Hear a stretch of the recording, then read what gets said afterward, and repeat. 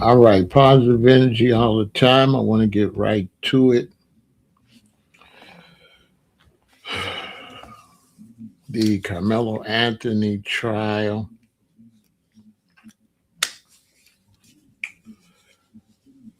I have six children, and one of my, well, offspring, because they're grown now.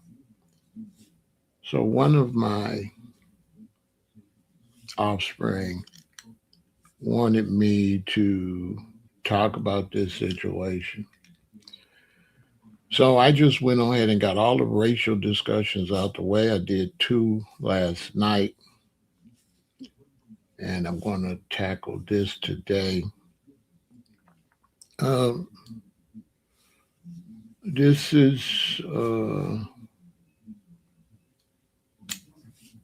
it's really a clear case of bullying. Anybody that's halfway decent knows this is bullying. This was unnecessary aggression towards Carmelo Anthony. This was a violation of school policy in every kind of way. This was a violation of parenting violation. I'll give you an example.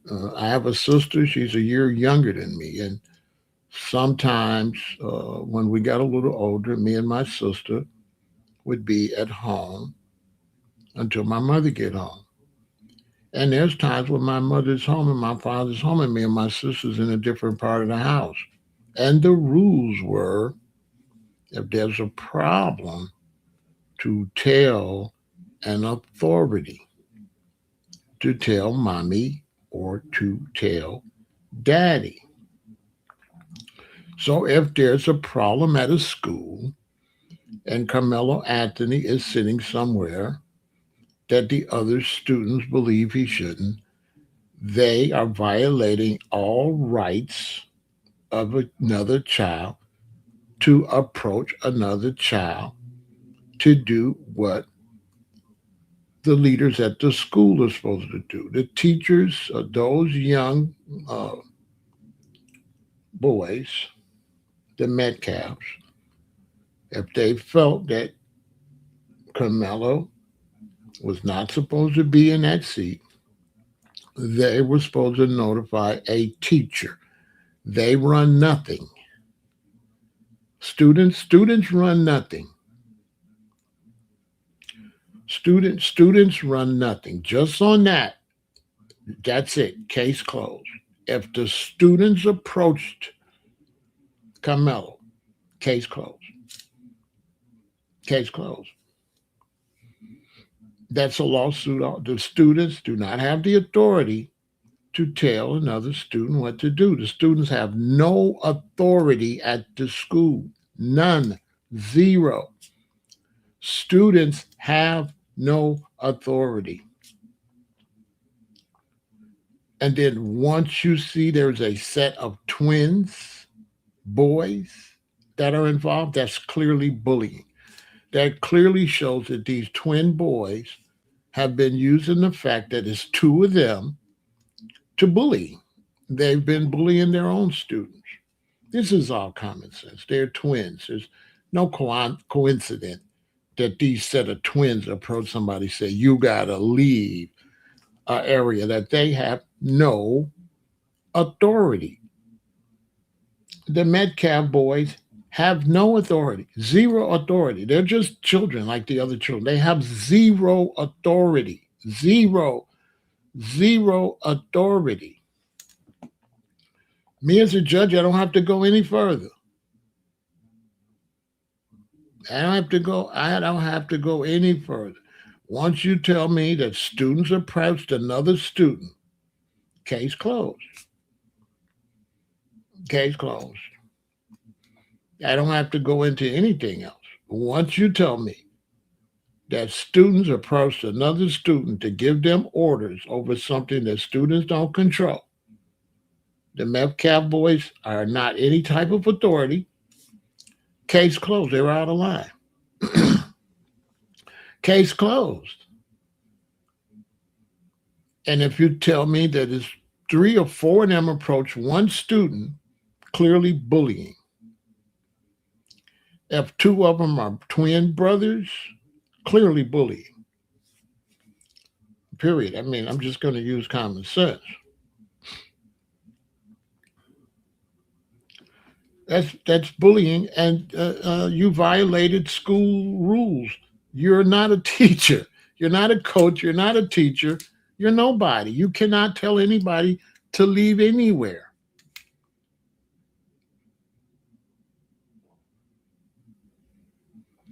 You can't. You can't. I mean, this is. Um, there's really nobody could say anything to me. That's over with. I mean, nobody, whether you're white or whatever. That's open. I just open and close the case. Period. One of your children does not have the authority to tell the other child what to do. They have to go tell mommy or daddy. I got a sister a year younger than me, and if we at home, I could kind of tell her. I could kind of ask her because my mother wanted me to keep things in order as the oldest, but I couldn't make her do anything. If she refused, I had to call my mother at work and say, "Mama, she this and that." I had to tell my mother. If we're in a back room and we have some kind of disturbance, I have to tell my parents. I was not an authority over my sister. I could not put my hands, I could not spank my sister,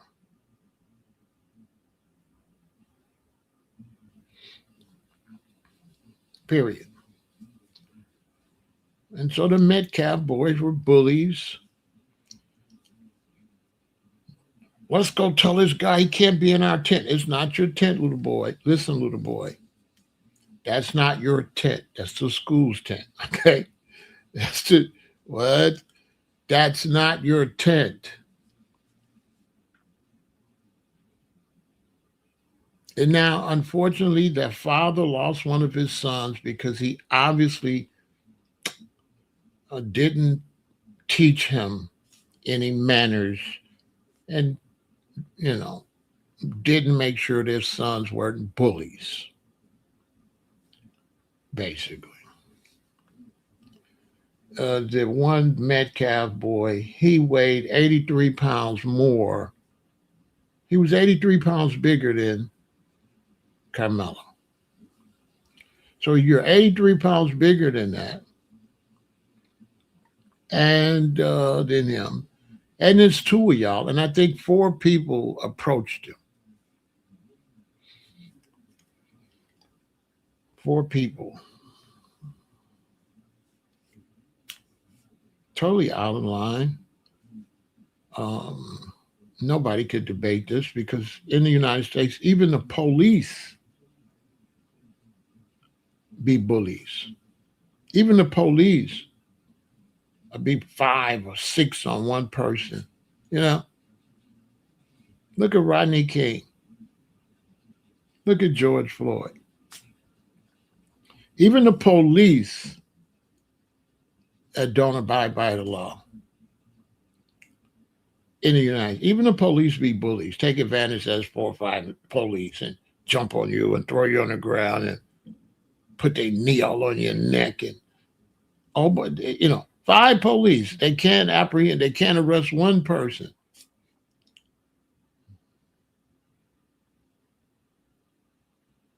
I don't know if he has a good attorney or not. I don't know what's going on. I haven't paid it any attention. I don't really pay attention to racial issues at all. So I didn't pay attention. One of my offspring wanted me to talk about this. I didn't want to do it, but sometimes when you're a parent, what could you do? So I'm really not doing this for you all. I'm doing this for one of my youth. One of my youth wants me to do this. So I said, okay, okay, okay, I'll do it. But it's open and shut. Uh, it's open and shut. Soon as students go tell another student to get out of their tent when it's right there, case closed. Throw it out. It's over. Case closed. It's not your tent, little boy. Sit down, little boy, because it wasn't an assault. Carmelo was determined not to be assaulted. So it's a situation where he anticipated an assault. He felt like they didn't have authority and he defended himself. Four people that approached him aggressively, and it's a situation you have to make a decision. Even if it's one on one, let's say it's one on one, and it's me, and you're a dude, and you walk up on me aggressively, and there's a chance you'll hit me first and hurt me. I have to make a decision. Do I wait until you hit me, or do I assess the danger and strike first? And he assessed the danger and he struck first. Most likely, racism was well known. So let me get into that. So, my sibling, I kind of got them straight because when I went to school in the 60s, when you get to the 70s, I was going to the eighth grade, and my parents wanted to not send me to a public school because public school went up to sixth grade. Then you went to what they call junior high school, which was seventh and eighth grade. Then you go to high school. And rather than go to a public junior high school, my parents sent me to Luther South. And Luther South was a Lutheran. Oh, no, first they sent me to Zion Lutheran. And so they sent me to Zion Lutheran School. And when they sent me to Zion Lutheran School, that was in the seventh grade. So when he probably was jumped. I didn't look into the details. So when I went to seventh grade, Zion Lutheran School, I'm in the seventh grade, and seventh and eighth grade class would be in the same room. So the eighth graders was older than me. And there was white kids went there. So some of the eighth grade white males were, you could tell, racist and were dominant over the black students. And you could tell it had been like that. But the problem was I hadn't been going to a Lutheran school. I came out of public school. So now when I come out of public school and they sent me to the Lutheran school in the seventh grade, I was with it. I was with the hands. You know what I'm saying? I was with it. And so the eighth grade racists I went to school with, mm, they wasn't so scary to me because growing up in the black community, I had to get used to the older black uh, boys that would be like ninth, 10th, 11th, and 12th grade. So white eighth grader wasn't as scary as maybe a older black gang member, right? So that wasn't really scary to me. But I could tell that the black students who parents sent them to these mixed school early, where they were dominated by the European schoolmates, they were kind of timid. They had already been kind of beaten down by the parents sending them somewhere where they would be able to be dominated racially. But me, it was too. I was too old to be dominated. Right? I was too old to be dominated, right? I was too. If the jury color shouldn't matter, then why ain't nobody black? If there's nobody black, then the color must. If three black teachers were denied to be on the jury, you can't say the color shouldn't matter because the color obviously mattered in the jury selection. So let's move on. Clearly, if the jury is all white, then you're wrong. You're 100% wrong. The color obviously mattered. Let's move on. So, uh, I had I had to get at a couple eighth graders when I was a seventh grader. I was a seventh grader. I had to do a little straightening. I left the eighth grade and went to a Lutheran high school that wasn't quite as bad because the blacks before me had fought that fought.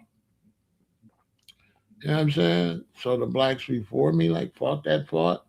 So when I went to the high school, um,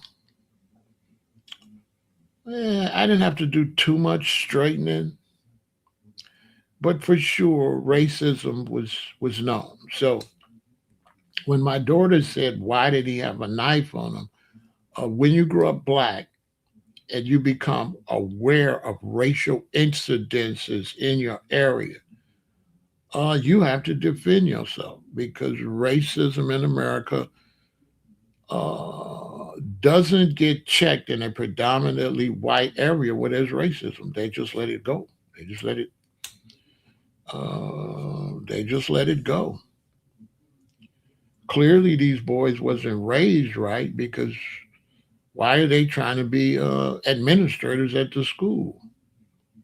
These twin boys that have been walking around throwing their weight around because there's two of them. These is all common sense that obviously, if the one brother weighed 83 pounds more than Carmelo, that's obviously he was throwing it. He was bigger than him, right? That's bullying.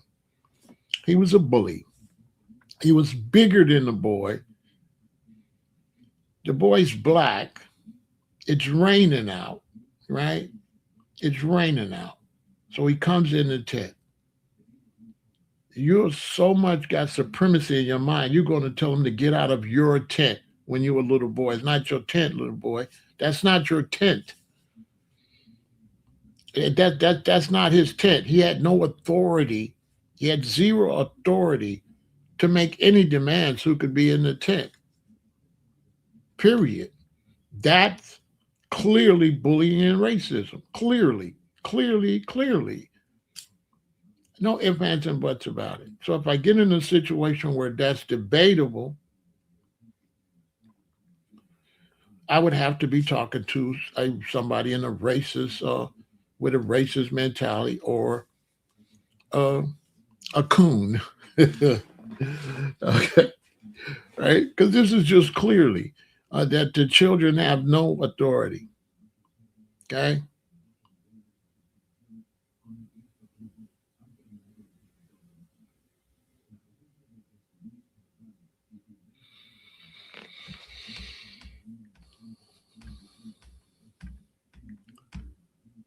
you're a little fanatical. Okay, don't ruin the chat.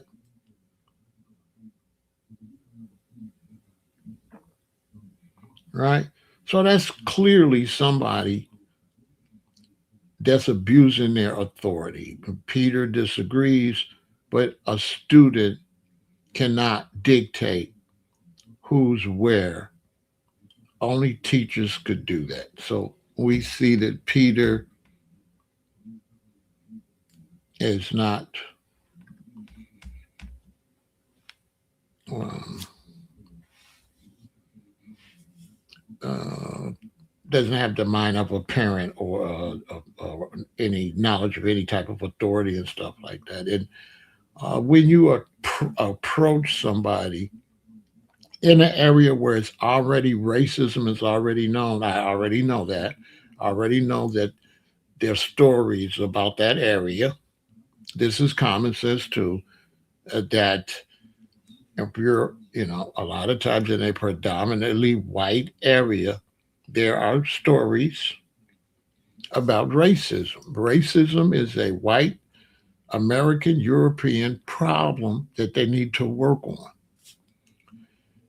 all the way up to the police department. I mean, the fact that America doesn't want to confront racism, but yet put police in a position of power where they abuse their power is ridiculous. Racism is a serious problem, and racism is bullying because you only have racism when the other person is dominant. Like the police, they're dominant, they have weapons. There's three or four of them. They can call for backup. That's bullying. You're not going to see five police play with five black men that got the same weapons. It's not going to happen. It's only going to happen because you got the weapons, you can call a backup, and you can bully. Five of y'all, 10 of y'all can throw one person on the ground. That's bullying. The police practice bullying all the time. All the time. That's bullying. You have the weapons. You're able to call a lot of people. So you're able to mistreat whoever you're apprehending. You're able to go beyond the law.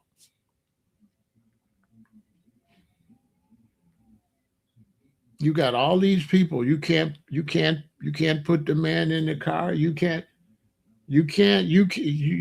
arrest George Floyd. You're that weak. You got all these officers. You're the toughest in the world, but you can't get him in a police car. Seriously? If they can't get George Floyd in a police car, they don't deserve to be police officers. You can't get him in the car. So you can't call enough people to get him in the car.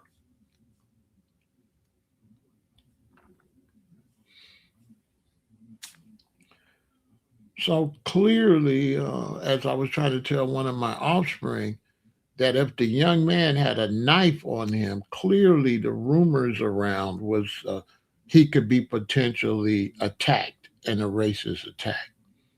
I know, I know, everybody's phony nowadays.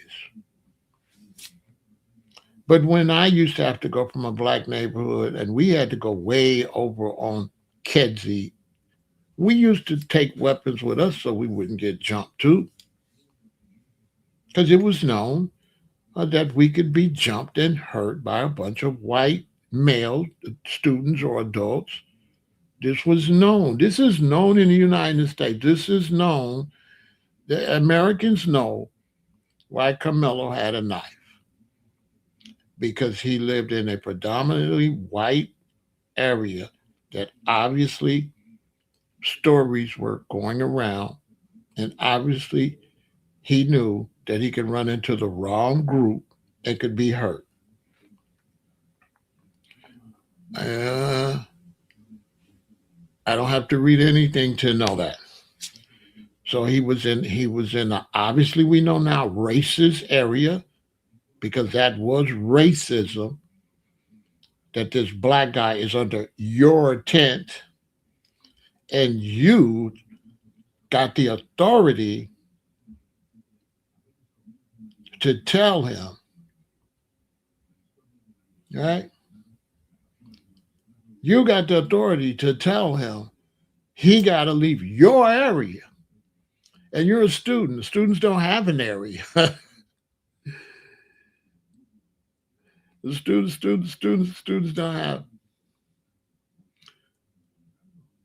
students don't have an area. And so the white student, it wasn't a plan because he can't plan for nobody to walk up on him. So that okay, you lost that quick. He cannot. I cannot plan for you to walk up on me. Epic. What you think?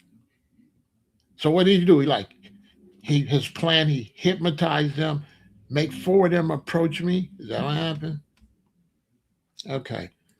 Let's talk to somebody that's using common sense here. Nothing happens to them. If they don't run up on him, no plan could be executed. The Metcalf boys were bullies. The one that got unalive weighed 80 something, 83 pounds more than Carmelo. In the real world, he's a bully. He's a bully. He's a bully anywhere. If he's bigger than the guy that he's runs up on, he's a punk and he's a bully. Rest in peace to him. I didn't want that to happen to him. But clearly, the guy was a bully. Clearly, the guy was a bully. And four of them approached him. He was in the tent because it was raining. So he was only in the tent because it was raining. And he asked, "Is it all right if I sit here?" As a matter of fact, some of the students from another school was talking to him. It's just these boys uh, were the bosses. Yeah. Like I said, I went to school with, you know, I debossed a lot of people. You know, one time I was a freshman at the Lutheran school. Take Mount Pleasant Lutheran School is predominantly white, and I'm at the bleachers right here talking to my freshman student friends, and this big old, like, overweight white dude, he's down there. He looks at me and say, "Hey, guys, shut up." That is he. That's what he told me. Because he'd been going to school with like Lutheran blacks. And I was from public school. So when he said, "Hey guys, shut up," I was like, "Ooh, woo, woo, woo, woo, woo, wop, wop, wop, wop." You know what I'm saying? I was like, "Whoa, wop, woo, woo, woo, wop, wop, wop, wop, woo." You know what I'm saying? So he's like, "Okay, we're gonna see after chapel." And so when chapel's over, I'm outside with my book bag down. So when he walk out, I'm like this. Well, he's not used to that energy. Unfortunately for him, I was kind of cool and one of the juniors seen it and came and told me, one of the black juniors, Michael Talbert, wherever you at, and tell your sister I said hi. I should have hollered at her. But Mike came and said, "Go on to school," and took care of it. One of the somebody in his age category came and took care of it, because clearly the big fat white dude was trying to bully me. But you're not scary like the Lynchmen or the Blackstones. He wasn't. I lived in a neighborhood with the real werewolves. The gang members were super scary. So this junior white dude, it wasn't that scary. I could have took him. You know, we finna make. I was gonna fight him, and I was gonna whoop him. I was gonna beat him. I was gonna beat him. Yeah, he had no hands. He wasn't. He didn't float like no butterfly and sting like no bee. I would have whooped him. Yeah, I would have whooped him. He was big and fat, but his nose was still the same size. Fat ain't gonna help your nose and your eyeballs. You know what I'm saying? Bop, bop, bop, bop, bop, bop. If I catch you in the right place, especially that big old stomach, if I roll that stomach, you might throw up. So I don't know. I don't know. If I roll that fat belly, brrr, you know what I'm saying? And stick and move and stick and move, you know what I'm saying? He would have got beat up by a freshman. Well, he became my friend. We we end up friends because I end up kind of trolling them. At lunch. It was a table full of the white. I went over to their table. What's up? And then He's saying, "Oh, he's crazy." You know what I'm saying? I noticed he's well, what kind of black dude is this? Because it was a table full of them. It was junior white dudes. I went over to their table, sat there, and kicked it with them. So racism is ridiculous. It's bullying. When you live in a country that's predominantly white and you have racism, that's bullying. That's acting like that because you got the numbers. Okay, coward activity. That's what that is. It's bullying. It's a coward activity. And in some cases, you'll have that evil vibe, and then go to church and pray to Jesus, and act all heavenly and all that. But it's a bully culture. It's sad. And these young boys was raised into that bully culture, and they went and they tried to act like they were school administrators, right? Which is a lawsuit. Carmelo's family have a lawsuit because the boys were not school administrators and had no right to approach him at all. That's a lawsuit. The school did not protect Carmelo. Those the Metcalfs had no authority over who sits where, and it's not their tent, it's not their school. They have absolutely no authority. And the Metcalfs boy had already been thrown off the team for being an idiot. Exhibit. Hey, we're going to get back to it, right? But here's the Metcalf boy.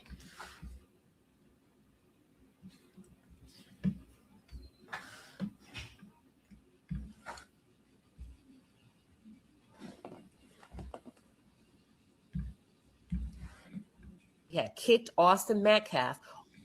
Head track coach testified that Austin Metcalf was not supposed to be at that track meet, and that he had kicked Austin Metcalf off the track team because the previous track meet, he became upset with Austin and Hunter because they left the track meet early to go fishing.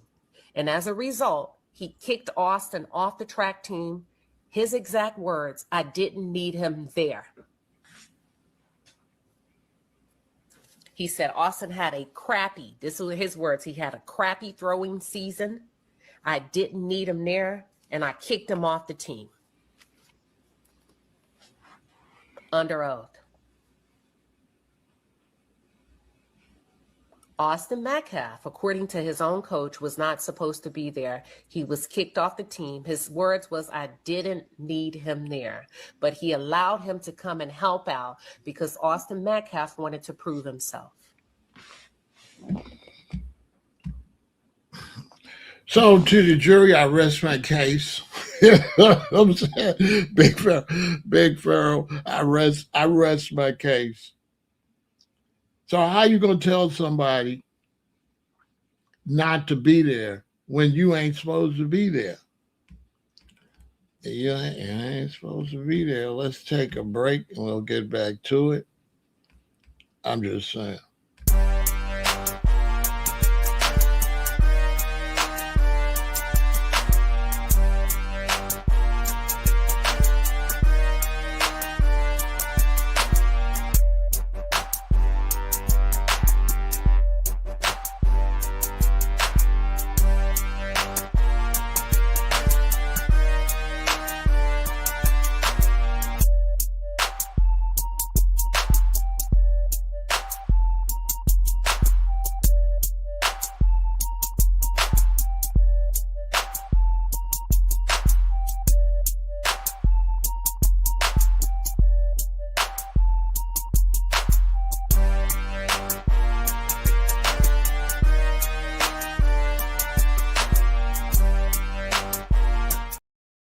And my condolences goes out to the boy's parents, his father. You don't want to see nobody lose their child like that. But the parenting, obviously, The father didn't demand that their sons don't be bullies. If you got twin boys, it to me it makes common sense to say, listen, don't y'all be up to that school bullying them children because it's two of y'all or because you bigger than them, which obviously was not taught to those boys. You got twins. You got two boys in the same class.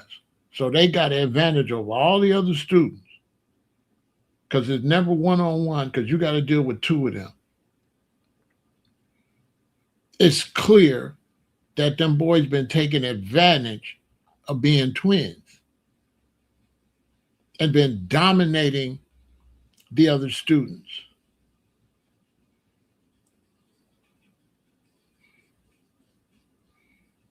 Sometimes just one kid. You go to a school and there's just one kid and they all scared of that kid, right?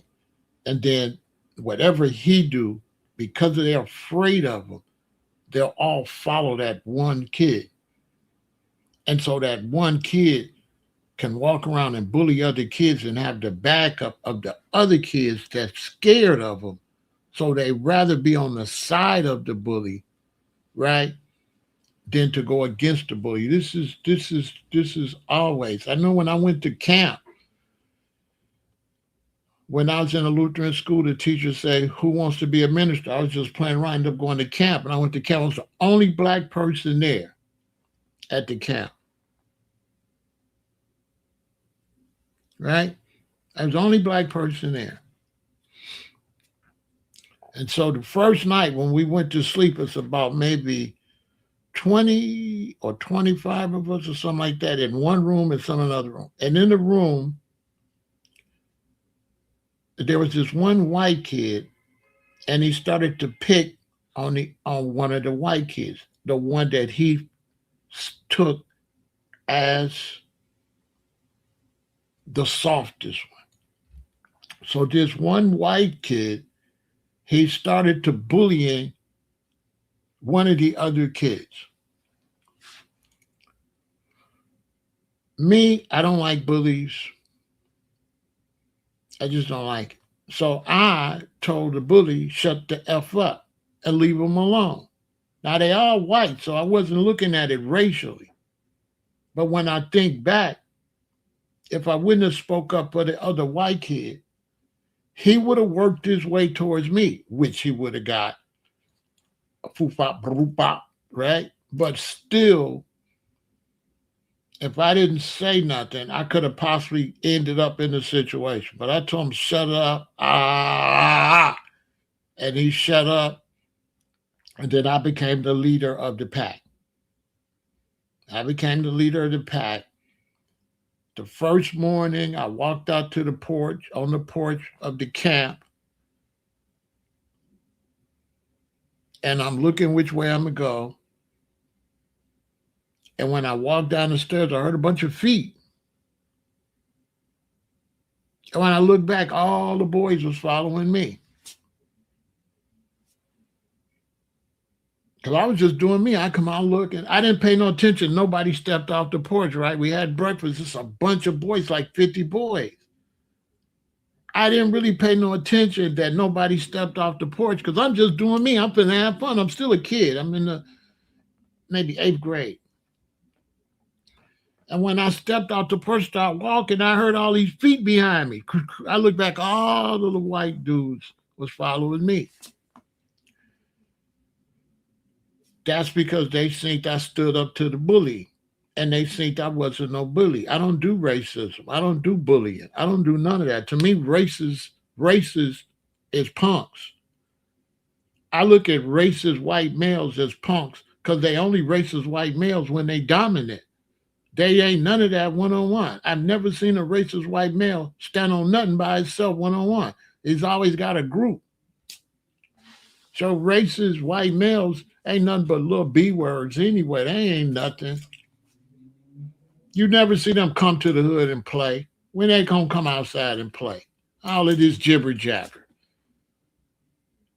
Ain't none of that. They're not built like that. They're basically cowards. that get tough when it's a group of them. Basically, basically, from my experience, they ain't that. The tough dudes, they don't do racism. They don't do bullying. Only the kitty cats, only the p words do that. White males that's really tough, they don't do bullying. They don't do groups. They don't do racism. They don't. They don't. They chilled out. That's the losers that bunch up and do that. The Ku Klux Klan, the Nazi groups, all of them is wimps. They not built like that. I'm telling you what I know. They not racists be the biggest cowards ever.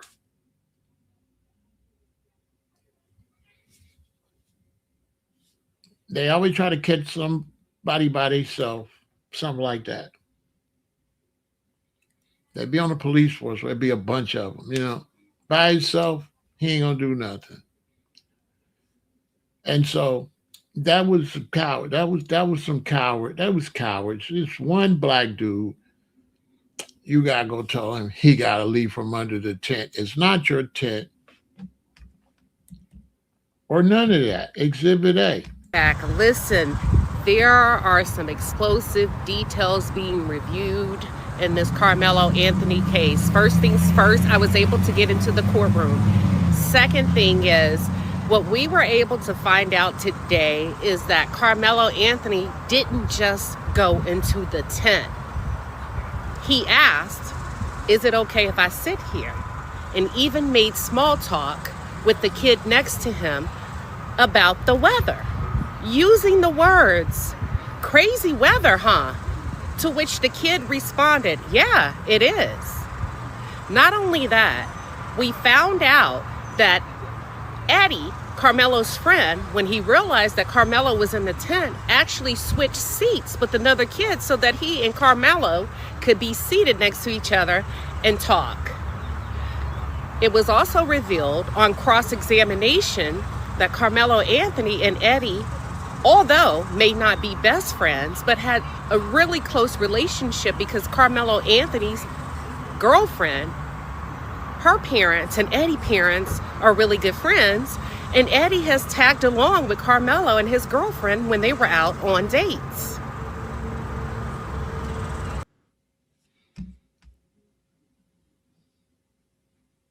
So it's raining like crazy.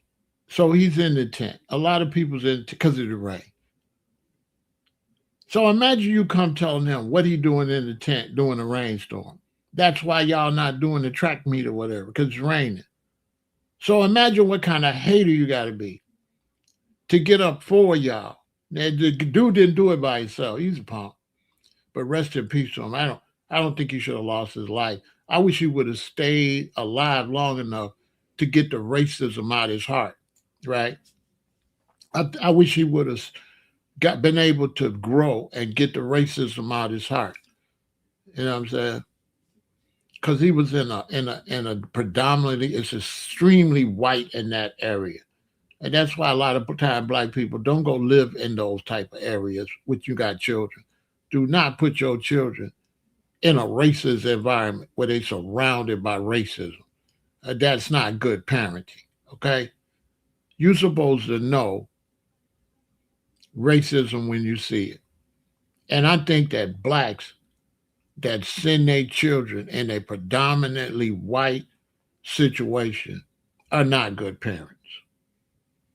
You're just not, because you're sending them where they could just be picked on. And you're trying to pretend like nobody gonna be racist and that somebody gonna help your child when nobody's gonna help your child. Because if the racist is the bully, the other kids are afraid of them. All the kids are not racist, but usually the bullies make the other kids bow down, basically. And so if your kid ain't The thing about me, my parents sent me to a Lutheran school, but there was already like 30, 35% blacks there. And 30% blacks, it's a wrap. All that's over with. We don't have to be 50-50. Once it's 30% of us, the other 70% of they gonna sit down. You know what I'm saying? So by the time I got there, all that was over with. But the students that went to Luther South before me, they dealt with a lot of racism. It's just what it was. It just was a part of what it was. You know what I'm saying?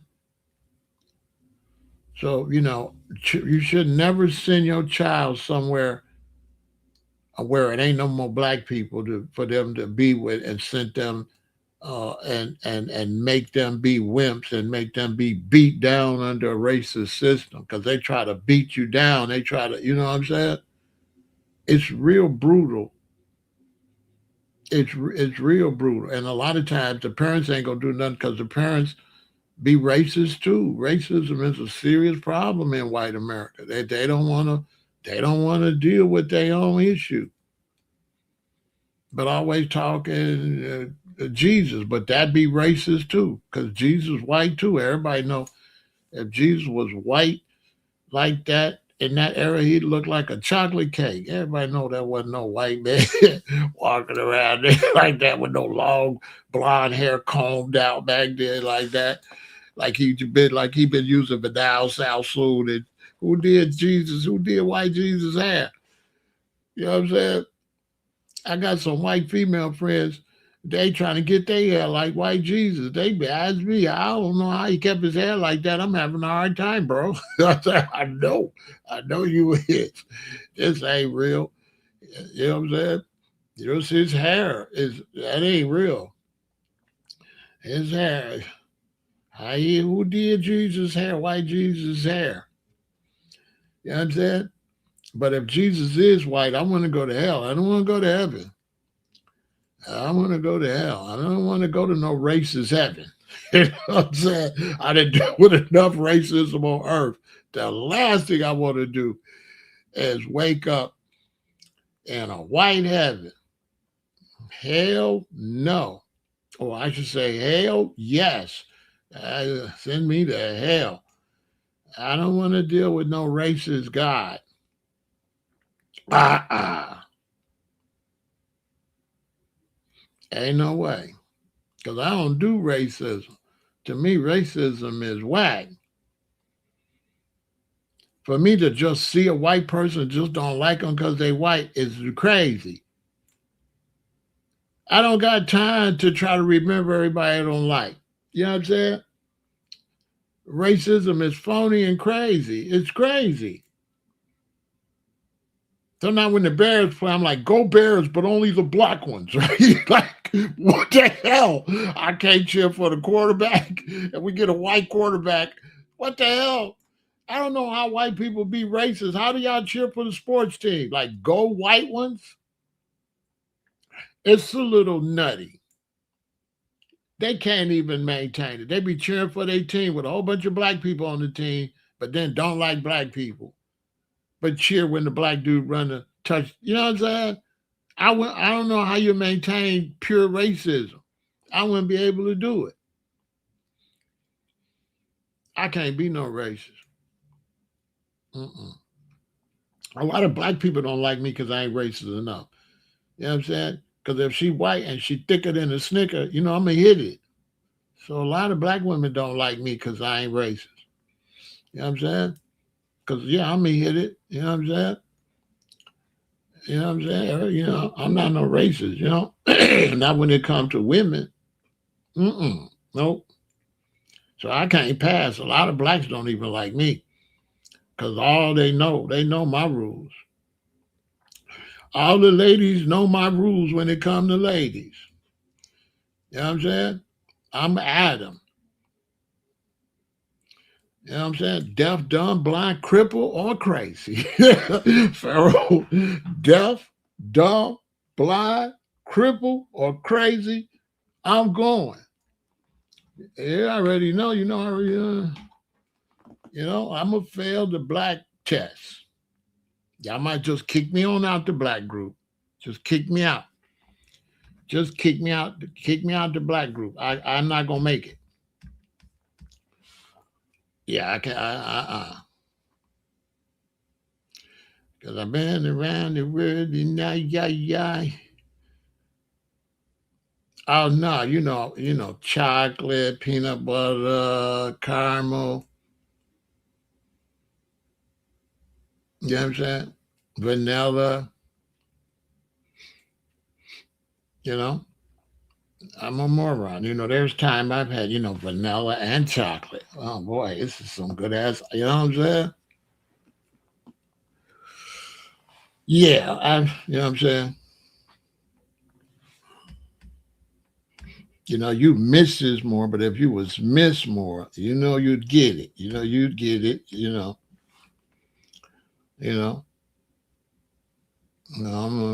I used to be a player. You know. you know, I used to be a player, and I could teach some of y'all my philosophy. My philosophy is it's all pink. You know what I'm saying? I'm just saying when I get to the bottom of it, it's pink. When you get to the bottom, when you get to the bottom, you know, when you get when when you get to the bottom of it, it's pink. I'm just saying. I don't know. Am I wrong? I've never had no black coochie. All my coochie was pink. I don't know. I like them senoritas. You know, I like them soul sisters. I like Barbie. I don't like Ken. You know what I'm saying? That's why I draw the line. That's why I draw the line. I ain't messing with Ken. But Barbie can get it. Ken, I'm just saying. So kick me out the black crew. I don't do racism. I think racism is whack. That's why the brother lost his life. Because racism is whack. And then Americans in here in Chicago, when the big snowstorm come, all racism get canceled when everybody's stuck. Everybody be trying to dig everybody else out. So racism is not even real when you get in an emergency situation. When you get in an emergency situation and you're a white dude and you done fell in the water, you don't want no black dude to pull you out. You know what I'm saying?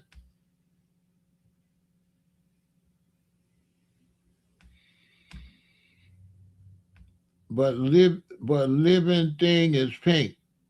What you saying is your head down to the stables as well. Let me tell you something. I'ma keep it real. Anybody with sense know I'm talking about women, first off. Right? First off. Second off, I don't owe you nothing. I don't know you. Mind your business. Don't worry about what I do. You don't run nothing over here. You know what I'm saying? You don't run nothing. And whatever I do, you won't do nothing about it. That's all you need to worry about. Whatever I do, whatever woman I'm with, you won't say nothing to me. That's for sure. That's for sure. That's all you need to worry about is mind your business. You know what I'm saying? Worry about where your woman and where your mama's at and who knocking your mama back. Don't worry about me. Don't worry about me because if I come by to see your mama, you're going to go outside and play like a good little boy. Go get you some ice cream or something and stay out of grown folks' business. While I knock mommy back out. I'm just saying. You know what I'm saying? Or Pharaoh gonna do you dirty. You know what I'm saying? I just said. I don't know. Go watch somebody else. Come back tomorrow. Yeah, come back tomorrow. You know what I'm saying? I don't do LGBT or Q. You a dude, you're not my type. I'm just saying. You're not my type. Okay, you're an interneter. I don't really deal with internet dudes. This the rack. I only deal with dudes outside. I don't do the internet. You gotta talk to me like a G, like face to face, like that. The internet, no. Yeah, you know how we do. We keep it gangster. If you tripping, holler at me face to face. We'll get to the bottom of the situation. So I'm saying, not on the internet. DeAndre, yeah, you gotta holler at me like a G, and then we'll do with all that. We ain't gonna do with all that. We ain't gonna do all that back and forth fake gangster stuff on this internet. Big Furrow don't get down like I represent peace and stuff like that. I don't represent going to the penitentiary because I done knocked your shit out your shit. I'm just saying. I'm not DeAndre. I'm not going to the penitentiary over you. You know what I'm saying? So if you came around me, I'll walk away. You know what I'm saying? I'm gonna just keep it real. I don't get into confrontation. I don't promote violence or nothing like that. So DeAndre, I would never talk to you. As soon as I see you as aggressive and all out your body, I walk away. I'd walk away, DeAndre. I would not talk to you for 2 seconds. Now, if we in that Cook County jail, or we in that prison system, yeah, I'll holler at you on the phone. I'll holler at you under DeAndre under certain circumstances. Yeah, I'll holler at you in the prison system or in the Cook County jail. I'll test your gangster for sure. You know what I'm saying? You play a little Pokemon. You know what I'm saying? Nigga, I'm just saying. I'm just saying. I'm not out here as a free man. I'm about peace and love on YouTube. No, I'm about peace and love. I'm saying if you was in the Cook County jail, I might knock some of that bass out. You know, you know what I'm saying? I might de-escalate your energy. I'm just saying. You don't know nothing about Big Pharaoh. You don't know nothing about me. I'm just saying. I guarantee you not. You know what I'm saying? I'm trying to change my evil ways. You know what I'm saying? Ladies, ladies, I'm trying to change my evil ways. Ladies, before I stop loving you, I ain't with all the aggressive back and forth on the internet, bro. I'm not with that. You mess with my PTSD, get me kicked off YouTube. DeAndre, you get me kicked off YouTube. I'm scared of people like you because I might zone out. I'm gonna kill you. I might, what I'm saying, I might threaten you and shit on YouTube. DeAndre, leave me alone. You know what I'm saying? You trying to get me kicked off YouTube, DeAndre. You my man and everything, but leave me alone. I might threaten. You know what I'm saying? I'm a woo wop for the foo fop and woo woo woo woo. See what I'm saying? You know what I mean? It's YouTube. You mess with my PTSD. You mess with my P, my T, my S, and my D. You know what I'm saying? And we all know, you can't even S my D. That's for ladies. So I can't even tell you, you can't even S to the D. You know what I'm saying? Only ladies can S to the D. I don't know. You know what I'm saying? I'm not the Metcalf boys. I'm not crashing out. I'm not, you know what I'm saying? I deal with positive energy. And I deal with honesty. You don't have to like that. I say I'm hitting all the flavors, but one thing you say, he honest though. He ain't gonna get on here and play super black, and I saying with no white chick. I'm just honest,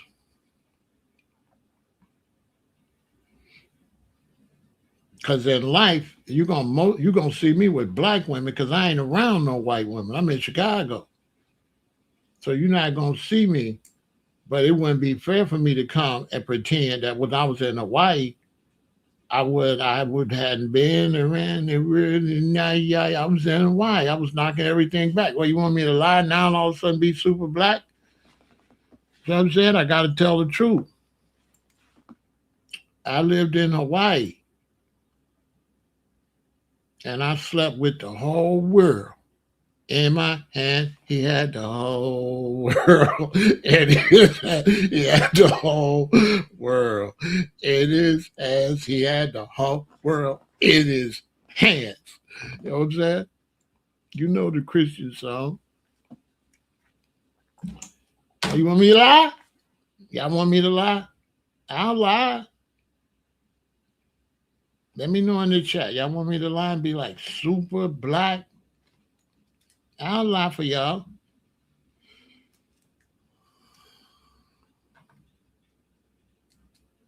No, I won't. I'll tell the truth. You know what I'm saying? Two heads is better than one, and dude think on his own, and he with it. What do you want me to do? Tell him, nah, bro, you can't hit that. He like, bro, I do what I want to do. I'm just saying.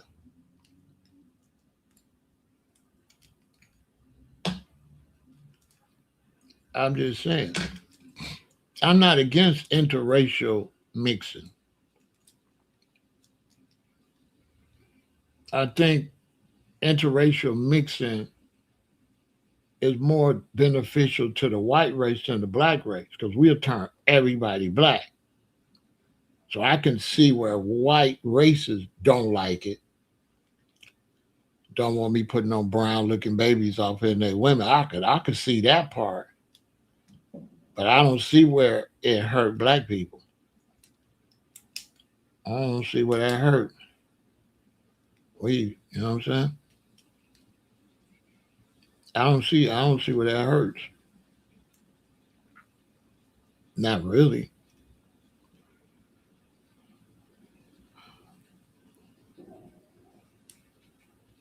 Me, you know what I'm saying? I don't see where that really hurts black people. Uh, Racial issues are ridiculous, and racial issues is based on where you live at, and everybody's not able to live in a predominantly black city, stuff like that. And so, if a man moves to Asia, it's a high possibility he started liking an Asian woman. I would think. I would think.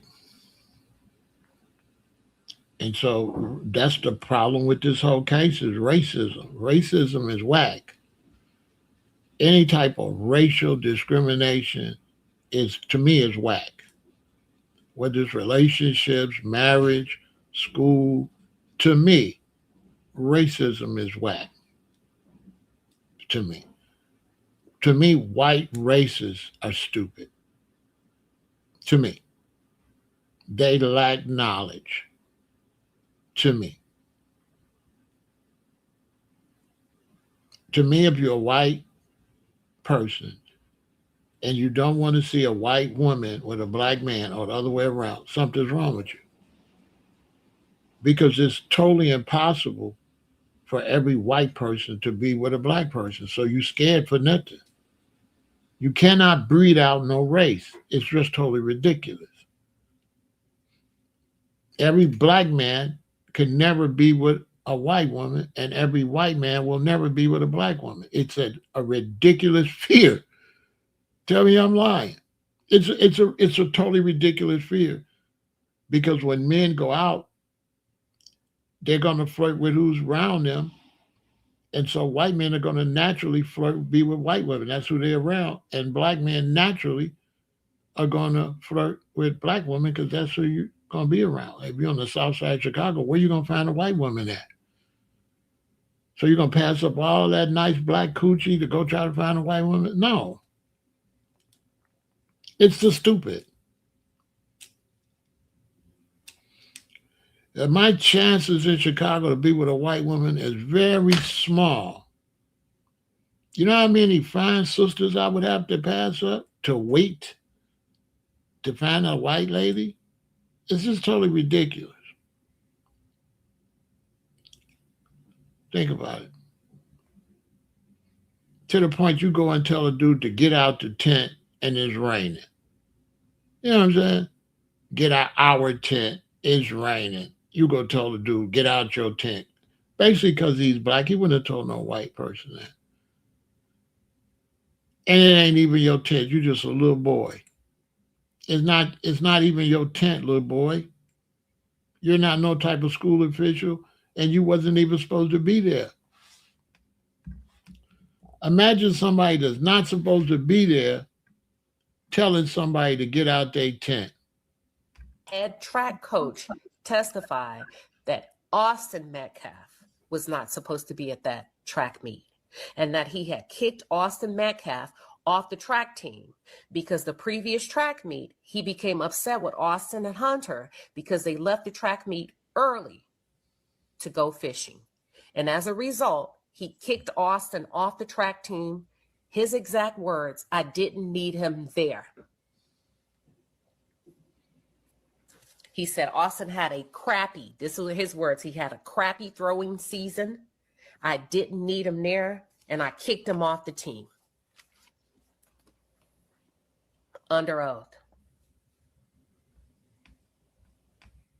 I think I think white supremacy is a ridiculous concept. Uh, it's a fake fear. I think it's a totally fake fear to be afraid of black people or to be afraid of white. I think those are ridiculous fears. And nobody's going to breed out Europe. Nobody's going to get every white woman in Europe pregnant with no black baby. This is just a foolish concept. And that young man let that hate in his heart put him in a situation where he's made somebody afraid. Now, my father was told me, never make a man afraid of you because out of fear he'll hurt you. And so they made Carmelo afraid. Okay? Any psychiatrist that were honest would tell you that if he had a knife on him, that he was afraid of racist attacks in that area. This is just common sense. If Carmelo had a weapon on him, that's because there have been problems in that area with racism. And he knew that anytime some racist could jump out of a car or chase him home from school, we not going to play stupid. We know that racism is a serious threat, especially to blacks that live in a white area. A black person in a white area needs to be able to protect themselves from racist attacks that are not nothing nobody's made up. It's not pushing violence. Certain violence is automatic. We used to ride our bikes as kids and we wanted to go down to the hill. When you go down the hill, because it was a white neighborhood, they used to chase us home. All we doing is riding our bikes. So now what's wrong with white people, some of them, where you chasing black kids that's just riding their bike? What are they going to do to your community riding their bike, riding down the hill? Obviously, they're going to ride their bike, ride up and down that hill, and ride back home. Why would you chase us? Why? What's wrong with you? Well, when you see somebody with a different color skin, you just hate them. What's wrong with you?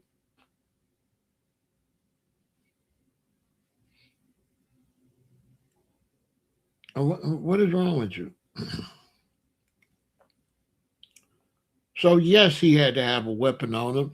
That's a predominantly white area. And like I was telling my offspring, I went to Lutheran schools. I had to go to school around predominantly whites. And many times we had to have weapons for self defense because at any time we could be outnumbered by white males that's older than us that got more numbers.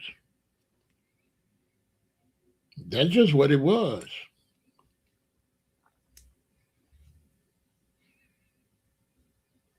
Anytime that you was black and you had to go to school to a white, mostly white school, you had to be ready for potential violence from them.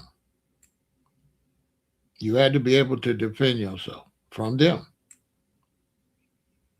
That's just a fact. And I ain't trying to be disrespectful, but when you go to predominantly like white schools, a lot of the white men's is cowards. And so when they get in a group, they start acting tough, which is a coward behavior. The Ku Klux Klans is a bunch of cowards. Facts. Guarantee you.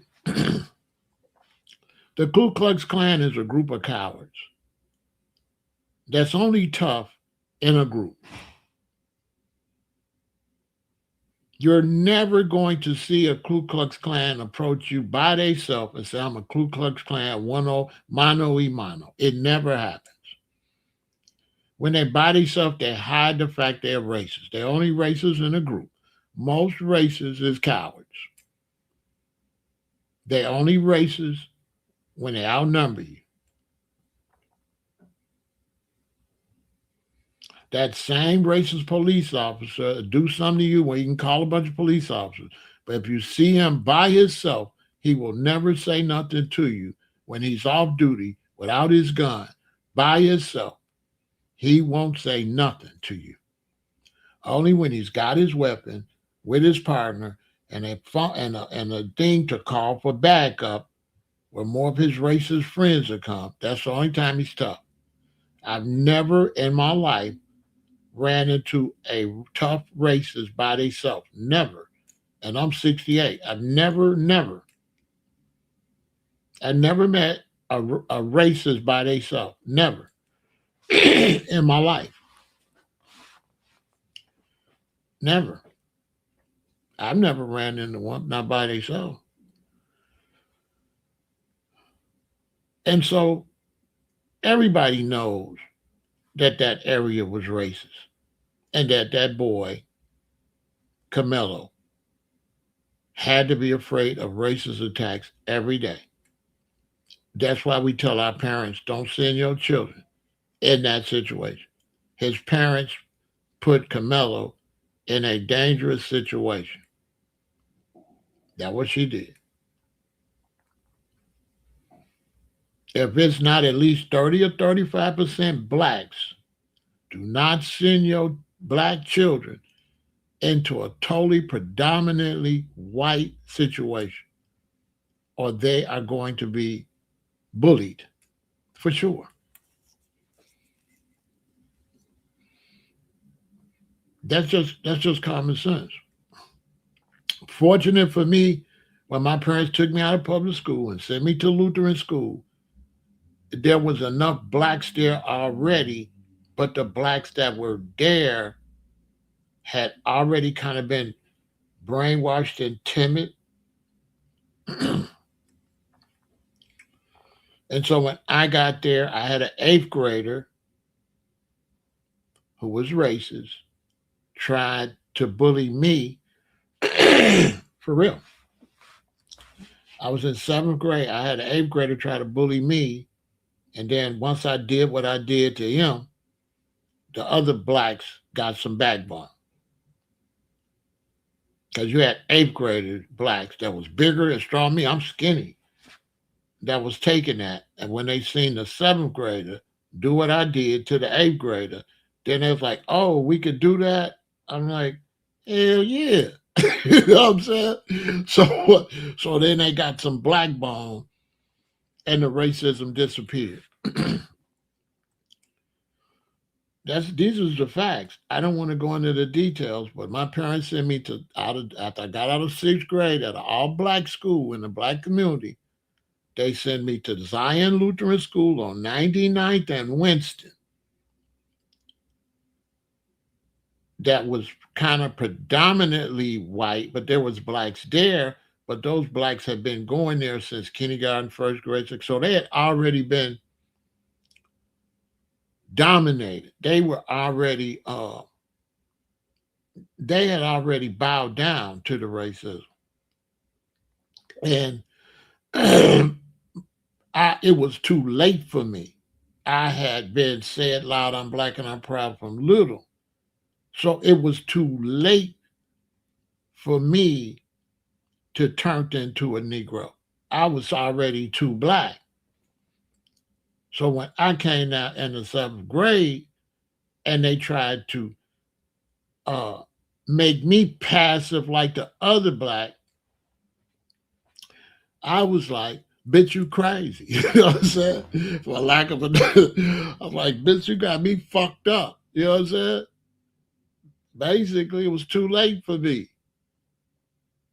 I'm just saying. Because one thing I had that the other one didn't have. I had the guys in the neighborhood. And I could go home. Public schools was out on days that Lutheran and Catholic schools not. So if you play with me, I'm gonna have my friends come up here on the school off day. It's gonna be some motherfucking furniture moving around. Cause you don't even know me. I know y'all say, I'm Michael Stewart, but nigga, I'm Stu Gamble. And I'm gonna go to the park. Stu Gamble gonna go to the park. They're like, what up, Stu? I'll be like, man, they up at the school tripping, woo wop wop wop. What school, Stu? We up there tomorrow. When you gonna come out of school and the guys gonna be there. As a matter of fact, one time they wanted to go to the mall or something on a Friday after school, and I came after school and like five of them was up there, but they was up there to meet me to go up to Evergreen Plaza because I went to school on 99th, the plaza on 95th, where the kids used to hang out. So now when the white students come out and they see them 4 or 5 black dudes up there, they was kind of tripping, but they wasn't up there for that. They was up there to meet me. But for sure, my friends say, Stu, what's up? They walked up to me and all other students. They're like, what up, Stu? You having trouble with any of these emails like that? And I was like, so I look back, this is a real story. So I look back at all the white students and they looking at me like, I was like, nah, they cool. For real. But I look back at the white dude, 8th graders, because I was in 7th grade. When I looked back at the white 8th graders, because the guys say, you having problems with any of them? When I looked back, they was looking like,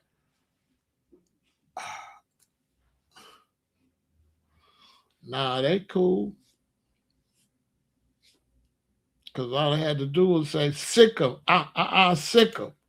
That's all I had to do. So they, because I ain't trying to use no crazy words. When I went to 7th grade and we used to play football at lunchtime and at recess, and YouTube, I ain't trying to use no messed up words. I'm just trying to tell the real story. We our football game, I called it the niggers against the honkies. That's what we used to play. And the white dudes loved it and the black dudes loved it. That's what we used to play. All the blacks against the whites. And we called it the niggas against the honkies in the 7th grade. And the teacher liked it. He was a white teacher. He liked it because it was like anti-racist. It took away all the tension. We played the blacks against the whites. But we were schoolmates. Listen, let me show you the dynamic. We playing football. We playing the niggas against the honkies. But back then, we played flag football against other schools. So there had to be unity because we got to go play Resurrection. We got to go play this other school. So as a football team, right, we was united when we play another school. We trying to beat the other school. We ain't doing all that against each other. We at the same school. We got to beat them. That's why sports is good to get rid of racism because these white and black dudes, we trying to beat these white and black dudes. They the ops. The other school is the ops. We the whoever we are. So I basically eliminated racism. because we played the blacks against the whites. It was fun too, and we was playing hard. We was playing hard, and wasn't nobody dominating nobody. Cause shit, everybody could play. And all that racism went away. Yeah, I eliminated that. Man, we're not doing that. We ain't doing that. We not doing racism. If you're a white dude and you messing with me, we gonna fight. But we ain't fighting because you white and I'm black. We not doing that. We fighting because you bothering me. Racism is whack. It is. Them boys should have been ashamed of themselves. Go to tell the black dude to get out the tent and it's raining and shit. And you act like you run something. So my offspring said, but daddy, he had a knife. I said, why? She said, you make a good point. Because he was in danger around a bunch of racist whites. Because the tree never the seed never fall far from the tree. And them little young boys was white. It was racist. And they daddy probably racist. I'll say it. The Metcalf daddy is probably a bigot and racist and was probably saying all type of racist stuff in front of his son. Probably. I can't say for sure, but I can say most likely their daddy was a bigot and didn't teach his sons to respect other people. And his sons was some bullies that he should have known that if you got two twin sons, you should have told them don't go up to that school bullying nobody because there's two of y'all. And now this father, because his lack of training, lost his baby, lost his son, which I feel sorry for the father because now he don't get no do-over. Because I know he thinks sometimes he would do that differently. You the one didn't teach your son to respect other people. That had your son thinking he can push up on somebody and say, get out this tent, like he the teacher. He not the teacher. Right there, this case is over. I throw this case out. From the time y'all approached him, you was out of order. You're not nothing. And he was in fear for his life. But they got an all-white jury, probably a white judge, and fairness have never been a strength of white America. White America got a long history of being unfair and racist. There, I said it. Racism is a sickness within white America. It's a sickness.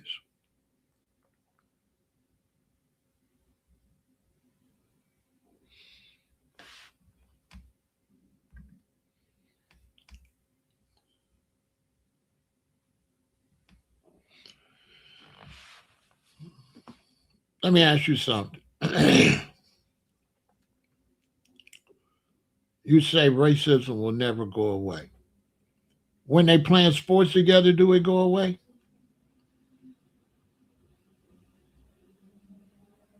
Does racism go away? Does racism go away in the NBA, the NFL, baseball? Yes. So as far as saying racism will never go away, they don't know what the hell they talking about.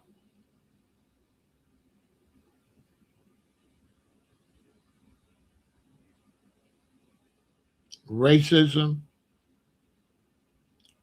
for whites need to go away because racism makes them look inferior. When you try to make somebody else inferior, that means you yourself have an inferiority complex. And many experts like myself say whites don't like their skin color. They think we look better. They like our brown skin. That's a lot of people say it's not racism, say it's jealousy. I'm just saying. A lot of experts like myself say that white racism is jealousy.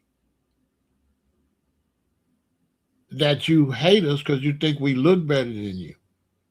Because you think we better than you. because there's no way you hate somebody if you're better. So racism ain't really racism. Racism is jealousy. That's what experts would say. Experts like myself would say white racism is jealousy. All my experience with racism was straight jealousy.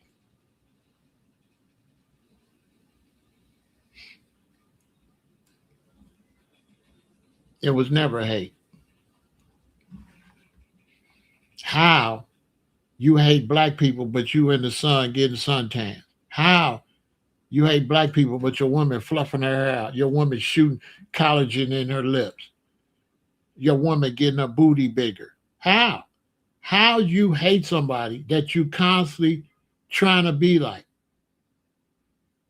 If you hated black people, the last thing you would do is get a tan.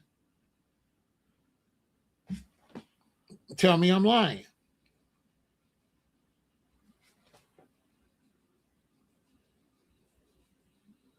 How come every time you come back from Florida peeling with a tan?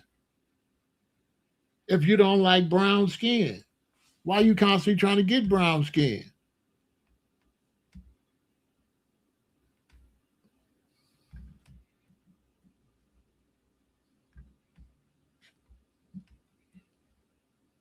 I mean, I mean, tell me something.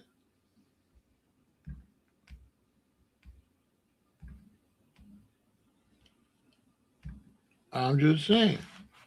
If you hate black people, why are you trying to get black all the time? Why you just don't stay pale white? Every time, to me, white people constantly trying to look like us and constantly trying to brainwash us to try to look like them. Trying to put, trying to make our woman think straight hair is better, so she go get blonde hair and straighten her hair. To me, that they promote white as better looking to try to brainwash us to try to look like them. To me, racism is a white problem. To me, that they've sold to the Asians and everybody have bought into a fake concept. To me,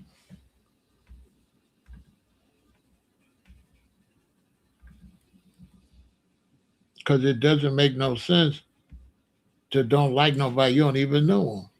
You just see a black person, just don't like them because they black. Nah, that ain't racism. That's jealousy. There ain't no way that's racism. To try to use racism to dominate the money, to have everything so nobody else got nothing, and then try to pretend it's based on racism is bullshit. Is based on hate, greed, selfishness. That's what it's based on. This is only for us. That's selfishness. That's not racism. If you got a restaurant, you got this and that, and you go, you take up everything, and you use your military to conquer people. Because how could you say you didn't conquer the Native Americans because they was Native Americans? You preached they race so you could take their damn land, and you use them being Native Americans, being red, as an excuse to steal. You use racism to steal, to go into Africa and steal gold, steal natural resource. And you use racism as an excuse to be a thief, to steal from other people. Look at the results of racism, stealing other people's shit. Prove me wrong. Did they hate the Native Americans? Because they look like they took their land to me. It looked like Europeans went and took these people's land and used racism as an excuse to steal these people's land. I saw what was the results of hating the Native Americans? What was the final result? Stealing their land. What's the final results in Africa? Stealing the gold, stealing the natural resources, and using racism to give you an excuse to mistreat people. So it's a false, it gives you, you use racism as an excuse to act less than human. Okay. So you say these people not human so that you could be a wicked sinner and mistreat your fellow man. So you make them not your fellow man. So now you got an excuse to mistreat people. Just like the math calf boys. They use racism to mistreat another human being. That's all it's for. You try to dehumanize people so you can do satanic, devilish type behavior and mistreat another human being by making them telling everybody they less than human, which you're not God. So you're not in no position to say who's less or who more. Everywhere you go, the white man was invited in. Africa, he was invited in. America, he was invited in. Racism, if racism existed, why didn't the Native Americans wipe out the Pilgrims? Why did they treat them with love? Why did they bring them food so they wouldn't starve over the winter? So no, the Native Americans wasn't racist. So if you want to say racism already always been here, that would be whites, which means it haven't always been here. Because if racism always been here, then the Native Americans would have been racist. Then the Africans would have been racist. Then everybody would have been racist and wiped you out soon as you came to their land. But nobody did that. So no, racism haven't always been here. Racism was constructed to steal from people, to make up excuse with your race to say they less than. Go do the research. Black men used to go up and fight with in Italy or fight in Rome, and they would make them knights and they would make them ruler. And they constructed racism. These are facts. There used to be there's black Caesars. These are facts. Before there was a race construct invented. This big pharaoh.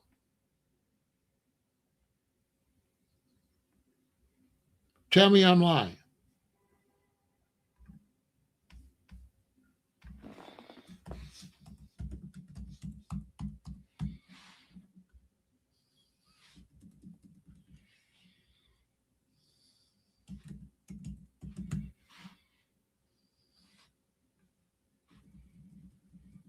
Tell me I'm lying.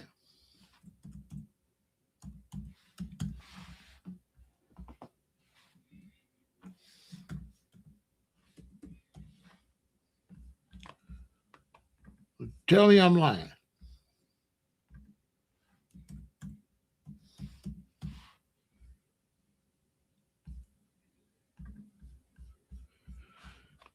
It was made up to steal. It's an excuse to mistreat people.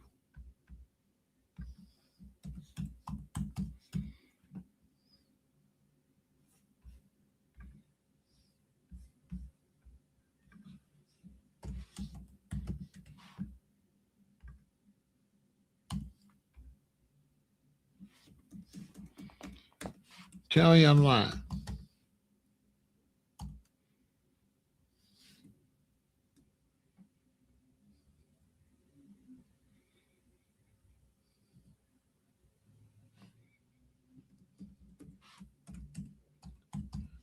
There was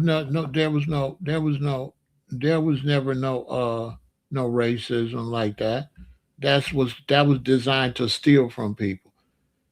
To steal from people and get your race to go along with it. Then you teach your race, they not humans, they less than humans. We can mistreat them.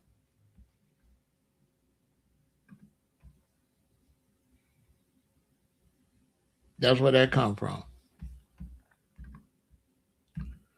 That was taught.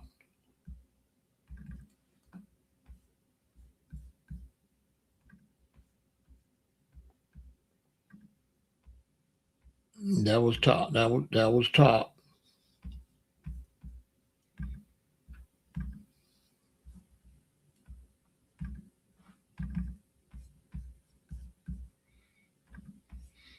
for sure. That was taught to steal.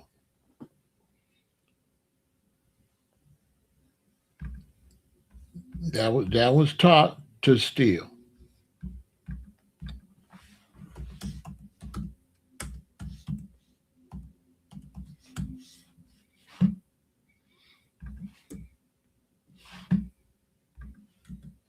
That's where that came from.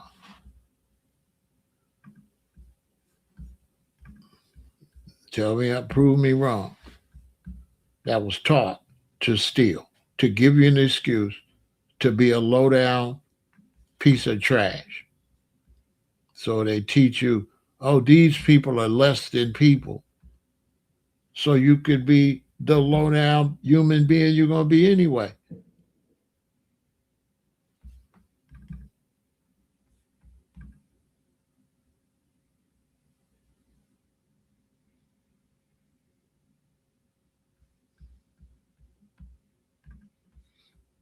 That's where that come from. You just want to be low down. So you make up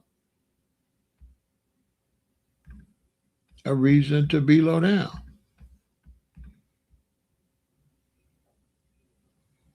That's where that come from.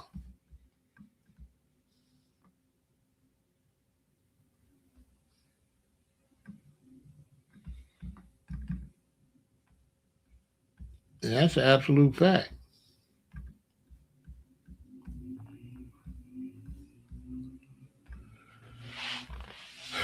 That's where that comes from. The racism is constructed to be able to mistreat people.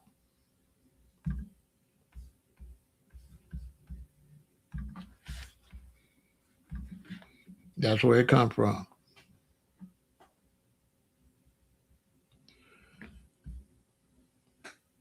That's where it comes from.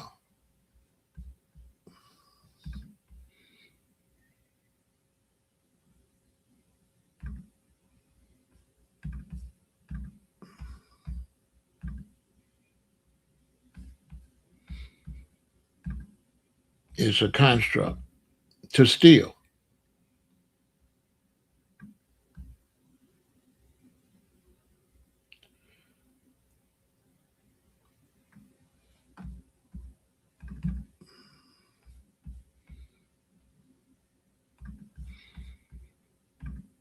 That's where it comes from. All Constantine was black. There you go, right there.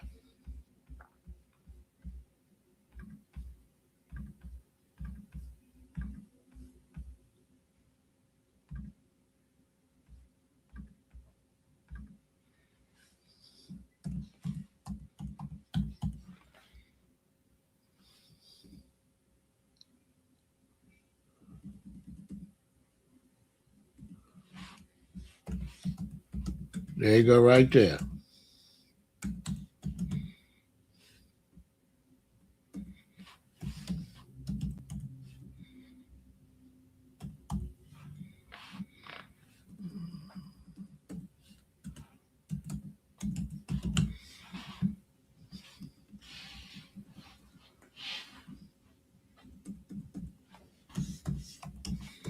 And then they changed. They went and changed it.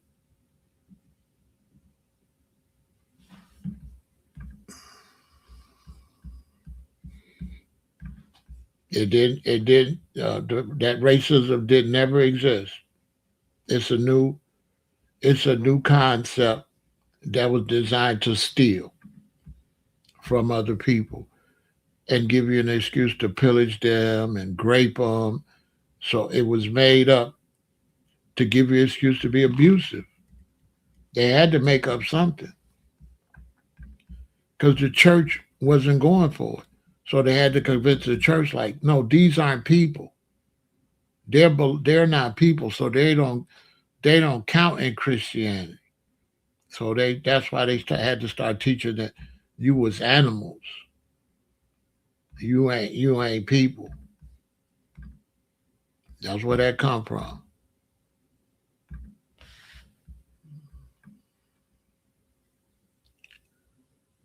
Ask somebody. Is a racist construct to conquer people. They had to make the Native Americans be less than human to do what they did to them,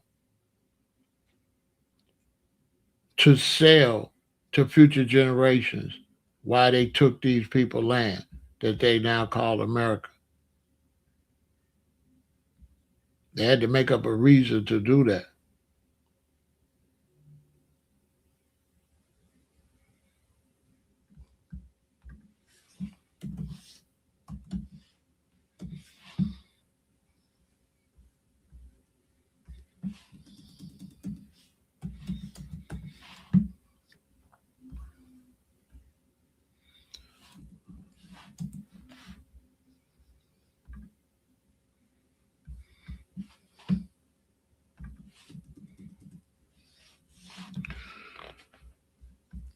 That's what all this is about. That's what all this that's what and still it's about that. It's not they just fooling the masses of the people. The hate that they teach the police is all designed for economics. It has nothing to do with race at all.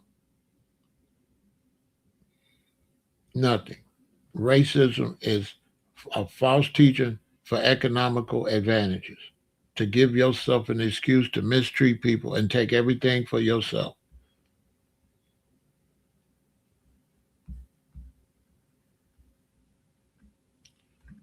That's what it's that's what it's all for. These are facts. Racism is a construct to steal from people without it being considered wrong. To make it where you're overlooked how you treat certain people.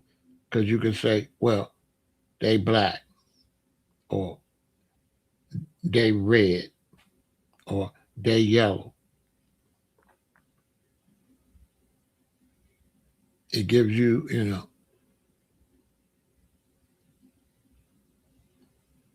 it gives you an excuse, basically. So once they teach police officers that, then they could just go be brutal. They make a majority of their money off of black people, the police departments. In places where they don't got black people, they don't make no money. But in places they got black people, they target us. You go to traffic court. Come to Chicago, go to traffic, go down where you pay your tickets at. Go over on 95th in the black neighborhood, and then go in the white neighborhood. There's going to be hardly nobody in there in the white neighborhood. There's going to be a line outside in the black neighborhood where they target us for traffic tickets, all kind of offenses. It's a way to it's a way Rome used to tax the Hebrew Israelites, the black Hebrew Israelites. You could overtax them because if you make them less than human, then the rest of the people will go along with it. So the rest of white America, if they can make us, if they can push racism, then white America will go along with racist behavior because they've taught other whites that we less than them. So it allows the white race to be evil, basically, as a lack of words. If you teach them we're less than, and then if you manipulate us and put us in a situation that makes us end up acting less than and put us in a poverty situation, because all the crime and everything in the black community is manipulated by the system. That's all manipulated. So then they can make it look like, see how the blacks act? That's all manipulated. Gangs and all that is manipulated. Gangs were put together to fight against, to protect themselves against the abuse of the white guards, because the white guards used to grape the black men in there. They used to do all type of stuff they don't want to tell you.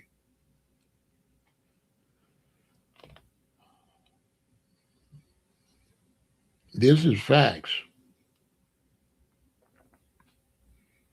So they create the crime and then use the crime to demean you as a race. Because all I got to do, that's why I tell people, all you got to do is go see Trading Places. Dan Aykroyd showed you. That's why I tell people that's one of the best movies. Go watch Trading Places. When they took Eddie Murphy and put him in the money and made Dan Aykroyd poor, Dan Aykroyd started acting like the black community.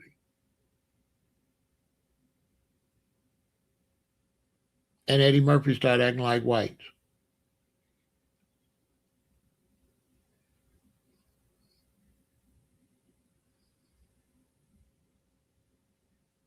Go look at it.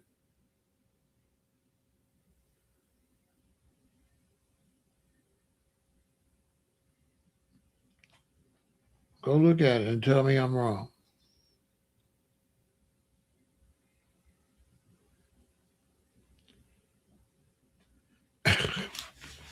Go look at it.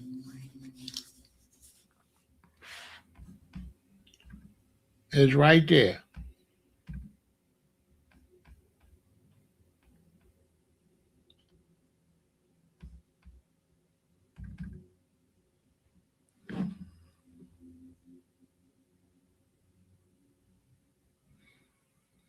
Go look at it. All of this is constructed. Racism is constructed. That area, that school, that area that Carmelo was in is a racist area for sure. Racism is rampant over there. I don't even have to go.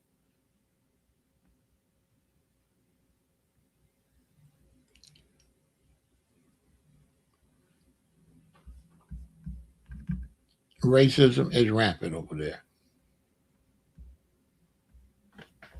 I don't even have to go over there. I already know. That's why that was allowed to happen. That's why that happened.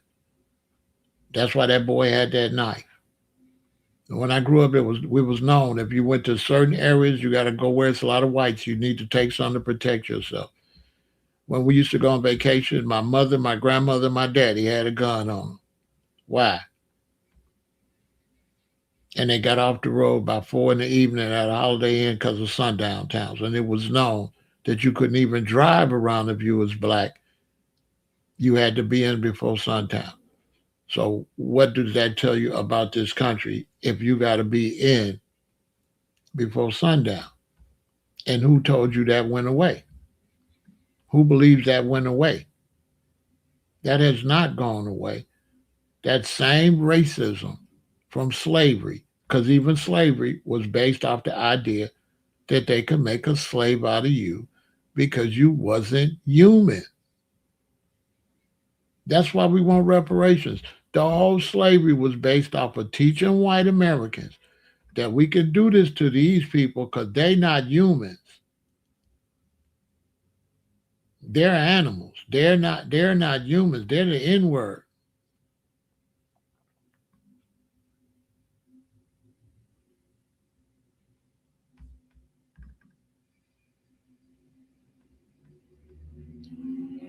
That was the whole concept. This country still runs off of that. Everybody know they missed that boy had a weapon because there's racists over there where he lived. Ask somebody from Texas about that area. They're gonna tell you it's real white, and you know what that means. They didn't even like the fact he was there. Okay, how dare you come over here and go to school over here at our school?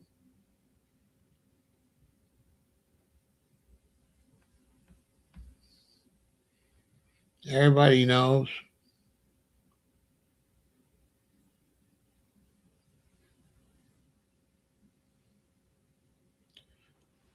what we doing. We being fake.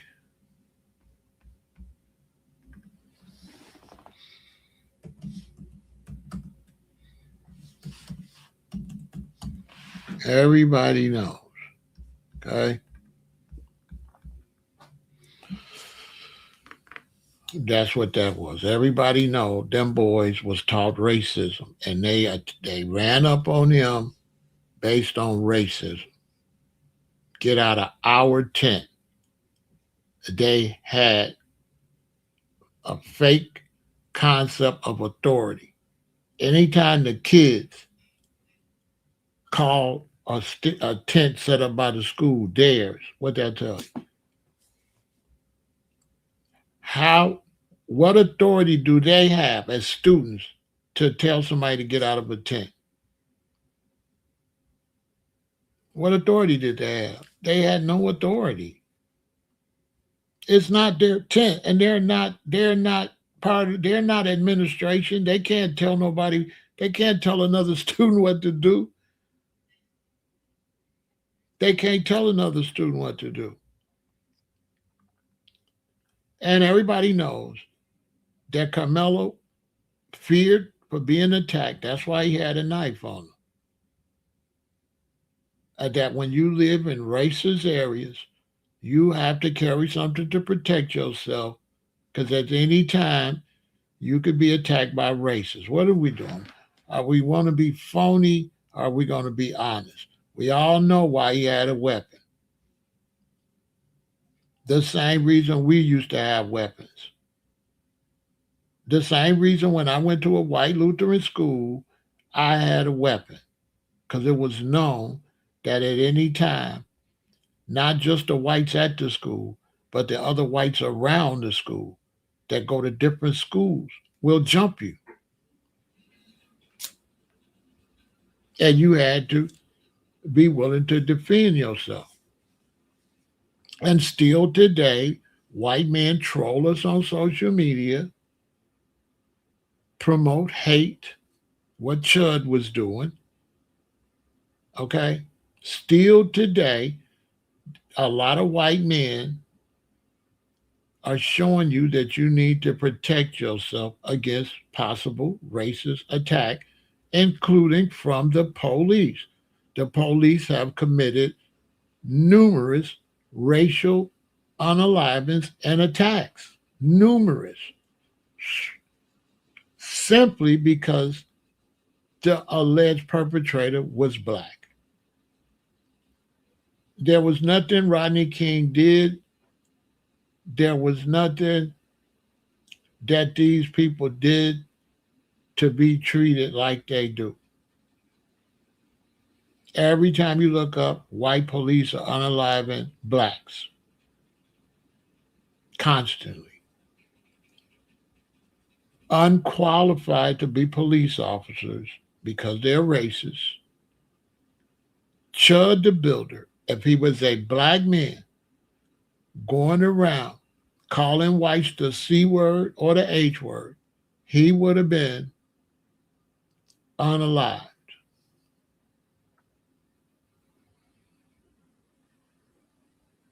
If a black man was doing that to whites, he would have been unalived by the police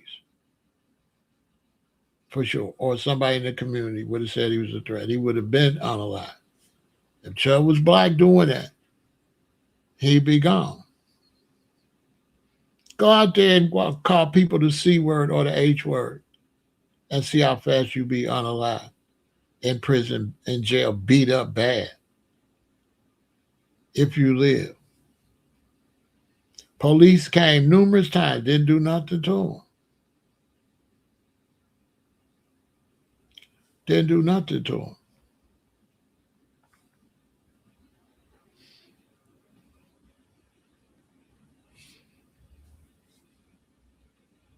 Look, the head of the military in the United States got a Nazi symbol on his chest. And he run the whole military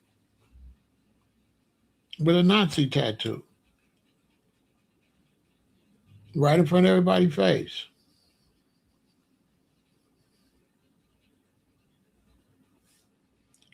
So a lot of times for black people, for you to look for fairness from people that stole and unalived the Native Americans, you're living in a dream world.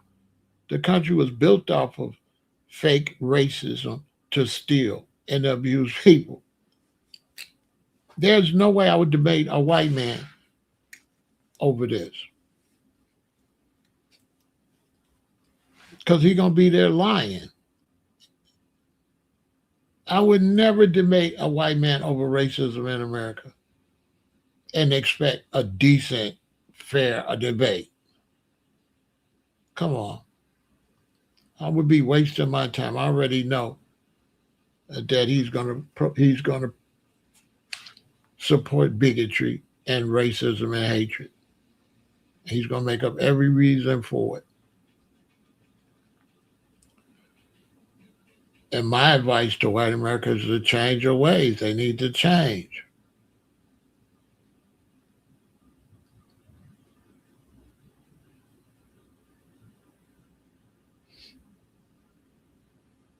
because white America probably get attacked by another white country. Probably will most likely be your enemy. While you hating on me, Russia might be the one that nuke you. Especially if they don't get that. So look at Ukraine and Russia. Those white people fighting each other, blowing each other. I'm just saying. Why you saying everybody else is? I'm just saying. Look at Russia and Ukraine. Why they don't get along? They white. Why they not pushing? Why they not pushing whiteness and the unity of whites? Why that's not considered whites fighting whites? The way you bring up black on black crime. Russia and Ukraine ain't white on white violence. I'm just saying. That looked like white on white to me.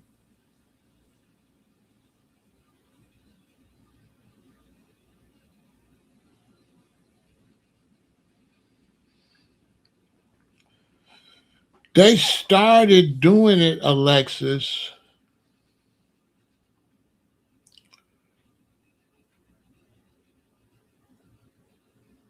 The church started doing it.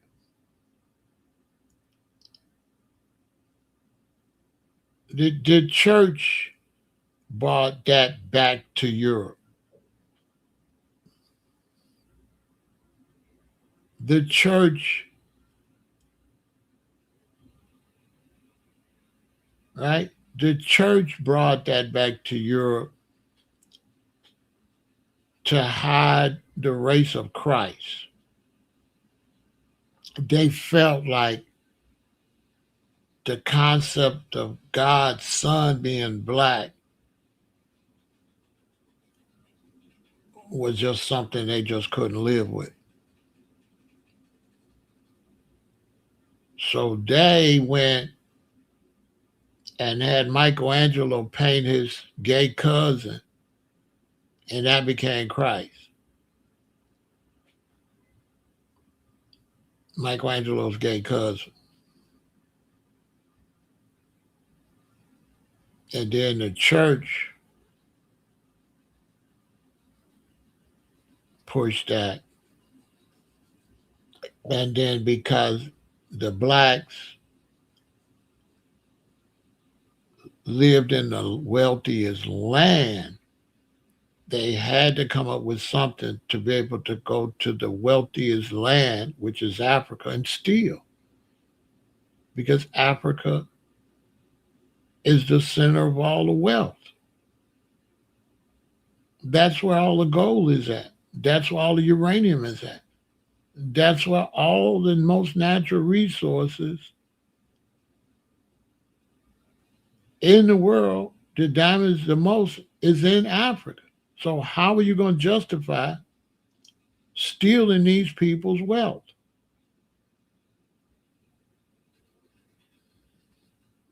Look, if you look how they was crucifying black people in Jerusalem, right?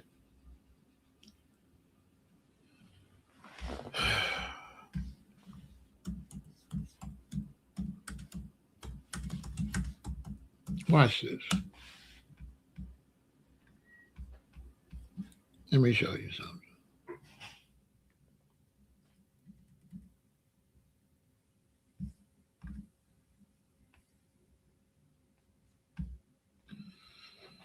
Watch this. I'm gonna show y'all something.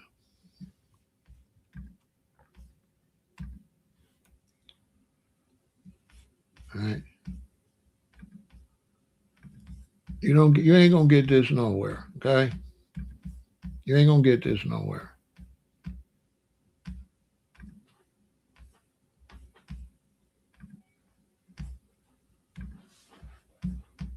Nowhere. Let me show you something.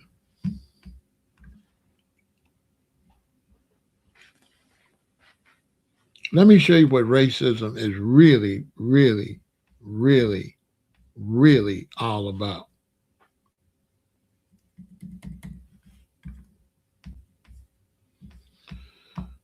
Give me a minute.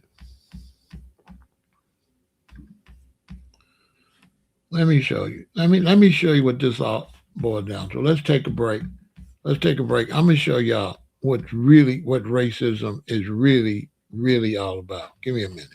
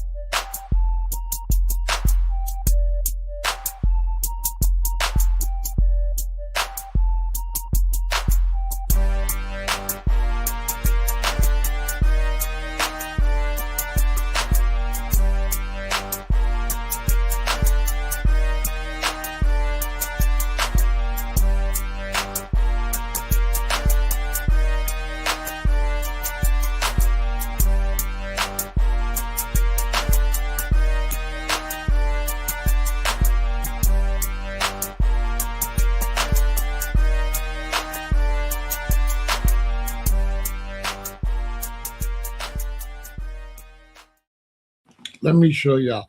Let's just get to the source on what racism is really all about and how it became so dominant in the world. Watch this.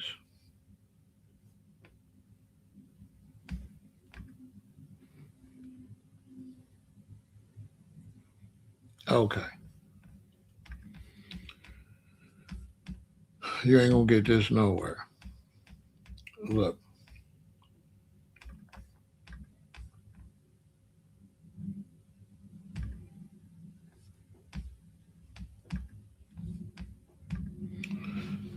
You see where Israel is at?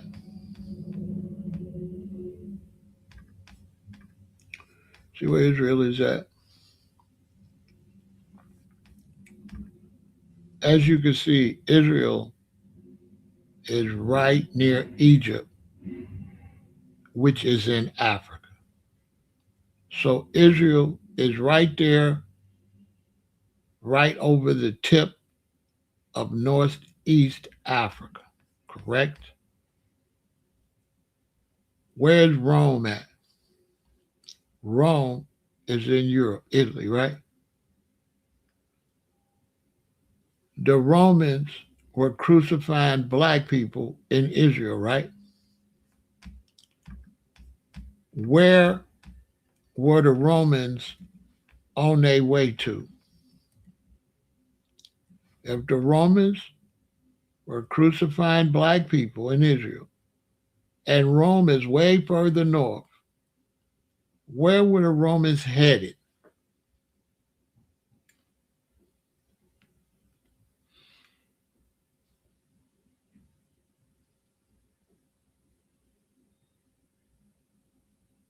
They were headed into Africa to steal from the Africans. In order, now you got to understand that the Romans come down, they unalive Christ,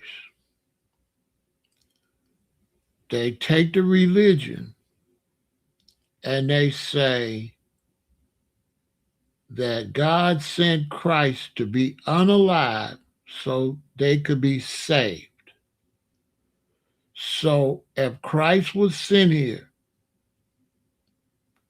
to lose his life so that we could be saved, that means the people that unalived him did it so we could be saved. Does that make any sense? Does it make any sense that the Romans unalived Christ so we could be saved?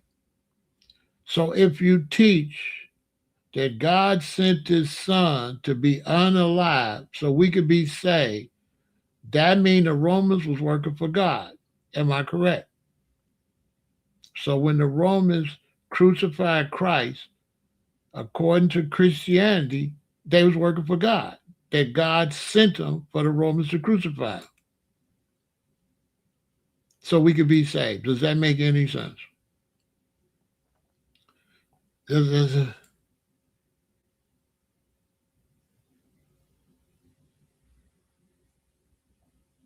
When the facts is they would crucify people and put them up down the road as an intimidation factors to other armies and to other people. When you come into a land and see all these people moaning and rotting, it was a deterrent that the Romans was a powerful, dangerous people. So when you read the New Testament about Christ, you are reading the precursor of the invasion of Africa. That's what you're reading. You're reading the Romans on their way to invade Africa. That is what's going on when you read the New Testament. Because they all the way from Rome. What are they doing in Israel? They're invading, headed south on a invasion conquest to unalive people and steal their wealth, steal their gold, kidnap their women, abduct their children, take them into slavery, and all that. Do whatever they want to do to the women. You know, you can only imagine what the Romans was doing to the black Hebrew Israelite women. And you can look at this and tell that if that's right by Africa, you can tell that the Hebrew Israelites was the same color as the Africans. Why would they be a totally different color? Also, if you look at Egypt and you know anything about the Arab invasion, you will know that those Arabs in North Africa are invaders and are not the original Egyptians or North Africans if you read the Arab invasion. So you would know that all of that was black, and you would know that Christ was black. So if Christ and Mary and Joseph was black and they went to Egypt to hide when he was a little boy, how could he hide unless everybody in Egypt looked just like Mary and Joseph and Christ? So safe to say that they all looked the same. So the very story of Christ in the Romans is a story of stealing people's natural resources. Invasions were not just to invade. Invasions were legal piracy, pirates, and theft to steal from the original inhabitants of that land. It was thievery, basically. It was the Romans going stealing other people's natural resources.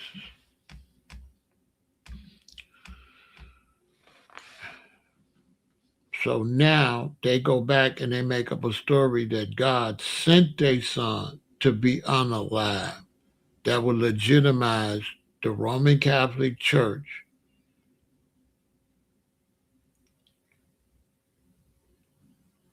and legitimize stealing,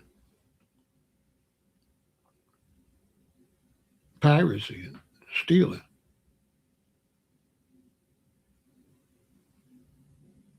And so now you have to demonize these people. You can't just steal. So now you have to make black bad because black used to then be bad. You could be Greek, Roman. They had black Roman Caesars everywhere.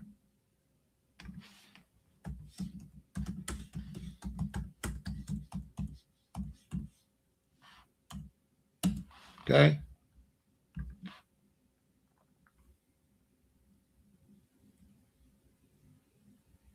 There were black emperors everywhere. Okay.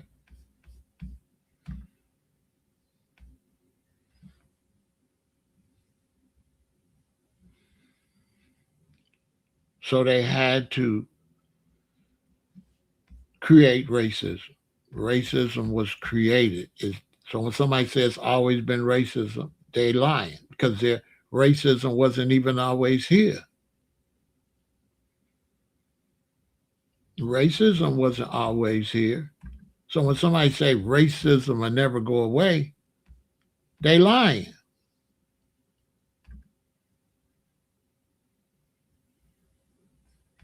Because racism wasn't always here. So how you gonna say racism gonna always be here when racism wasn't here? You had black rulers, Switzerland, Spain, and all over Africa. You had black rulers.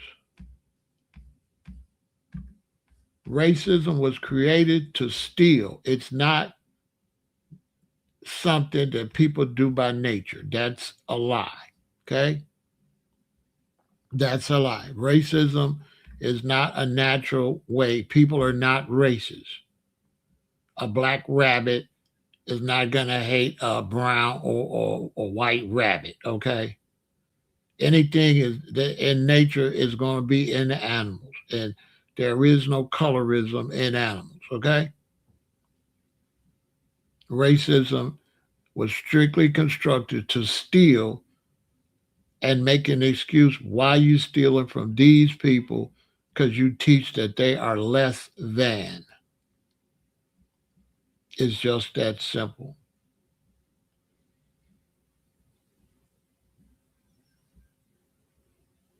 That's the facts.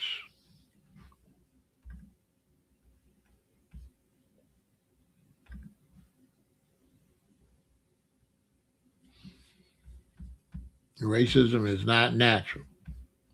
It's a way to steal. And you want to steal from people, you have to convince your people that these people are less than. Or your people is going to say, we should mistreat them. So they had to figure out a way to get Christians to not look at all people as God's children. And the way they was able to do that was with racism.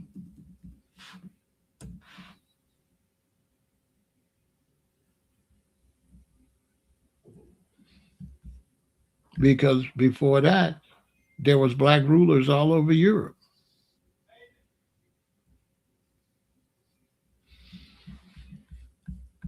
And a part of racism is to make sure that whites don't know no history.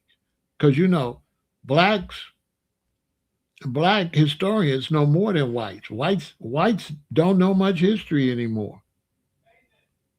Because racism have made them blind to history. White men don't know too much about history. They don't. Not like blacks, not like black scholars.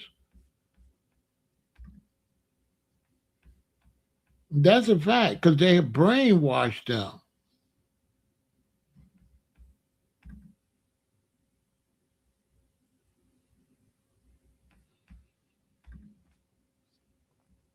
Okay? Distorted history. Why you think they shot the noses off of everything in Egypt? Why would you shoot the nose off the Sphinx? Why all the Egyptian artifacts, the noses are broken off? Make it make some sense. Because there was never no racism.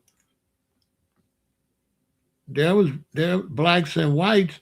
They back in the day, you fought with your clan. No matter you, it didn't deal with race. If I'm in England and I fight with you against somebody, I'm official. That's how it used to be. It wasn't day ancient times didn't do deal with color like that. That's new. Color is new. That's all new. That didn't exist in ancient times. The rulers of the Swedish people, all up there, they all had black rulers. Who you think the Black Knight was?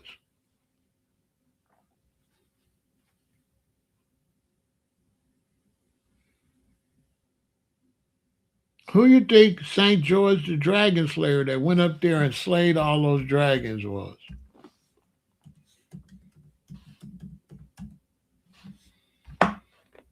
Who you think who you think that was?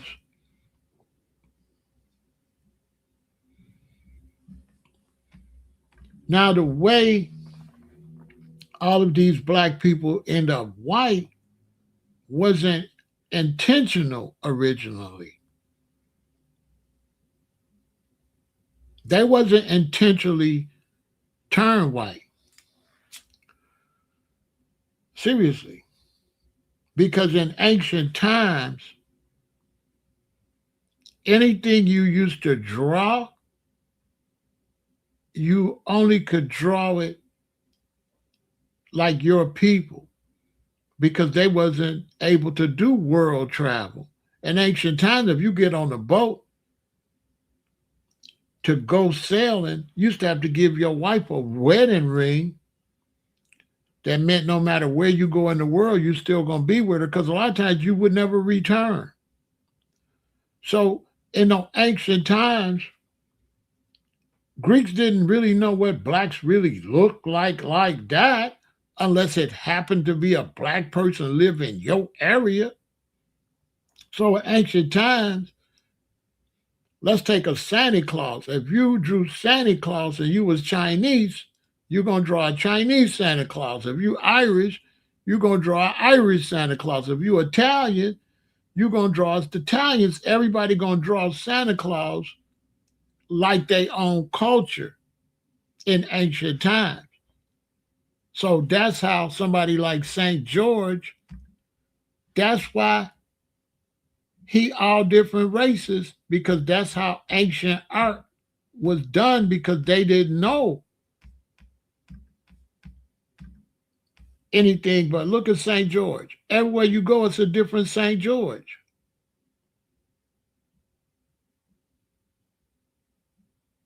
Even the different European St. Georges don't look alike.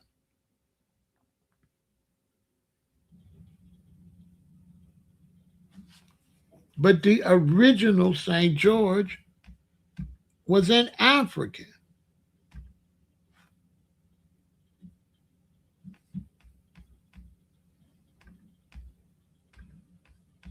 The original one. The original St. George was an Ethiopian. But everybody's going to draw him their way.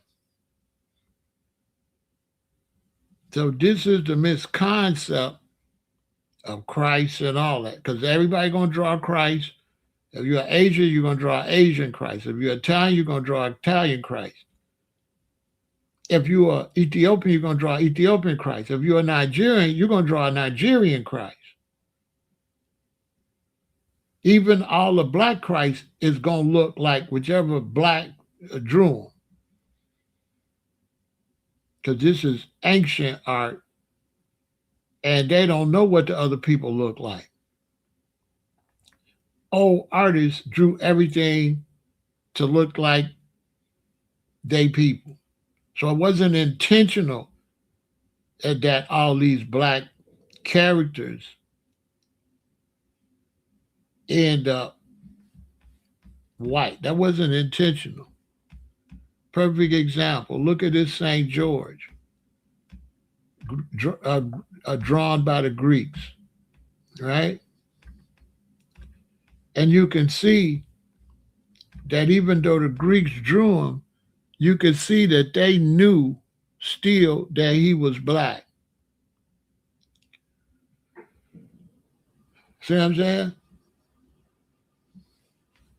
So even though the Greeks drew him, you could tell whatever Greeks drew him knew that he was black, but they didn't know how to draw him black, so they drew him like a Greek looking Ethiopian the best they could.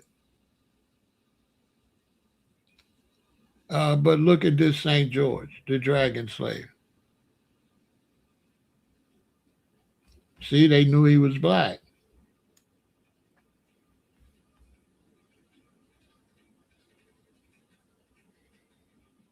So over time, racism began to be used to justify mistreating people. So they took black people and taught their people that we less than people to give them the right to mistreat us. This is the every racist got that concept that we not humans like them, and that gives them the justification to do what in their world is a sin, because it's a sin for them to mistreat other people. So when other to mistreat you, they teach their people that you not people, so they can mistreat you. So this is what racists teach in order to go against their own God, what they teach with their own God. They make up a fake story that God don't want them to mistreat people, but blacks ain't people, to get themselves the right to mistreat their fellow man. They say you ain't my fellow man. You are look at Chud, say you a chimp. He dehumanize you so he can mistreat you.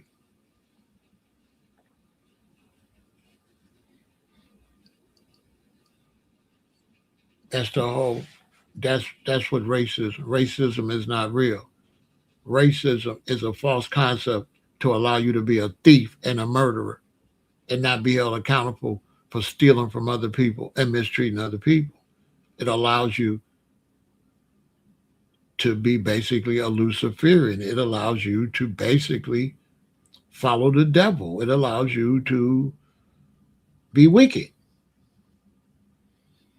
If you look at George Floyd, if you look at Rodney King, that was straight wickedness. There was nothing righteous at all. There's nothing righteous about certain behaviors. So you got to ask yourself, what make people be so wicked? And because they don't look at it as wicked, because they have been taught that you're not a human being and that they won't be held. That's why they say you're only three-fourths of a person and all that. So they won't be held accountable for their sin so they could steal. And in the effort to steal, deep down inside, they know they lying and they stealing. They stole and unalived people and took the United States illegitimately. Okay? The United States is not a righteous country. The United States was founded on unaliving people and thievery. And they try to go to school and teach some type of justification,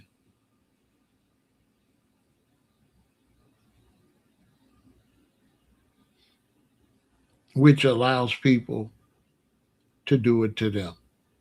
So now there's people around the world that want to take the United States from them. Yeah, what comes around goes around. And people will start developing false concepts that whites ain't human. I mean, you see, the Nation of Islam said the white man is the devil. That's the same thing, the reverse. Dehumanize whites, right? And mistreat them. And so now whites are getting towards the era where people are starting to look at them. I'm not saying I am. I'm not saying this is something right. I'm just teaching you what's happening. That whites are now around the world is being taught that they are less than human, that they are evil, that they are devils. This is really a teaching that's going around.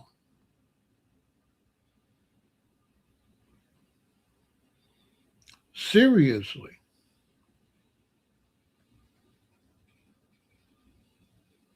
The same thing they put out is coming back.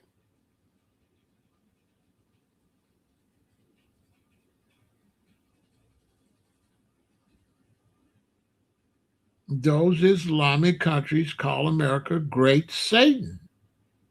They teach these as devils. What you think they teach in Iran about white Americans? I'm just asking a question. You don't think they teach that they evil? Yes. That they against Allah? Yes. They teach that. Absolutely. Because you put the false concept out there and it stays out there. Once you put that concept out there, it stays out there. People like me is fighting against that concept. People like me, people is all people. So the concept that if I date a white woman is the same concept that you the N word. You trying to say the white woman is less than. Now, how you saying that when they used to teach you black people was less than? Make that make some sense. So now you trying to tell me that if I mess with a white woman, it's like I'm messing with an animal or something. Like she's not a human being. Make that make some sense. But yet you black, you fought against that. You fought against people saying that about you.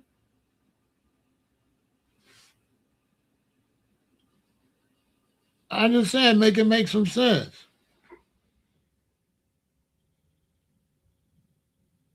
So when I meet a little white kid or something, that's my little homie. You know what I'm saying? I don't see him as like white like that. I see him as a kid. I don't give a damn about his shade or nothing like that. I don't care nothing about his shade or none of that. I don't do that. I don't look at no woman or no man based on their shade or all of this. I don't do all that. That's weirdo. That's nuttism.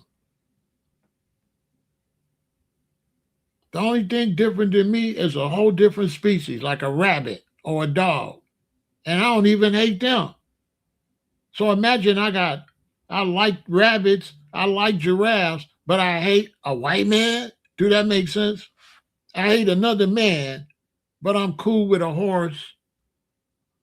I'm a rub a horse. I'll be gentle to a cow. But a dude, he white. I don't like him because he white. I'm white. I don't like you because you black. I don't like you because you brown. Make that make some sense.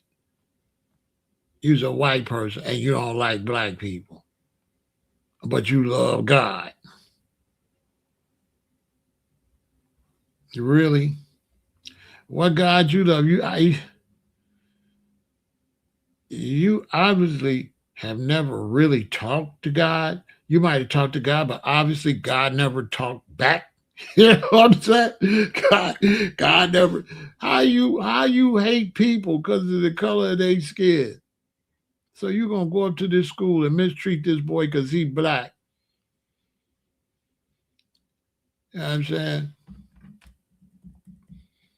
They done went up there and mistreated that boy because he was black. Make that make some sense. You done went up here and mistreat that boy because he was black. And everybody know it. And ain't nobody telling the truth. That young white man lost his life because white people taught him racism. There, I said it. He was taught racism. He went to exercise racism on a black boy and lost his life. And the father and the mother can't say nothing because they should have raised their baby better than that. They should have raised their baby to be a kind person. They raised him to be a little a-hole. And look what happened.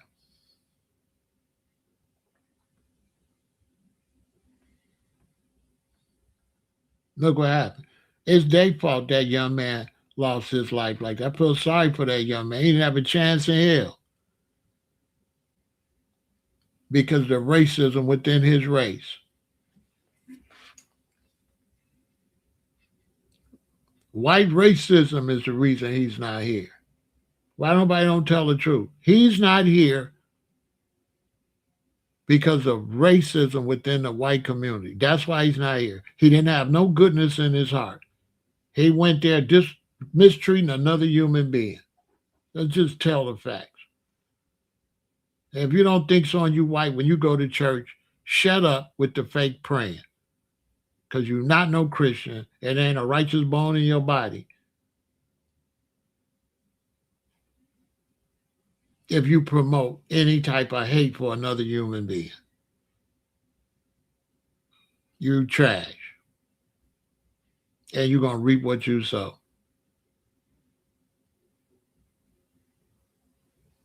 And that's why that young man, I feel sorry for the young man that lost his life because racism and bullying made that young man lose his life, following some stupid ass adults.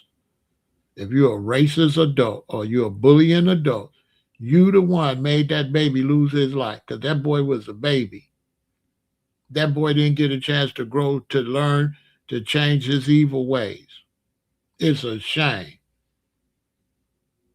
It's a shame that young man lost his life because grown people then taught him to not have no type of hospitality. Y'all didn't teach him no decency, no respect for other people. Why would you go? It's raining and it's a young boy in the tent. Tell him he can't be under there, and he a kid just like you a kid, and you got so much authority and so much hate in your heart that you want him to go get out and go back out in the rain and try to act like it was your tent and you don't own a damn thing. You a little ass boy should have stayed in a little boy place. And then you teach your son that and he grow up and he run into me out here on these streets one day and get done dirty. Now you crying because you done sent your son out here on a dummy mission, thinking every man and that ain't going is self-preservation is rule number one. Every person gonna preserve themselves. So you should have taught that young boy to stay out of people's face. That he don't run nothing but his own life. He don't run nothing. He can't tell my son where to go, what to do, or whatever. And if the daddy believe his son could tell my son whatever, then me and the daddy could holler. Holler at me. Because you ain't nothing. You ain't know nothing more than no other human being. Period. And that go for the police too. The police need to change because we allow you to police.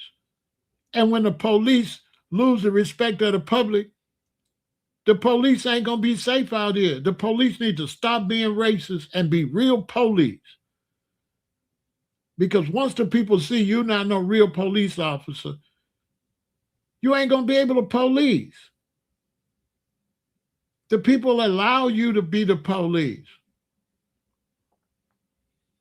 And once you lose the respect of the people, you just got lawlessness everywhere. The reason you got law is because people respect the law. Once people don't respect the law, you cannot keep people in order unless the law is lawful and respectful. And when the laws, look, how many police is it in Chicago and how many people? Do the police outnumber the people? So the people got to be willing to go along with the police, correct?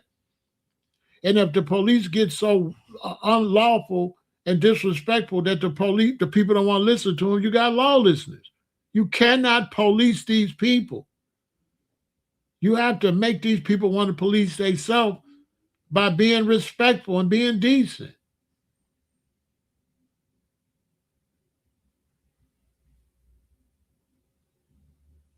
Basically.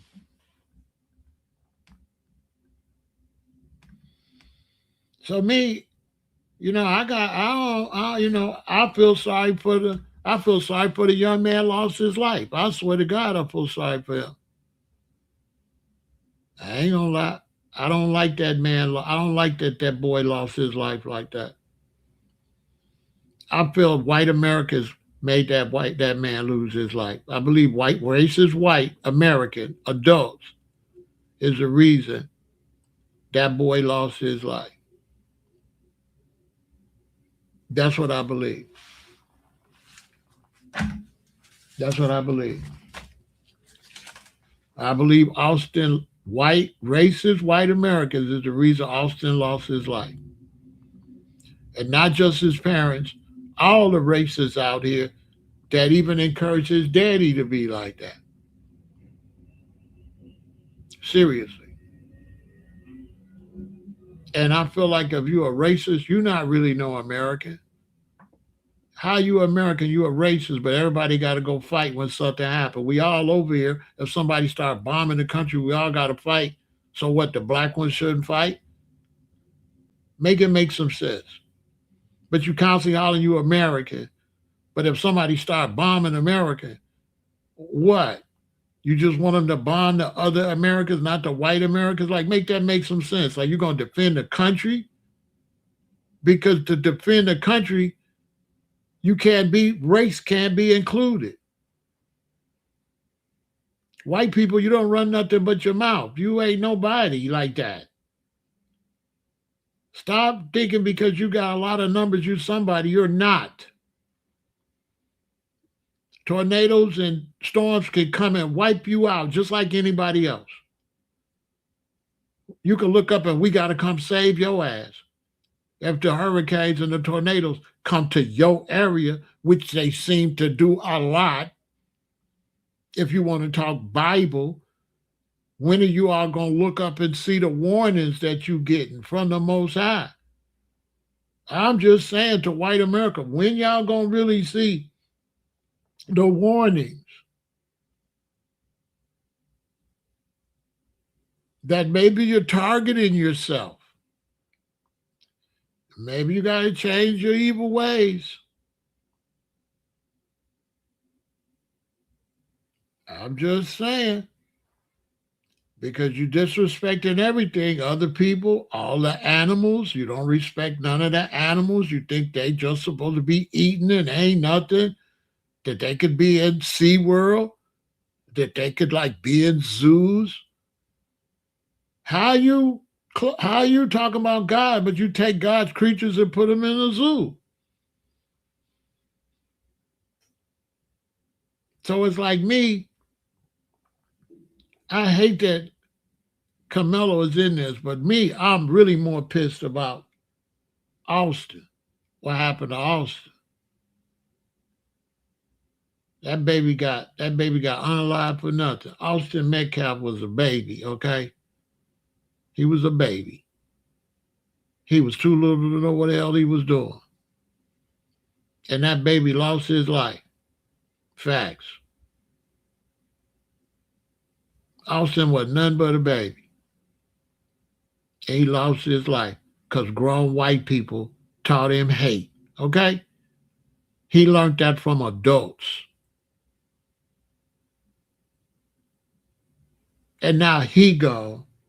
And Hunter is just all messed up. Because he done lost his twin. And no matter what did daddy do, no matter how much he hate black people, his son gone and ain't never coming back. And his other son lost his brother, his twin. It don't matter what y'all say. That baby gone. He was just a baby. See, if I could have talked to him, I could have got that out. I could have told Austin, you tripping. You tripping, bro. I would have told him, you tripping. You can't be hating people based on their skin. That's what I would have told him. You tripping. You're going to ruin your whole life with some KKK Nazi philosophy. Let that go. That hate in his heart. He lost his life. He FO'd. He FA'd and FO'd. Messed with the wrong one. And when you're a scared man, I hurt you. So you're around here terrorizing these blacks, and these blacks are scared. And that boy was scared. Yeah, Carmelo was scared. That's why he had a knife. He had a knife because white people in that area is racist, and he was afraid of y'all. He was afraid y'all do something to him. If the area's mostly white and he got a knife, why? Why does he have a knife? Because you all was a physical threat. And I know if I look into it, there's been racial incidents in that area.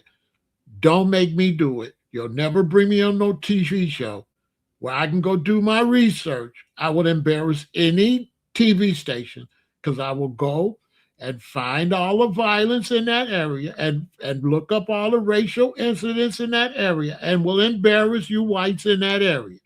You all have been racist over there. It was known that it was racist, and he knew he wasn't safe. That's why he had a knife. That's common sense. Nobody carries a weapon unless he's afraid. So what was he afraid of in an all-white area, a black student? Why did he have a knife? To defend himself. And sure enough, 4 white boys come to him and tell him, get out. A tent that ain't theirs. That was a total violation and abuse of being white and a white dominant. And they wanted to dominate and embarrass the black student. Because out of everybody, you're telling the black student to get out, which is 100 billion% racism bullying. 1 billion. They didn't tell no white student to get out. That was extreme racism and bullying. The school should be sued because it happened on school property. And the school didn't have adults there to be able to monitor the situation. Europeans build a school, and Europeans create the situation for crime to go to prison.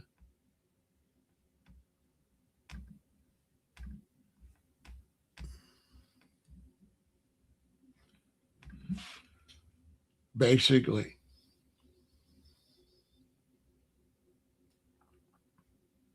We ain't gonna come over here calling names, calling people animals and all of that. And Nicodemus, behave yourself on this social media.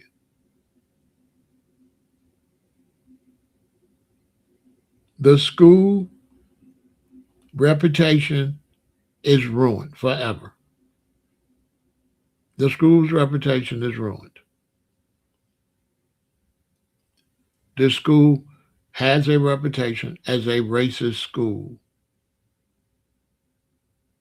The school's reputation is lots of people do not will not want their children to go to that school.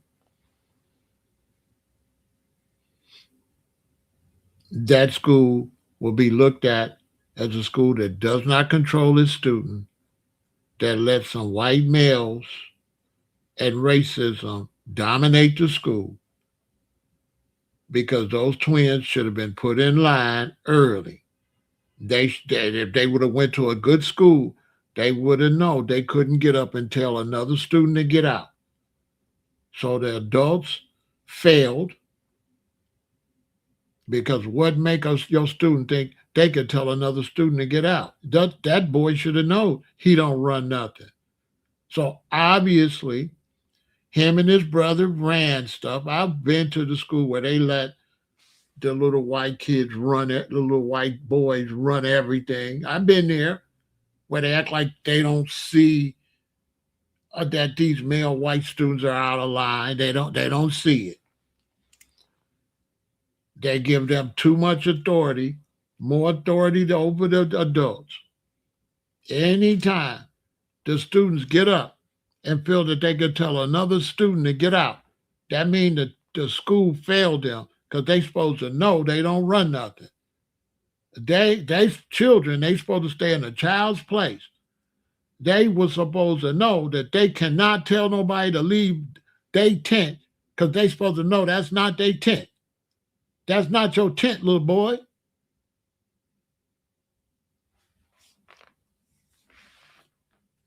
That ain't Austin tent. That wasn't his tent. That show you the white supremacy. He thought that was his tent. Somebody that then been kicked off the team and shouldn't even have been there.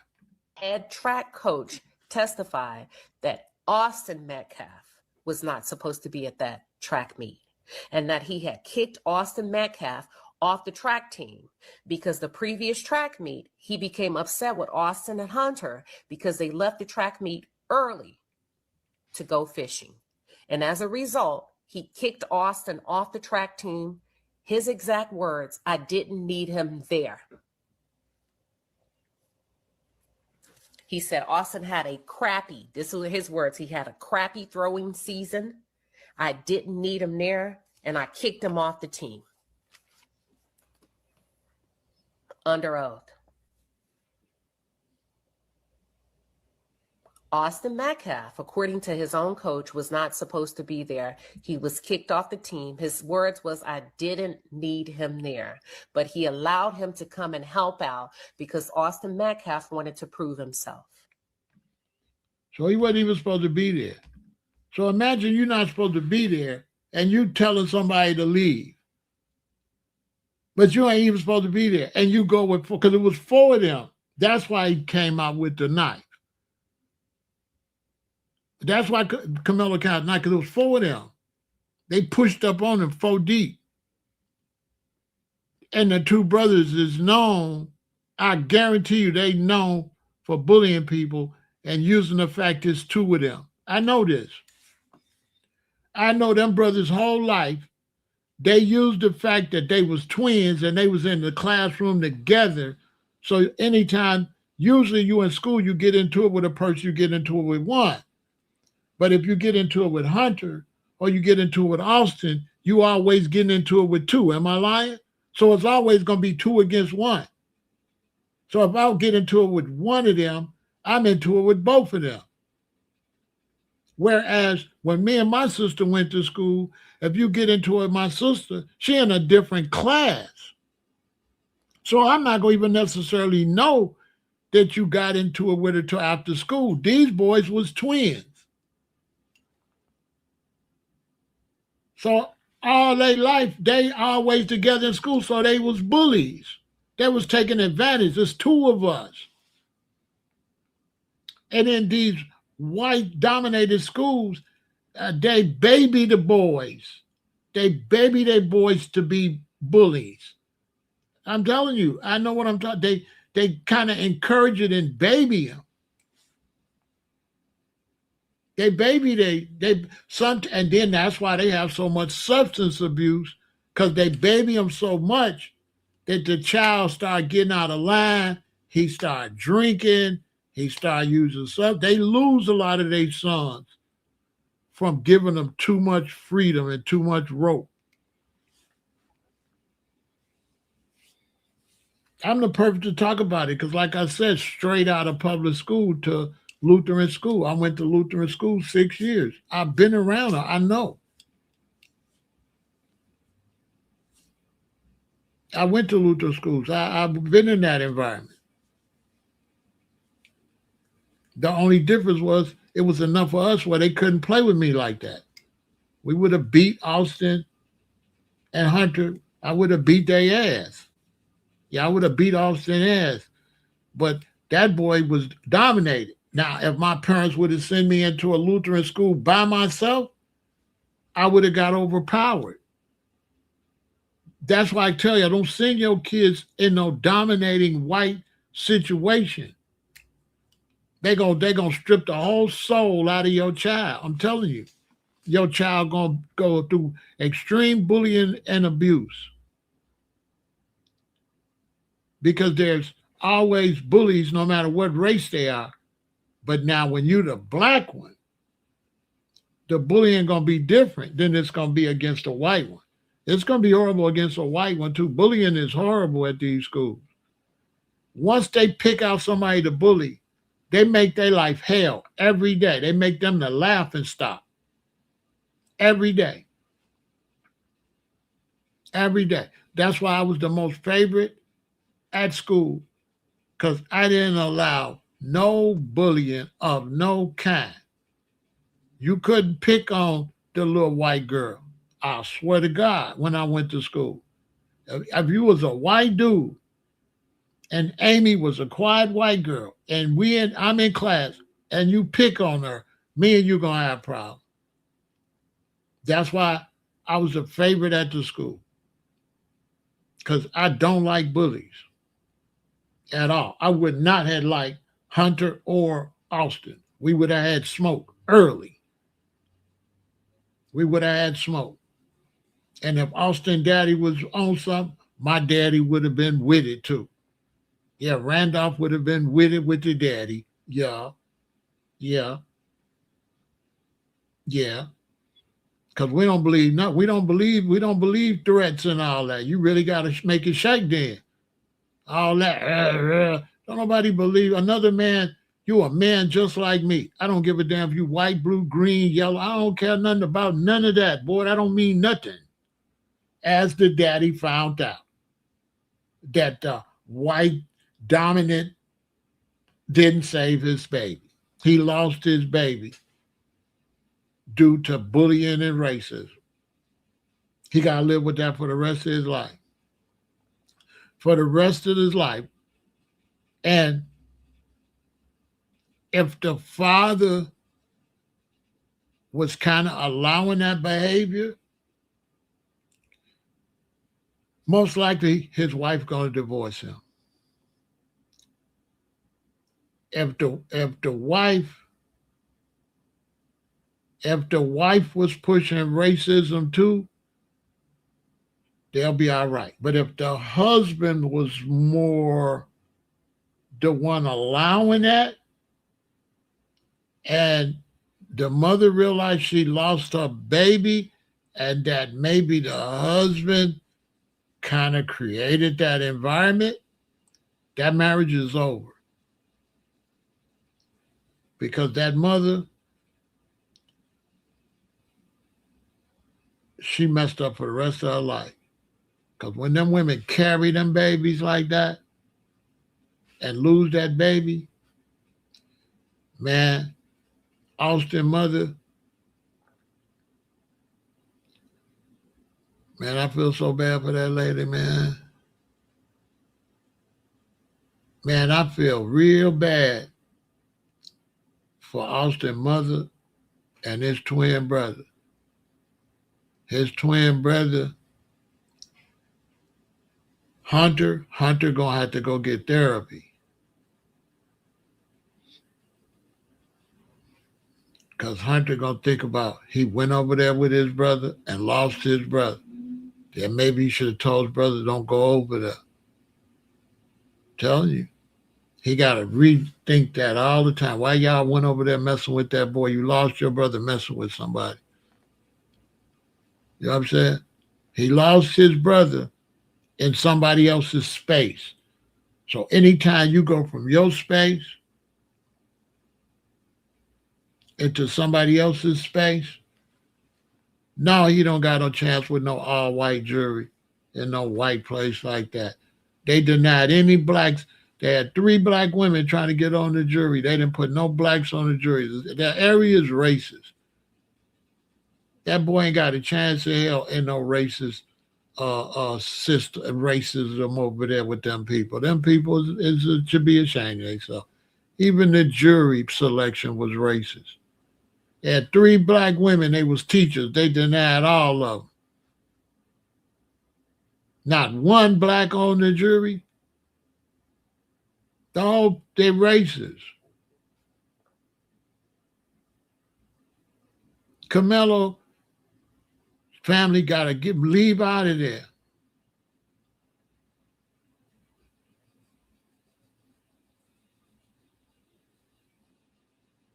And they're going to try to send them to a predominantly white prison, too. They're going to try to send them somewhere to get hurt. Because they know if they send them to a prison with blacks in there, they know we're going to cuff dude. And we know them Aryans going to know, don't even touch dude. Don't even look at him. And that's why we be telling blacks, stop thinking that you could take your children into the depths of a racist thing and it's going to help them do better. They're going to be more successful because they're in this white school and it's better. Blacks, you got to stop doing that. You got to stop sending your children into situations where they're going to be bullied. Stop sending black kids into white areas where they're going to be bullied. You know damn well they're going to be bullied. You know damn well they're going to be pushed to not like their skin color and all that. They're going to grow up and trying to be as white as they possibly can to prove themselves. They ain't going to even be black no more. I'm telling you, if it ain't at least 30% blacks there, don't send them. Don't send them into no, it's just 10 blacks at the school or 10% black or 20% black. Don't, it's got to be 30% black. Do not send your black children into no racist situation. Racism is real.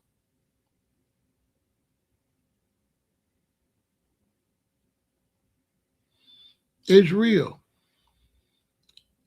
Because the other white students get bullied into being racist. They're not even racist, but they scared of the bully. I'm telling you what I know. If I go to school and the bully is like the dominant one, the other white kids that ain't even really racist, but they got to pretend they racist. I'm telling you. And the only thing gonna help it is if I beat up the bully, which that's what I be on. You know what I'm saying? I'm finna smash the bully early, and then the other kids they gonna follow me. Once I do you dirty, the kids gonna follow me.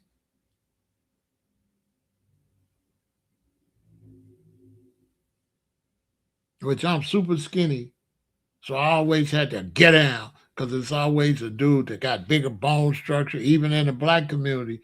You know, the dude that got bigger bone structure, bigger, you know, they always like to play with you. So you got to be crazy. They didn't call me the Mad M for nothing in high school. Don't play with me because you might be bigger and stuff, but you're not crazy. You're not crazy like me. You're not willing to do what I'm willing to do to win. I'm willing to. I might play possum. You know, I'm gonna do whatever to set you up for the wham bam. That's a fact. So they like leave him alone. You can't. You can't. You know. You can't trust him. You know what I'm saying?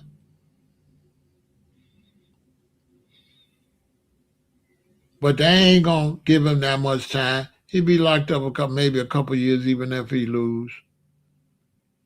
He ain't gonna get no lot of time. He ain't gonna get no lot of time. Bringing a knife with him is gonna go against him because they not gonna recognize racism that he was trying to protect himself. So already having a knife, you know what I'm saying? But maybe if I was a lawyer, because he only pulled a knife out because there was four of them, and he only poked the boy once. But if four of y'all pushed up on him, yeah, he gonna take a knife out. He can't beat four of y'all. Four white dudes pushed up on one black dude. And in reality, they out of line and they got what come with that. That was bullying. If Austin was all that, why he didn't go by himself? If Austin was that tough, why he needed three people with him? Because he's a punk. If Austin was that tough, why you had three more? Why you had a crew go with you? Why you just didn't go over there? And then why is you even going over there? You not no teacher. So this is white supremacy. Anytime the student think he could tell you to leave a tent,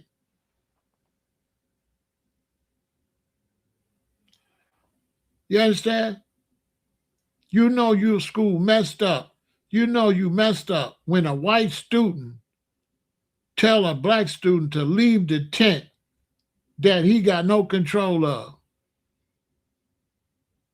So right there, the case should be thrown out.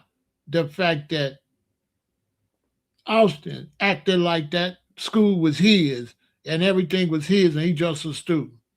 And he trying to act like he administrator. He cannot tell no student to leave.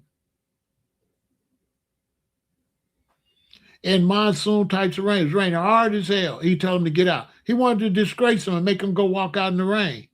It was straight racism. If I'm the judge, I'm throwing the case out. I'm throwing it out. Don't bring that in my courtroom. You tried to make that boy go out in a racist rain, posting with four people. You and your brothers obviously been bullying students and even bullying the other white students to follow you because nobody didn't check you and tell you to stop. And you lost your life. Case dismissed. And I would did the same if it was two blacks. If it was two blacks and they twins, and y'all that walked up on a white dude talking about get out y'all tent, and then one of y'all get hurt, case dismissed. Because it ain't your damn tent. I don't care if you're Mexican or whatever. That's not your tent, little boy. You out of line. That's not yours.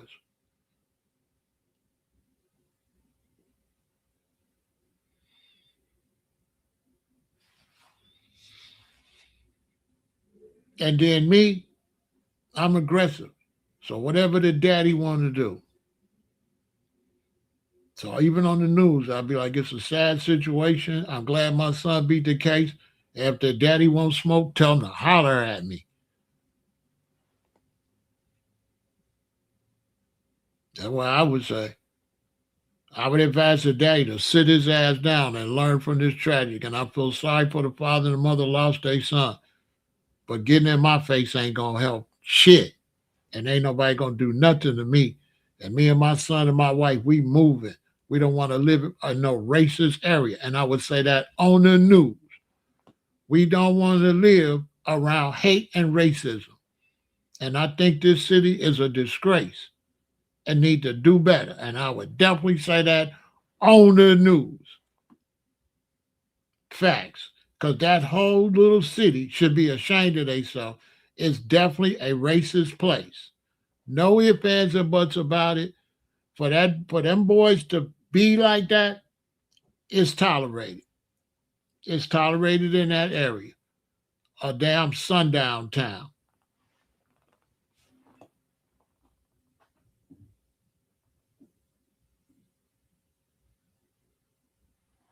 basically. It's a sundown town.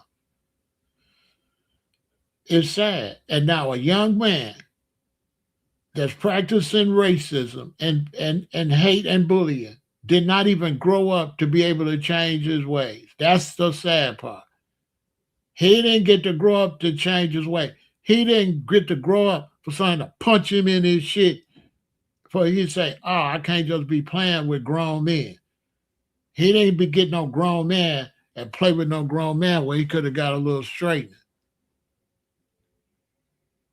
So he didn't, it's a shame that Austin, lost his life before he got in a good fight that he still would have been alive, but then he would have known people gonna fight you and you live another day, but leave people alone. He didn't get to learn leave people alone.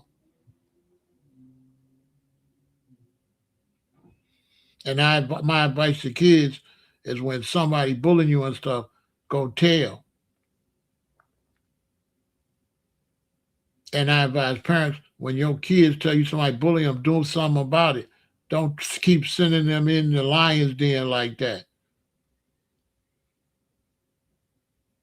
You might not have it in you. Call your crazy brother or one of their uncles and say, "Listen, come up here." So and pick him up at school or go up to the school because they bullying Junior. Cut it out with all the Martin Luther King stuff. You seen how that ended for him? That didn't work for MLK. They smoked MLK. So I ain't trying to hear that MLK shit. How did that work out for him?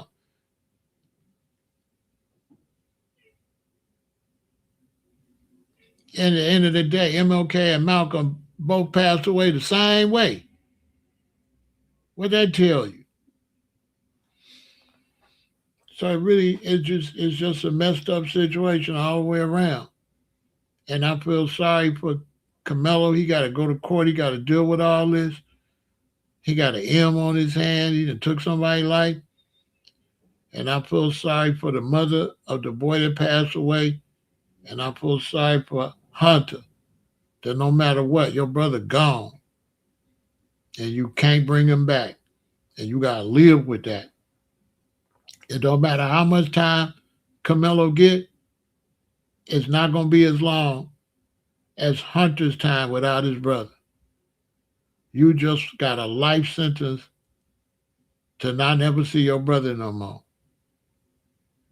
You lost. At the end of the day, Hunter Metcalf, his daddy and his mama, they lost. They got a whole that L. They lost.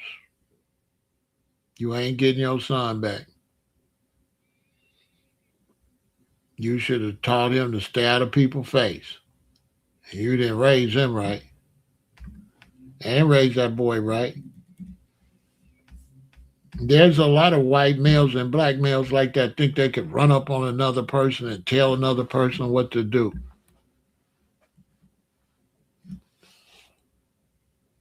Probably out there watching me right now talking about what you gonna do when you see me. Uh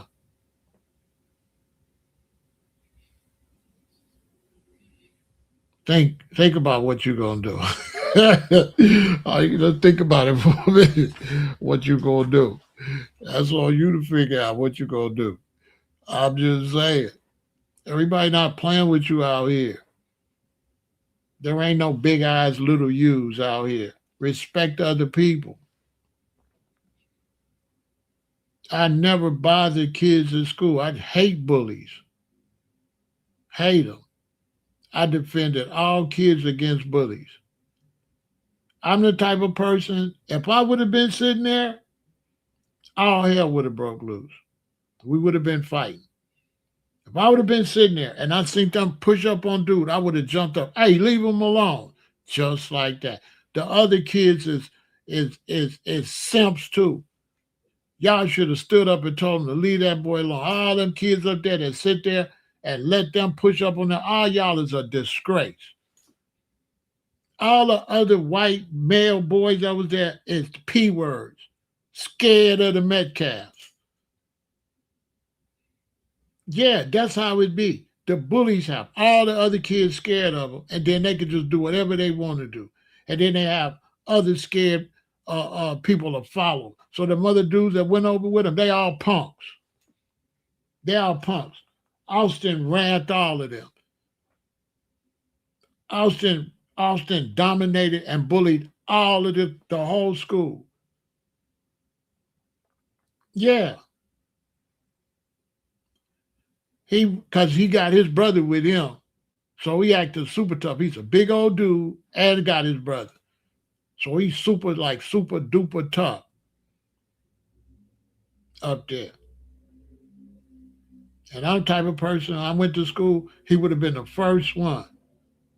I would have been. I wish Ian would. I wish he would. Right off the top, I would have checked him. I would have went for his position too. Yeah, right off the top, I would have went for Austin position as a dominant male. Right, immediately, because I think we need to have a righteous dominant male, not no mean dominant male. Whoever dominate should be something so the children can enjoy school. He Austin didn't have no good leadership qualities. He was a bully. He was a horrible leader. He had no leadership qualities. Wasn't even supposed to be up there because he couldn't even do right on the damn team. He let the damn coach and the team down. On my soul. Back, listen, there are some explosive details being reviewed in this Karmelo Anthony case. First things first, I was able to get into the courtroom. Second thing is, what we were able to find out today is that Karmelo Anthony didn't just go into the tent. He asked, "Is it okay if I sit here?" And even made small talk with the kid next to him about the weather, using the words, "Crazy weather, huh?" To which the kid responded, "Yeah, it is." Not only that, we found out that Eddie, Carmelo's... Now hold on. It's the weather's crazy. You tell him to get out. You tell him to go back out in the rain. Now you tell me that wasn't some of the most negative, evil stuff. You know it's raining like cats and dogs. He coming in to get out the weather. The white dude go up and tell him, get out. Trying to make him go back out in the rain. Just let that sink in. Go and punk him in front of the whole tent and pick him out and go push up on him with 3 other dudes and tell him to get out.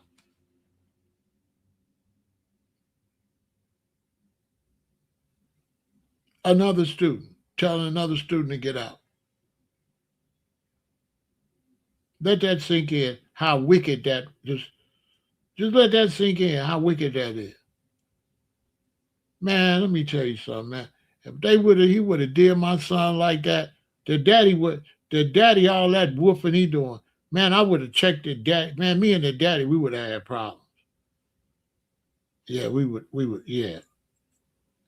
What's up with why your son try to make my, man, we would have problems. I'm just telling you. And all that tough Tony stuff. I know how to get on the phone and call some people to come over your house with me. If y'all want to smoke, if y'all want to group up, we can do that. That just show you how evil Austin was acting. He wasn't on no God side. He was on some devil type stuff. That's not godly. That's on the evil side. He let, when you talk metaphysical, Austin let Lucifer get in his head and encourage him to do something evil to trick him out of his life. And he lost his life. And imagine losing your life being evil. That's the last seconds of your life you was being evil. You wasn't showing no compassion, no love. You was evil when you lost your life. You got God's side, you got the devil's side. When you lost your life, you was on the devilish. You was devilish. You wasn't righteous. You was unrighteous at the time you lost your life. You was on some wickedness.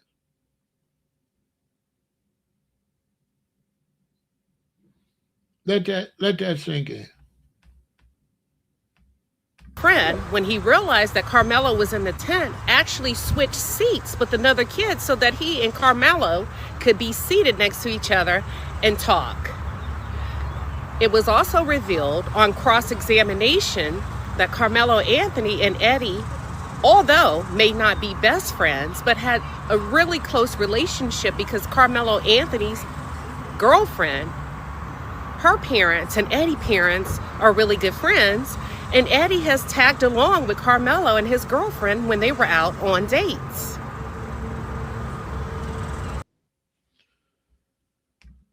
So they didn't rig the jury, denied any blacks, the black women in the jury. He's in a basically a sundown town. I don't know why his parents moved him there. I don't know what's up with black people that think it's better and put your kids around certain circumstances. I don't understand that. I don't know how the parents don't know that their son was going to be in this bad circumstance. I don't know how you black in reality and think that you could take your black son into an all white area and everything will be fine. Like, what, y'all been living under a rock? You sent them to a school that was going to be obviously full of racism. Duh. And bullying. Bullying is a part of that culture.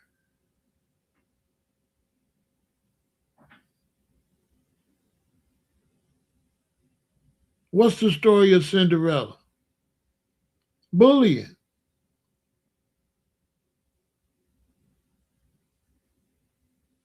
Cinderella ain't about bullying, about the three sisters bullying her, mistreating their own sister.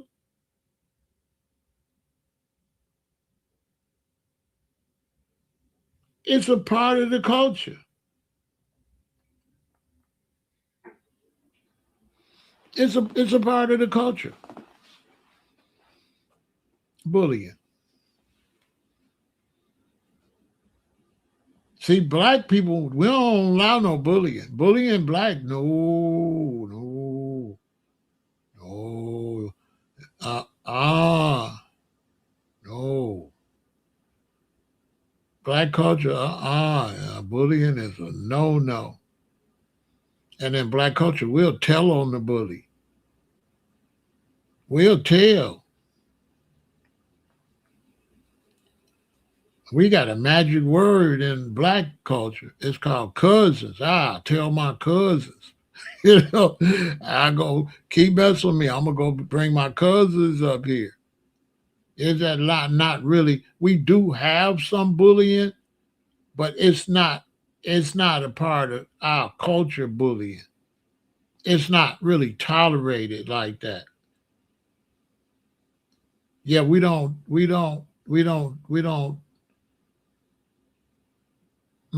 You're not gonna bully no kid at no black school. If the teachers see that, you're in big trouble.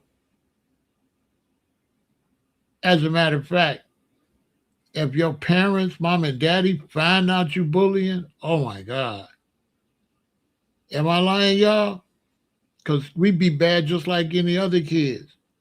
But man, if my mom and daddy find out I'm up there bullying somebody through school, oh my God. Oh my God. Oh my God. They gonna look at the other kid and they're gonna be like, he's been bothering you?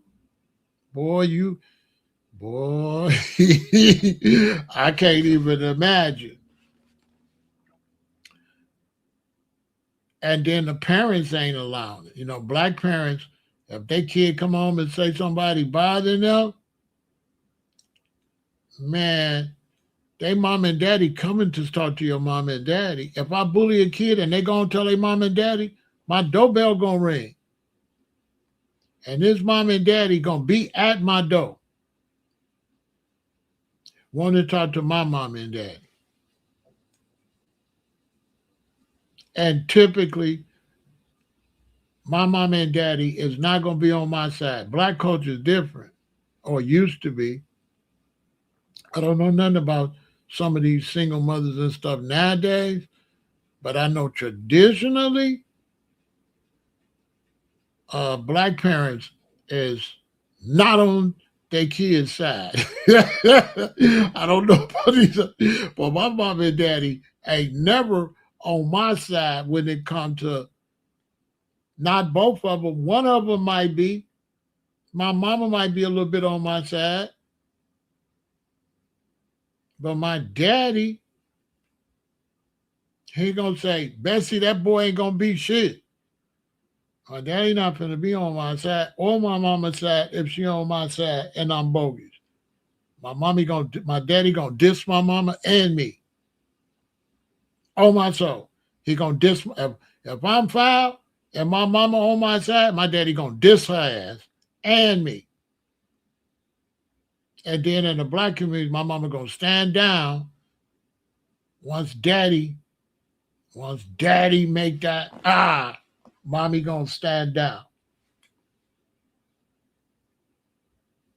And then mommy gonna be like, hey, let's to your daddy. You know what I'm saying? Because black family, mommy can't get daddy off of you. In the black family, your mama be, y'all think, am I lying? In the black family, when your daddy fed up, don't your mama try to save you? She be like, hey, you better listen to Randolph. You know what I'm saying? Your mama, hey, listen, hey, Desmo, in the black family, if your daddy gonna get you, tell me your mama don't encourage you uh and let you know it's in your best favor to listen to your daddy. Because if your daddy gets you, uh, you know, uh mommy not gonna be able to help you. I'm just letting you know if he gets you, you got, okay? I'm just letting you know. That's how black mamas is. I'm just letting you know. If Randolph gets you,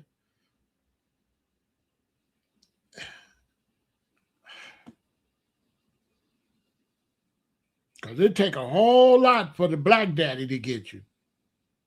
He'll holler at you. He'll call your names. He'll tell you stop acting stupid, grow your ass up. He'll do that.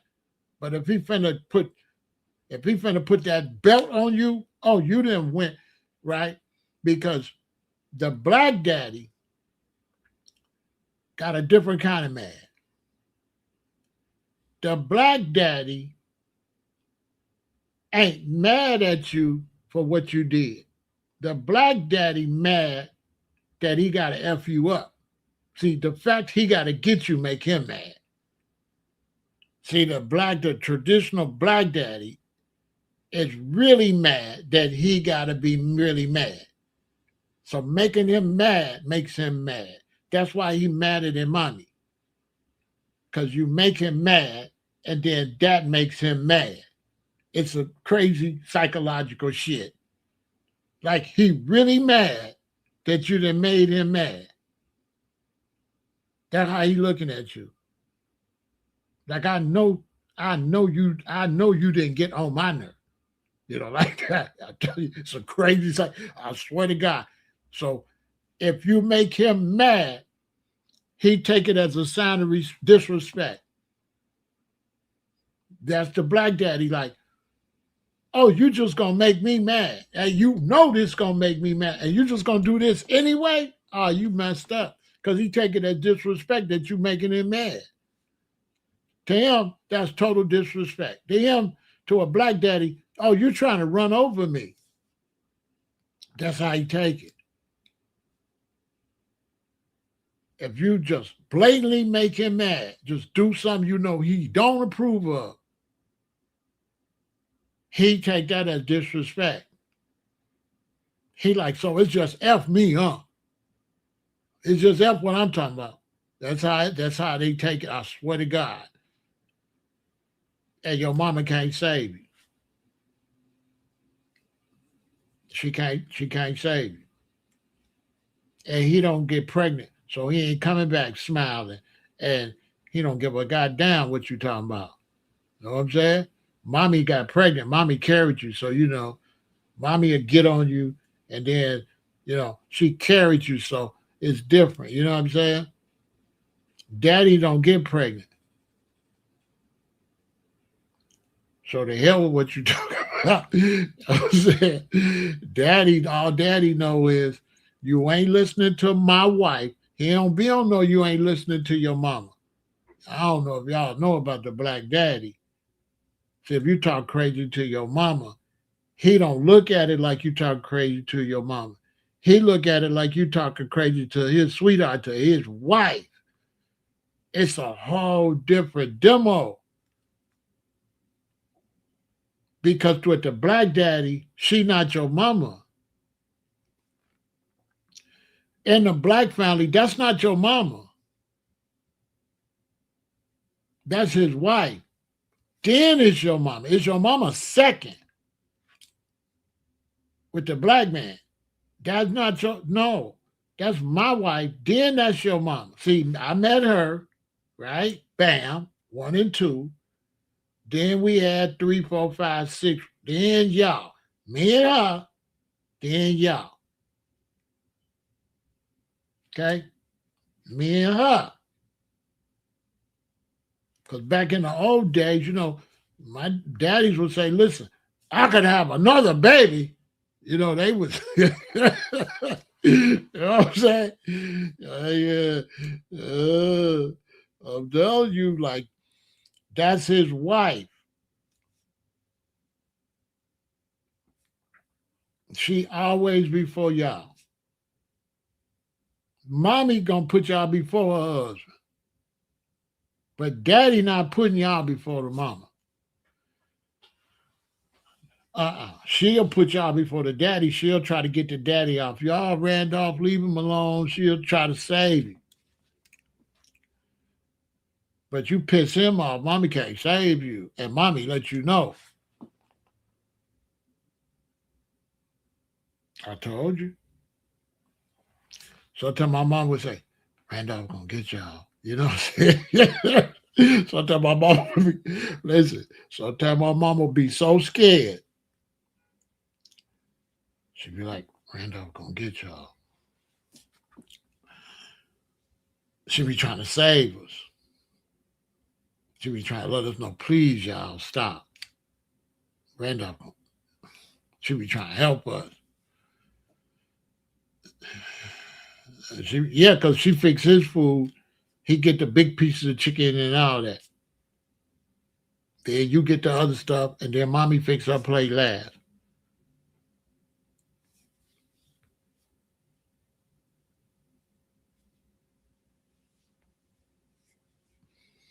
But if I was up there at the school bullying the kid and my mom and daddy found out, ain't no way.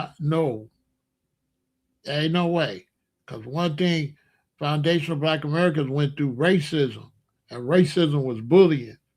So racism brings up a lot of emotions when they was made to get up, when they was bullied by white America. See, black people, we came up under a white bully culture where white Americans was the most and dominant, and they bullied us. They got a long history of bullying black Americans because they had the police and they had the most numbers. So all racism was nothing but bullying. That's racism is a bully culture where you got the most people. Because if it was just as many black Americans as white Americans, it wouldn't have been no racism.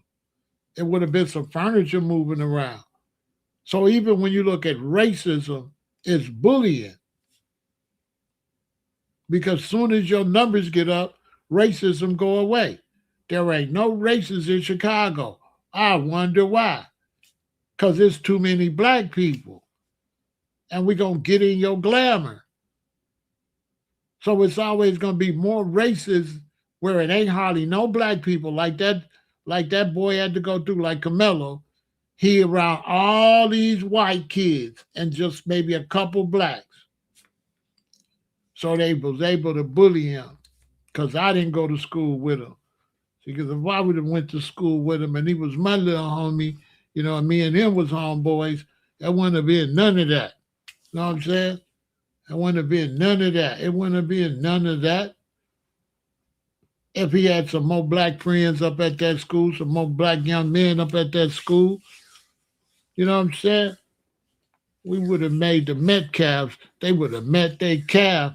That would have went, boy, you must be crazy. Go sit your goofy ass down somewhere. You know what I'm saying? That's why you don't send your kids where they ain't got no backup. You know what I'm saying? Yeah, they was known for being like that. The other white kids was afraid of them. When you go to school and you black and you go to school with a bunch of whites, the bully has already bullied the other white kids. So that's how he's able to have everybody go against you because they're afraid of him, right? So they bully their own first. That way, nobody speak against them. So now their own is afraid.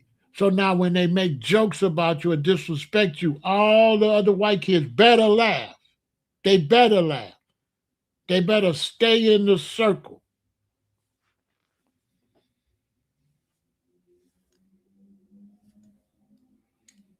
That's how it works. So that's why they don't like blacks like me to come to the school. Cause I'm like, F all y'all could get it. Woo wop wop and your mommy and ga ga ga. You know what I'm saying? And then they stand down because I chase the followers away. Following dude gonna get you done. You know what I'm saying? So I make it not be safe.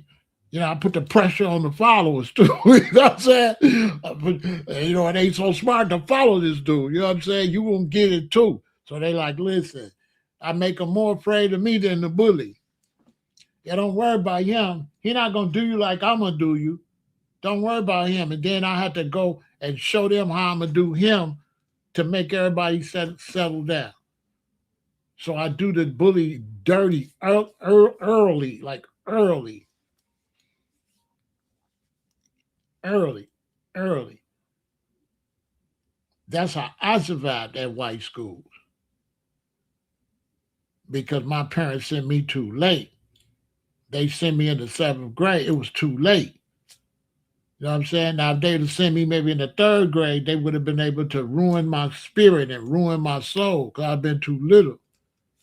But by the time you get out of sixth grade in Chicago, boy, what? You know what I'm saying? It's way too late. You know what I'm saying? So when they sent me to seventh grade to the school with the whites, it was too late. I was already smoking herb. I was already shooting dice. I was already still gambling. They was trying to, you know what I'm saying? That was like sending me to reform school. I was already a gangster. You know what I'm saying? I was a gangster in fifth grade. You know what I'm saying? I started smoking cigarettes, the fifth grade? You know what I'm saying? You start with Newports, then you go to Sailors, then you go to Cools, then you go to Twisting Up. You know what I'm saying? So by the time they sent me to the white school, I already had nickel bags and dime bags. I was already still gambling. I was already, flipping and dipping. You know what I'm saying? I was already a gangster already. You know what I'm saying? I ain't bragging. But by the time I went to school with whites, I was already a gangster. You know what I'm saying? I ain't lying. My mama used to like Smokey Robinson and all them. So when I was when I went to seventh grade to a white school, the black kids they had on the little shirts with the little alligators on them and shit. I come to school, I got on purple shirt, purple pants, purple shoes, you know. If you feel like giving me a lifetime of devotion, I second now. I was already Smokey Robinson. You know what I'm saying? I was already, you know what I'm saying? It was too late. It was too late. I was a player. You know what I'm saying? It was only two black girls. I never forget it. I went to school the seventh, eighth grade was in the same class. It was only two black girls. I'm thinking I'm gonna kiss both of them because that's when you try to kiss the girls. So I'm like, okay. It was Daryl and Daphne. Okay, I'm getting both of them like that. And it was a white eighth grade, and I was in the seventh grade. So the seventh, eighth grade in one class. I'm like, what the hell? I just left a public school where it's 26 kids in two sixth grade class. It's two sixth grade classes. It's 20, it's 50 some sixth graders. Now you sending me where half the class is seventh grade, the other half eighth grade. I was mad as hell at my mama. I wanted to go back to the ghetto, wasn't the ghetto, but I wanted to go to the hood school. I didn't want to go to this on my soul. I didn't. So I'm up at the school using bad words. I got dice in my pocket. I got cigarettes in my socks. I'm a bad influence for the Lutheran school. Yeah. So I'm up here saying bad words.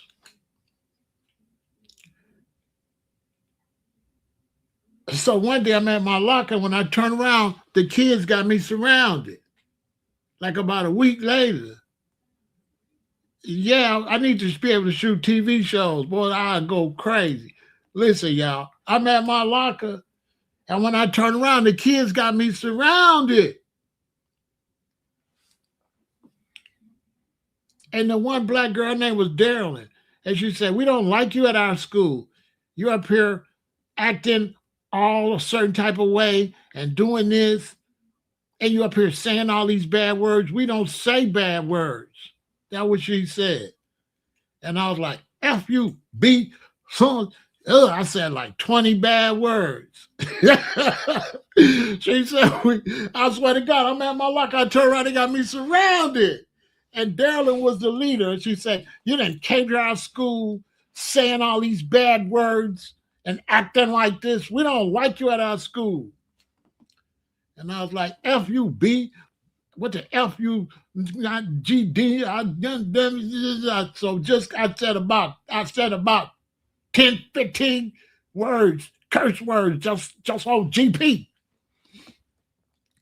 So I said a whole bunch of curse words because she said we don't like you at our school, and I was like F you and kiss my A and she was like, oh, I think I love him. She fell in love. Yeah, she fell in love with the thug. You know what I'm saying? I swear to God, when I cursed her out, she fell in love.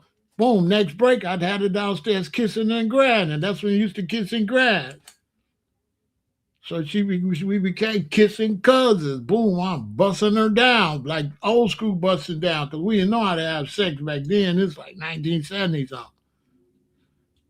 Yeah, when I cursed her out, she fell in love. She's like, I love him. Yeah, I thought so. You know what I'm saying? She fell in love. After she said, we don't like you here. I said, shut up, bee, boo, bop, boo, whoa, ah. And she fell in love, and all the kids fell in line. Everybody fell in line. I thought so. So now this is what we doing up here now, okay? It's a new sheriff in town, okay? All right? Y'all know how to play hide and go freak? I'm gonna have to bring y'all up to par. You know what I'm saying? She fell in love. It was Geraldine and Daphne. I had both of them. Bop, bop, bop, bop. Because that's back when we used to play catch a girl, kiss a girl. But I got too old to catch them. They just got to get down. You know what I'm saying? And so all the white girls, and there was one little white girl, she was following me around, Amy. Amy would follow me around, hoping I'd kiss her. But Amy was kind of a little funny looking. If she would have been cute, I might have. Yeah, we started doing what, you know what I'm saying? I was still a kid, so we was having fun. We were just having fun. We just wasn't doing all that stuck up stuff. So the white racist dudes in the eighth grade, they see I'm the leader of the whole seventh grade. I ain't just the leader of the blacks. I'm a leader of the blacks and the whites. So now the eighth graders, Craig and Eric, they like greasers, like from Happy Days. Yeah, they greasers. That's it. Eric was the big one. So I had to woo wop the foo fop him with a softball with a brand new clincher to the mug, right? Then Craig, I had to him while we was playing spin the bottle. He put his foot on my hand. I had to jump up. I know why Craig was mad because his little ugly sister Amy was running behind this N word in love with that. I know you're mad. So I had to roll on him. And then the other black dudes, the black eighth grade, seventh grade, said, "Oh, we could do that to them." Hell yeah, you can do that to them. You know what I'm saying? So the racism went out the window because I wasn't into racism. So I'm like, it ain't finna be no hating. I'm not finna hate you, but you damn sure ain't finna hate me. So then it was beautiful. I wasn't doing racism. I was doing I was what you want to do, boxer boogaloo, jump to my chest, my fist will do the rest. I still remember that old ghetto sixth grade stuff. I still yeah, sixth grade stuff. You know what I'm saying? What you want to do, boxer boogaloo, jump to my chest, my fist will do the rest. That's all the way from sixth grade. I wish somebody would have told me to go outside or whatever. Boys, you crazy? That's why the hood is best. Raise your kids in the hood, then send them to a nice school. Let them get old enough, raise them around black people first. It's good to send them around mixed people, but let them be strong first. Like how little baby wolves play with baby wolves and get, you know what I'm saying? So by the time my parents sent me to the seventh grade, I was strong enough growing up in the black community since I was a baby. I was strong enough to conquer racism. They could not dominate me. You understand? It was too late. And I know I could go back to the hood and bring the hood up here to this damn school. You know what I'm saying? I bring my childhood friends up here. Because when I go back to the hood, they're going to be like, Stu Gambler, what's going on? Like, man, there's some little white dudes up at the school tripping. And they're like, we out of school Tuesday. We up there. You know what I'm saying? Like that. You know what I'm saying? Yeah, your kids got to grow up with blacks when they little. Then you can send them wherever. Kindergarten and sixth grade, let them get some strength.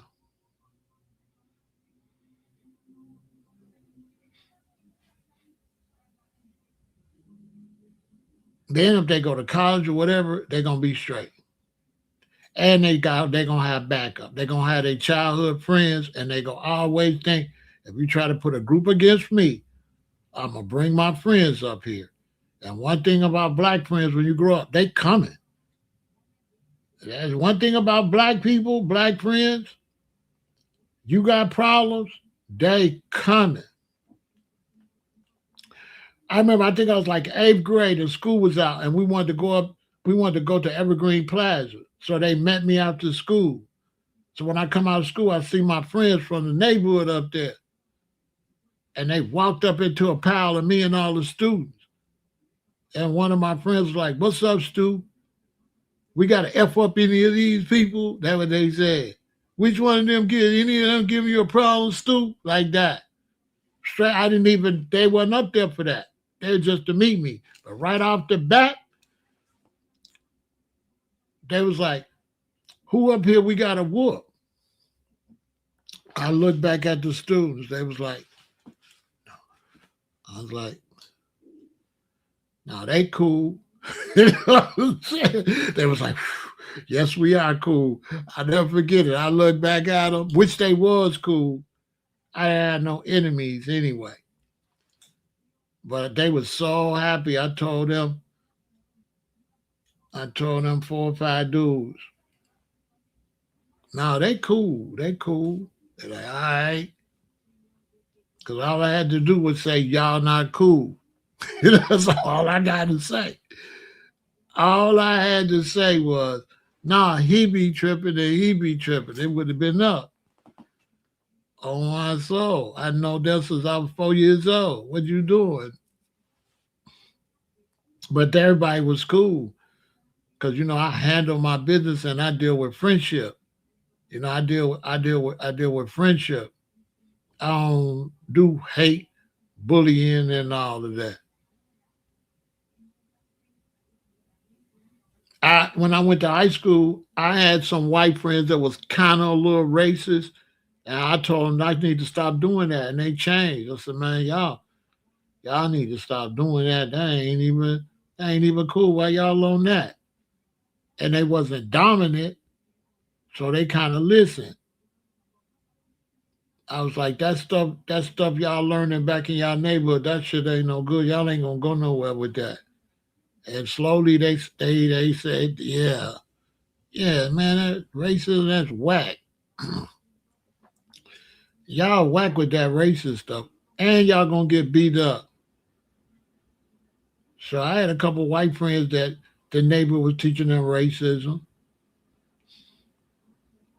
but my thing was like, okay, imagine if I didn't like you and you was racist. That's how I dealt with it. And you get foo fop to the woo wop. You know what I'm saying? Look at me. Can y'all be racist with me? Because you're going to get foo fop to the woo wop. So how you doing something you can't do all the time? That's why I try to tell them. Can you be racist with Eric? No. Can you be racist with Stu? No. So why is you racist? Well, you got to pick who to be racist with. You're going to get beat up all the time. Man, let that go. That ain't racism ain't no good. Racism is horrible.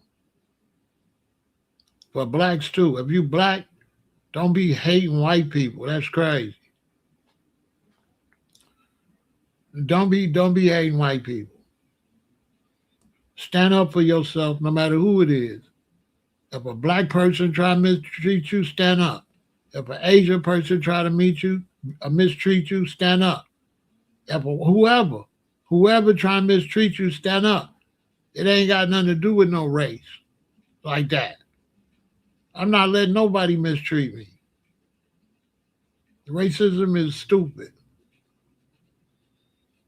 It really is. And it's all these races. It's a whole bunch of races in America, but they won't never go to war by themselves. They always want to go fight with them. Take y'all punk ass to war by y'all punk ass self. Since y'all white supremacy. See what I'm saying? Why you don't take your punk ass to the war by yourself then? Since you King Kong, you know what I'm saying? What you drafting us for? Black people should refuse to go to the military unless they treat us fair. No, we need our reparations. No, we not going to put our life on the line for you. Why would I go fight for you? I'd rather fight you to stop you from putting me in prison for not fighting for you. Because now you want to lock me up because I don't want you to draft me. I might as well bang it out with you then. We could just bang it out right now. What I got to go to Iran for? Me and you could bang it out. Know what I'm saying? Later for that. Selling all them wolf tickets. You want me to go bang it out in Iran while you mistreat me, don't want to give me my reparations. I could bang it out with you right now. Run my bread. You know what I'm saying? On my soul, stop playing with me. Come on, Chud the Builder. Man, Chud would have came to Chicago with that. He would have got did dirty. He would have got de-chuddified. Boy, he knew who to play with. Boy, he would have came here with that. Boy, listen. He would have got did real dirty. He gonna go down there where the college and type of blacks was at. That's why I knew he was bogus. Cause I'm like, go to Memphis then, if you all that. Why you ain't go to Memphis? Cause I can only make me a believer if we go to Memphis. Go to Memphis with my G's in Memphis. Shout out to Memphis. Everybody from Memphis know he wasn't coming to Memphis. Don't nobody play with Memphis. Other gangster cities don't play with Memphis. Nobody plays with Memphis. Who? You ain't gonna find nobody in Chicago that say Memphis soft. Duh. Just like you ain't gonna find nobody in Memphis say Chicago soft. We don't be saying other rough places is soft. No. A lot of these black places ain't soft at all. We don't got no toughest in the black community. We don't got no toughest. But we don't got no most gangster city. No. We don't got that. That's why you don't see street dudes, you don't see us pushing most gangster. There's no such thing as the most gangster black city. Everybody black know that.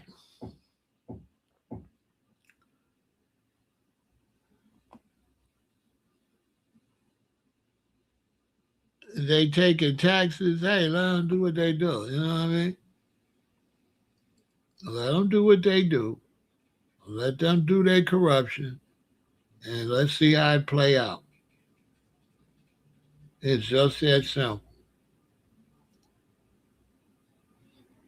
Let them do what they do, and let's see how it play out.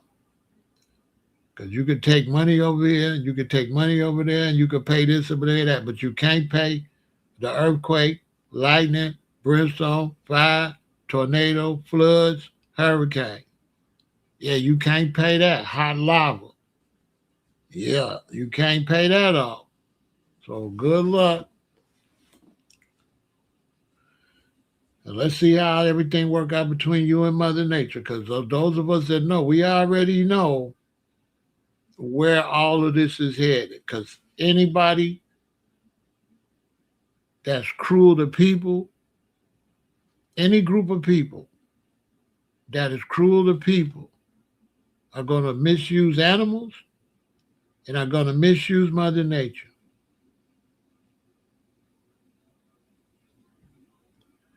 You working for South Africa, we got caught. South Africa ain't my home. That ain't my home. I ain't coming over there with you hating ass African niggas. Bro, stop. Y'all some haters. You talking about kind of South Africa, and now y'all down there in South Africa throwing out the Ghanaians. Boy, you shut the hell up. Listen, they be talking to Big Pharaoh, not knowing Big Pharaoh know what's going on. This man telling us to come to South Africa while South Africa is throwing out Africans from Ghana and Nigeria. Now, he ain't no Big Pharaoh know that they down there hating on other Africans. So he trying to pretend he he don't know Big Pharaoh know that the South Africans is hating on the Nigerians, the Ghanaians, the Senegalese, they're throwing Africans out. He don't think I know what's going on. He telling me to come to Africa, South Africa, while South Africa throwing out Africans. Trying to make me think that Africa love Africans. While they right now throwing out Nigerians and Ghanaians and Senegalese in South Africa. Right now. Yeah, it's just a misunderstanding. You want me to come get in the misunderstanding? That's what you're saying? Come get in y'all motherfucking misunderstanding. First thing is, I'm from Chicago. So if a bunch of Chicago people come down there, you South Africans, it's going to be a problem. It's going to be a problem. Y'all not going to play with me like I'm no Nigerian. I'm not coming to no damn South Africa, okay? Where y'all smiling with the white South Africans and cheesing and cooning, but throwing out the other blacks. Y'all ain't throwing out them Afrikaners. Y'all, y'all soft. Yeah, black South Africa, y'all soft. Y'all throwing out the black ones, but y'all ain't throwing the people taking all y'all diamonds, taking all y'all gold. Y'all ain't throwing them out. They down there robbing all your natural resource. Y'all punk asses ain't doing nothing. Y'all want to throw out the other brothers and sisters. Get your goof ass out of here. Tell all the South Africans I said they kitty cats. Tell them I said meow. Yeah. Tell the other South Africans I said meow. Because y'all ain't doing nothing to them Afrikaners. Yeah. Them Afrikaners down there punking y'all. And y'all down there, a sister get graped every 2 minutes. Y'all down there graping the queens in South Africa. Yeah. Yeah, South Africa and India is the grape capitals of the world. Yeah, like that. Don't come talk to me that black stuff. A woman is abused in South Africa every 90 seconds.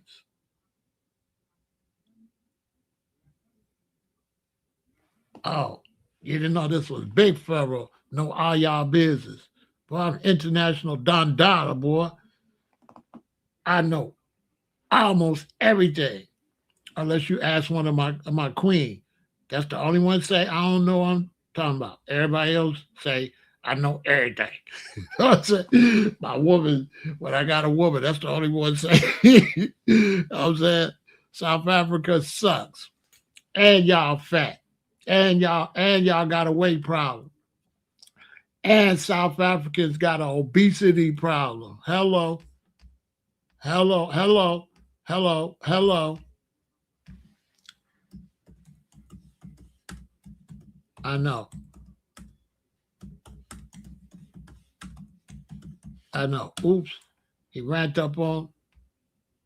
Oh, he ranked up on the Don, boy. Boy, Big Pharaoh. Okay, Exhibit A. That's why people watch me. They learn a lot. Look, look, look, look. This way he want me to come. South Africa has the highest overweight and obesity rate in sub-Saharan Africa, with roughly half of the adult population classified as overweight and obese.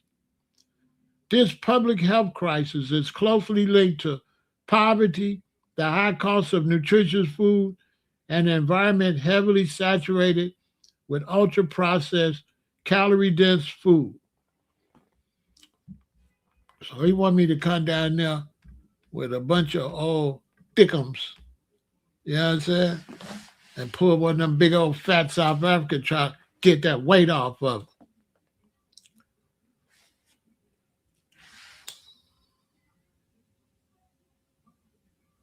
And come down there so the Zulus could throw me out, throw me back out. Till I go on this South African land. Bro, I ain't coming down there messing with y'all. Look, he had to go away. He had to. He didn't know Big Pharaoh. He didn't know Big Pharaoh know all your business. I know all y'all business. You know you can't prove it wrong. I done already shut you down. Yeah, you ain't proving nothing. I know more about South Africa than you, or you in South Africa. That's a shame. But salute to the coloreds, though. The coloreds in the projects. What's up to the coloreds? Because, you know, if I go to South Africa, I'm fit to kick it with the coloreds. You know, the colors, you know, gang them. You know, I'm going to kick it with the colors. The colors on business. He don't know I know about the colors either. The colors in the projects. You know, yeah, I don't want to mess with the Zulus and all that. Y'all weirdos, y'all tribal wars. I'll go with the colors. I don't want to deal with you Zulus. You know what I'm saying? I don't want to deal with the tribal war. You know, tribal war, we don't want no more of that. You know, you know what I'm saying? No, I ain't messing with the South Africans with the tribal war. Because that's the only ones you war with is another tribe. You ain't born with the down pressure, man. You warring with another tribe. I don't got time for y'all, South Africans. Don't you see we over here talking about the racism we dealing with over here? I'm not leaving black Americans anyway. I'm not leaving my people in the United States to go nowhere. Let's just start there. I'm not leaving foundational black Americans to go live with nobody. My tribe is over here. And if you Africans was too much of a kitty cat to come save us, why would we come with some punks that didn't come rescue their people when we was in slavery? Man, no disrespect. But y'all Africans, y'all some punks. Y'all let people come to your continent, take people into slavery, and you didn't even come save them. You just lump them over here. And then when they made it, now you talking about come home. Shut your goofy ass up. If it's home, why ain't there? Man, let me tell you something. We doing better than Trinidad and all y'all. We doing better than all you blacks. Don't worry about our problems. We doing better than all you blacks. We got less problems than all you niggas. We got the least problems than all the blacks in the world. Foundational Black Americans got the least problems. As a fact.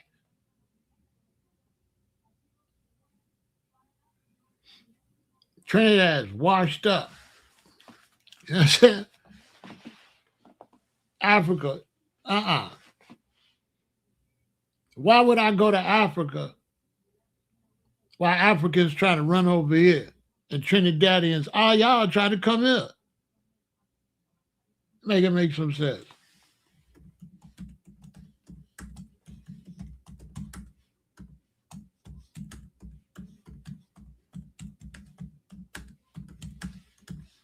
Why would I go to Africa when Africans trying to come here? No, thank you. Trying to switch places with me. You know what I'm saying? Get your goofy ass out of here. Look, there are approximately 2.5 million immigrants from Africa currently living in the United States, accounting for roughly 5% of the total foreign born population. African born individuals are one of the fastest growing immigrant groups, with their numbers more than tripling since 2000. So Africans is running their ass over here and trying to tell me to come to Africa while you running from Africa. Boy, shut up. Trying to take my spot, trying to switch out. Want me to come over there so you can come take my spot over here. Boy, shut up. This what you do. I got respect for you African brothers and stuff, but I speak for all the brothers. Send us some African coochie over here. We need some African women. Don't send no fat South Africans either. Send some thickums, but make sure they fat. Like send us some pussy. If since you my brother, you know what I'm saying? Send me some African, whatever. You know what I'm saying? Shit, yeah, I'm just saying. Send me some queens over here. Don't worry about where I'm at. Send some women to come over here with the sole desire to get with us. You know what I'm saying? I'm just saying. Yeah, send me some African coochie over here. Then we'll talk. Let me put some babies in. You know what I'm saying? Let me put a couple babies, you know. I need some babies, got some Zulu mamas, you know. You know what I'm saying? I need some babies. I have some Ethiopian and Nigerian mamas. I could use a few more, you know what I'm saying, baby mamas. Just a few more. Well, I could still make it happen. I'm 68. I could still knock. I got about another 10 years to knock them back. So send me some knocker backers over here. As you love me in Africa. Show me you love me, send me some, you know, some African thickums over here. You know what I'm saying? If you love me, my brother, you know what I'm saying? Send me, little care packages. You know what I'm saying? I'm just saying. Well, I gotta come way over there. Send them over here. Y'all got women y'all don't want over there just walking around desperate.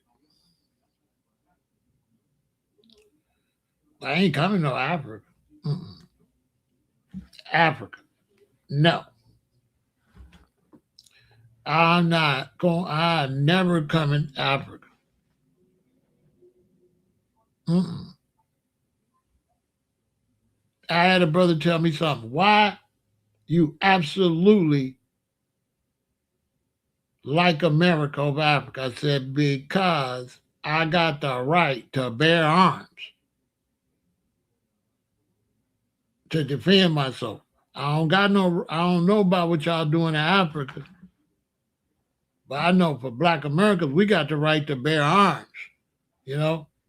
So I advise y'all to go live with us on New Year's Eve, and I'll put the phone outside so you can see how we living in America. Yeah, I put the phone outside at 12 o'clock on New Year's Eve. I put the phone outside at 12 o'clock. You'll see why we not coming over there when you hear all that pow, pow, bang, banging. You know what I'm saying? We could defend ourselves. Y'all over there with throwing stones, throwing rocks and shit. Well, I ain't going no South. Every time it's a problem in South Africa, they got to throw rocks. Listen, bro. If you got to throw rocks, and you want me to come over there, kick rocks, okay? Kick rocks, okay? You already throwing them. You know what I'm saying? Why ain't coming no damn Africa? That's going backwards. Come on. I'm trying to help get niggas out of Africa. I want some women out of I'm trying to get women out of Africa. Man, I ain't going to no man, listen, man. I'm never leaving my team going to no other people that ain't my team. Africans ain't my team. African, that's not my team. I can't trust them. If I get in trouble, I can't call no Africans. I can call some dudes from Chicago. I can call them foes. I can call them GDs. They gonna come, but I can't call no African. I don't got no relationship with no Africans. I never put my life in the hands of no African. All them expats leaving anyway. All them expats leaving this big pharaoh, and they all going to South America. I keep up with what's going on. All of the blacks that don't want to live in the United States went to Africa are now moving to South America where it's cheaper and where they get citizenship quicker. Africa is a big old scam capital. You ain't gonna never really get no a citizenship. They're gonna scam you on the land. You can't own land in Africa. Africans families got 100-year lease. You supposed to be able to get a 50-year lease, but you got no proof of who land it is when you buy land in Africa. So they'll sell you some land. You'll be there 2 or 3 years. Some brother come from Europe and say, "What are you doing here?" I say, "This is my land. I bought it. This is not your land." And you now, when you go down to the office, you've been scammed. You can't verify if it's your land in Africa. Seriously. You can't verify. You can't, you know what I'm saying? And then as a revolutionary, it's bogus for you to move into with your brothers and sisters that's struggling, but you can't help them. See, that's foul on the revolutionary side. Showing the, out of respect for my brothers and sisters in Africa, they got enough problems. Why would I move to Africa? I can't help them And now I become a burden. See what I'm saying? All I'll be is a burden. Why would I move on top of my brothers and sisters in Africa and be a burden? I cannot help them. So if you can't help them, you hurting them. Am I lying? Can Black Americans help Africa? No. Black Americans don't even realize how big Africa is. It's some y'all can't even comprehend Africa. Africa gigantic. It's 50 million Black Americans, right? How many Nigerians y'all think it is?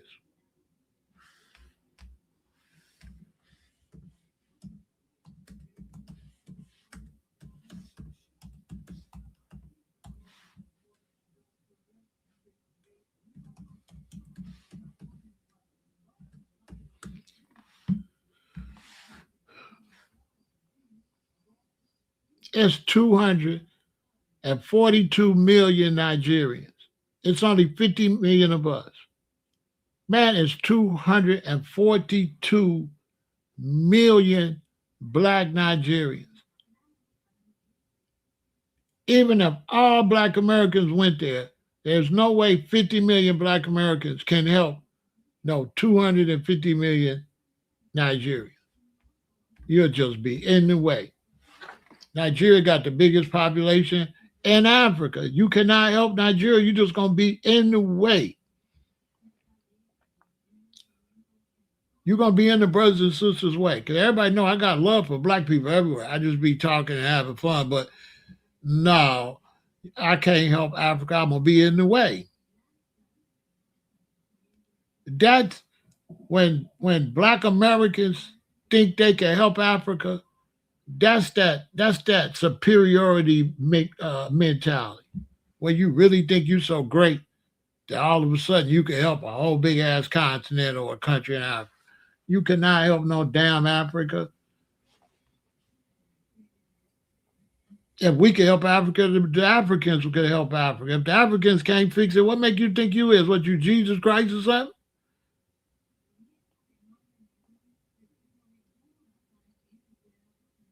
Africa ain't like the United States. The United States being controlled by white people in the United States. Africa being controlled by people that ain't in Africa. So it's different. They being controlled from a distance. They way in Europe controlling them like this. So if they in Europe and they controlling the slaves, got puppets that they control to keep their people in line, you're gonna be beefing with the black puppets that's abusing the rest of the Africans. Where in America, our confrontation is directly with the oppressor. In Africa, your confrontation gonna be with the puppets of the oppressors. You ain't gonna never see the oppressors. They in England, they in France, they in Germany, they in Belgium, they in Russia, they in China, they in the United States. I'm gonna go all the way to Africa to be up under the United States, to be up under the French. How am I help the Africans when the Europe and America and China want control? Learn what's really going on. We cannot help Africa.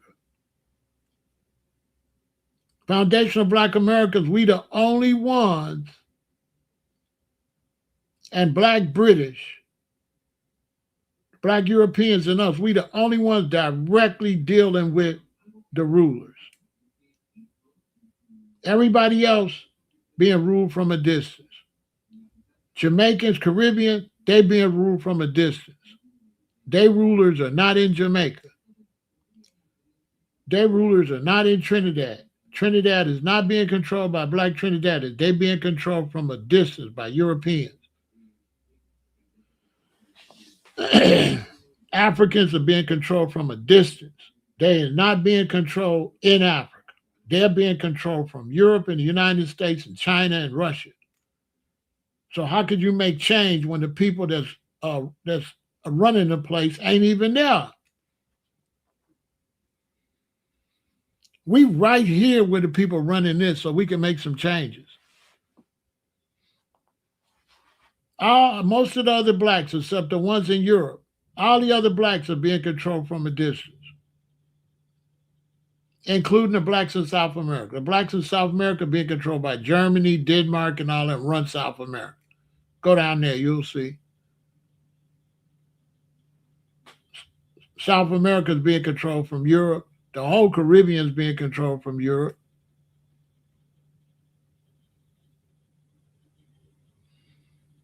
It's a billion times worse because you ain't got no political power and you ain't got no rights to bear arms. You don't got rights to bear arms. You ain't got no history of revolution like that.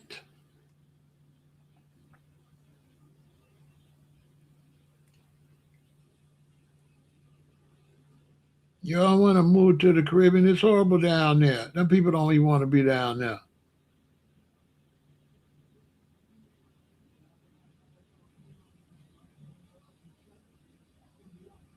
And that I ain't even gonna get into the environmental part, because even in the United States, I wouldn't leave Chicago. Chicago is the best environmental location because everybody out west, they finna run out of water. When the dam finna run out of water. Everybody down in Florida and Georgia, they finna run out of water. We by the Great Lakes. Chicago is one of the original black, foundational black American spots, founded by DuSable, who was married to a Native American woman. A DuSable, daddy was an African,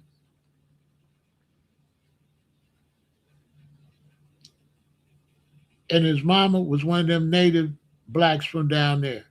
He had DuSable. The daddy took him to France.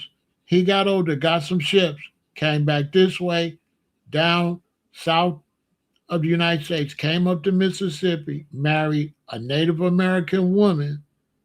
So he was two types of blacks. Then he married a Native American woman, came across, and Chicago was a trading post. He settled in Chicago, and it became a city founded by that black man. So this is like original FBA territory. Serious, like a real, original, foundational black American history, Chicago. And the blackest place in America. Point blank, period. Ain't none of these other cities like Black Chicago. Black Chicago is the blackest city in this country. Period. It got the biggest military. Facts.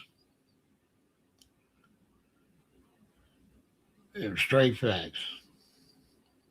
Original gangsters too. That's all facts.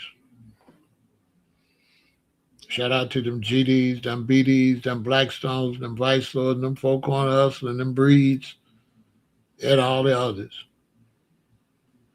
I would never leave this type of military support. Hell no.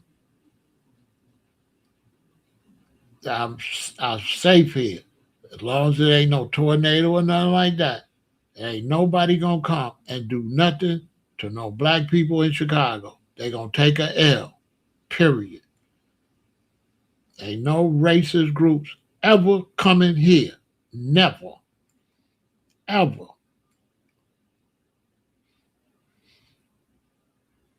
Yeah, Trump sent the National Guard here and it was quiet like they was quiet. I remember everybody like, the National Guard coming to Chicago. And I didn't come back and get it, y'all. And how that turned out. When the National Guard and ICE came to Chicago, what happened to black Americans? What happened? What happened? What they do to us? What ICE and National Guard do to niggas in Chicago? Put it in the chat, because I must have missed it. Because we with the bullshit, so it couldn't have been no bullshit, or it would have been on the news. What they do? I remember a lot of y'all. I ain't forgot. Y'all was acting like they was gonna come punk us and all that. What happened? What happened? Where the video of ice in my face talking crazy to me?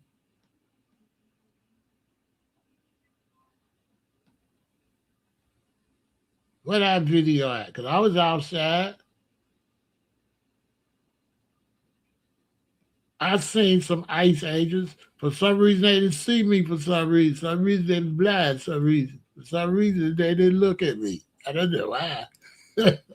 For some reason, I saw ICE, but they didn't see me. I don't know why they didn't look at me. I don't know why they didn't ask me nothing. I don't know. I don't know why they didn't run up playing. I don't know. They was scared. I know that. They stayed their ass downtown. Oh, so- hey, they stayed their ass downtown. They did not come on the south side or the west side. Show me video of ice tripping on the west side of Chicago. I don't see that video. Boy, they did not come in our area playing like that. They stayed downtown in the tourist spot, dressed up in their little army clothes. They had their little army clothes on. They was cute.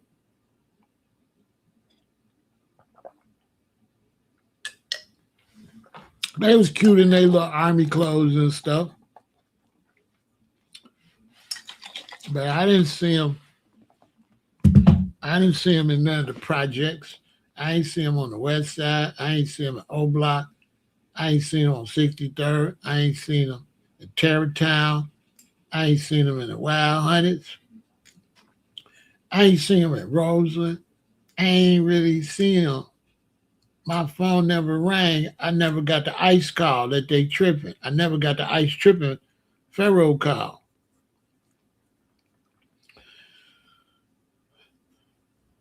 It's like they turned to slushies. You know what I'm saying? It's like they, you know what I'm saying? I never said everybody was trying to scare me. They coming for they coming for y'all. I said, boy, they not. Boy, what? On for them Grady not. Boy, listen, stop playing. Trump loved blacks in Chicago. We wanted some of his favorite people in the world.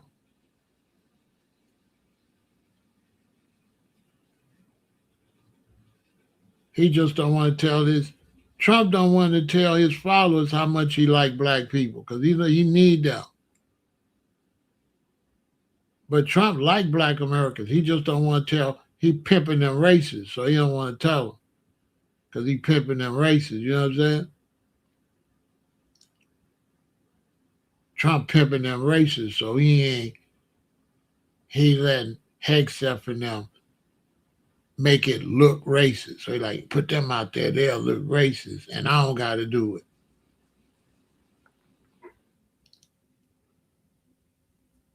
Cause anybody know Trump? No Trump. Trump don't dislike no black people, not no black Americans. He don't like no. He don't like no immigrants though. He don't like you other niggas. You know, he definitely don't like y'all. Cause he know y'all be hating on us. See, a lot of white Americans they don't like other blacks because they feel like you hating on they blacks. Yeah, they know you be hating on they blacks. They know. They ain't stupid. They know other blacks hating on American blacks. They don't like that.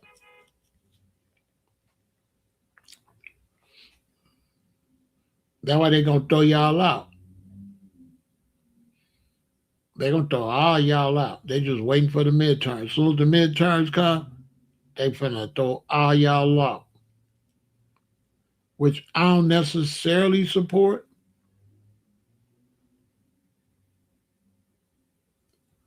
They think he's a racist. Trump is smart.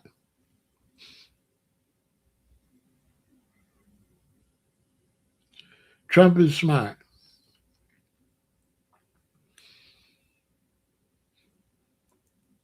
In order for him to get what he got to get, he couldn't get it from the Democrats. He had to get it from the Republicans. So he got to play the Republican game. Anybody know that? Anybody will see Trump flip flopped. All you got to do is Trump flip flop for political reasons.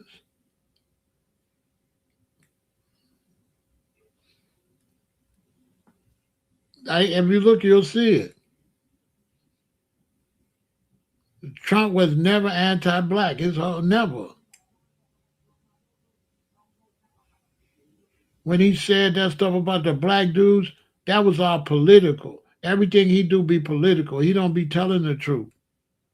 He'll act racist for to get their votes.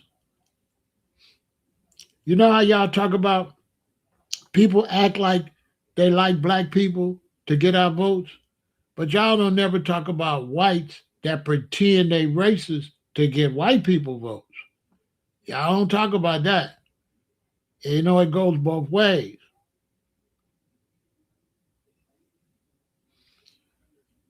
No, Trump got to do what he got to do to keep the Republican Party behind him.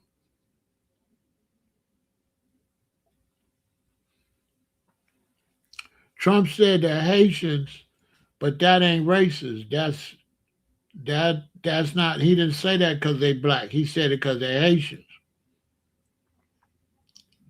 Because I could swear that Haitian lady so many months ago disrespect black Americans. I could swear. I could swear there was a viral video of a Haitian lady totally disrespecting us. See, Haitians ain't our friends. Haitians is haters. Haitians ain't foundational black America, ain't our friends. Trump and them know that. They know we don't fuck with Haitians. We don't fuck with Haitians. Haitians is haters. They don't like us.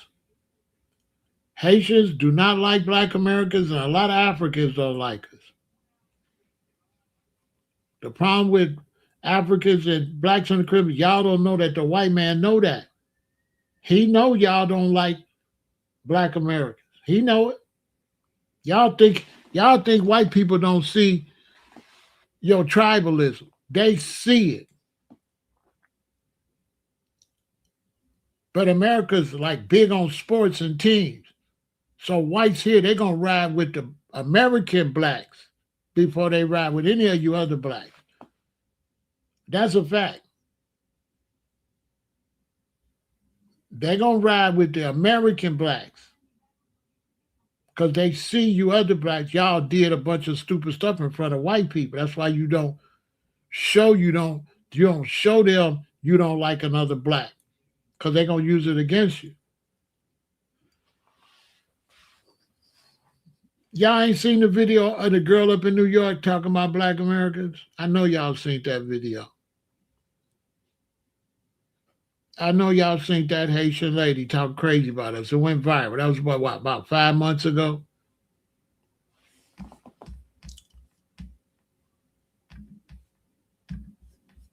I know y'all seen that.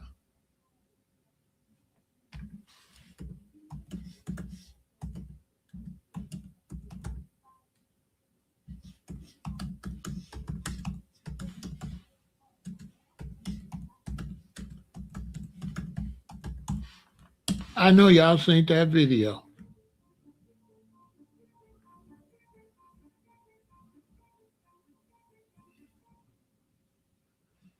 of that lady saying black Americans is dirty.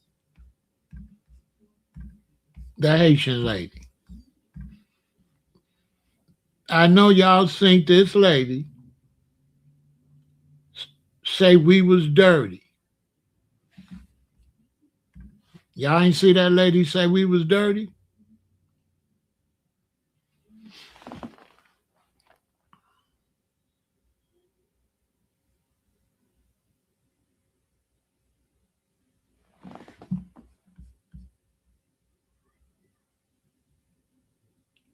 Y'all ain't see that. So if she get deported, shit, die. As far as we can start throw all the Haitians out. Don't matter. Throw them out. This ain't 1960 or nothing. This a whole different black Americans. We not taking no hostages. For real. We not doing no fake friends. Once we feel like we can't trust you, you're out of here.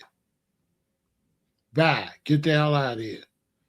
That's why we don't mess with Jamaicans, because there's too much of that Yankee shit. Bye, throw them out. And I got Jamaican brethren. But hey, blame your people. Blame your people. You know what I'm saying? We blame, as soon as we get disrespect, we blaming the whole group. I ain't lying. Because we feel like that's definitely coming from the group somewhere. That ain't just coming from you. We ain't stupid. We know in your circles, you saying that in your circles. So we ain't gonna act like it's isolated. Know what I'm saying? We ain't stupid. You know, as a young roster, when I would see Jamaicans call us Yankee, I knew that was something they was saying when we ain't around in their circles. I knew that. And I knew they wasn't standing up against it. They was letting it fly. We knew that. We know that's how it really is. That's really how it is for real. We know that. Now you got a few brethren ain't like that, but a few ain't enough when it's a general consensus. And that's why you look at us, we don't have no relationship with other blacks. You know how all these people talk about this black shit? If you look at a foundational black Americans, name one black immigrant group that we got any type of meaningful relationship with. Put it in the chat. Name one black immigrant group that we doing anything meaningful with in our country. Name one black immigrant group that's here being proactive with for us. Name one. Name one black immigrant group that's in the United States as a group. Let it be known they're a certain group and they speaking up for us. Name one. I'll wait. Jamaicans don't be speaking up for us. Who told you that? The Jamaicans don't be speaking up for us like that.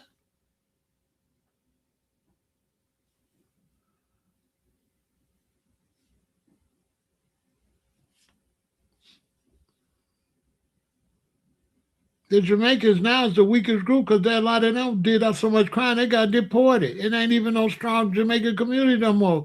They got deported. The Jamaican community in Chicago now, it ain't like the Jamaican community in the 70s. They got deported. We don't got no relationship with no Jamaicans. Where's that at?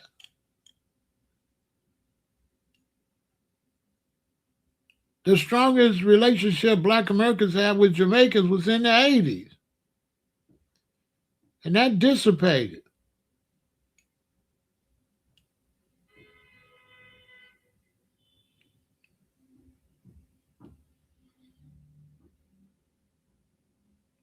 The Rasta man in America was known for being with Jamaican women or white girls. He wasn't known for being with, he was known for chasing white women. Jamaican Rastas. Jamaican Rastas in the 80s, in the early 90s, were known for dating white women more than even dating their own.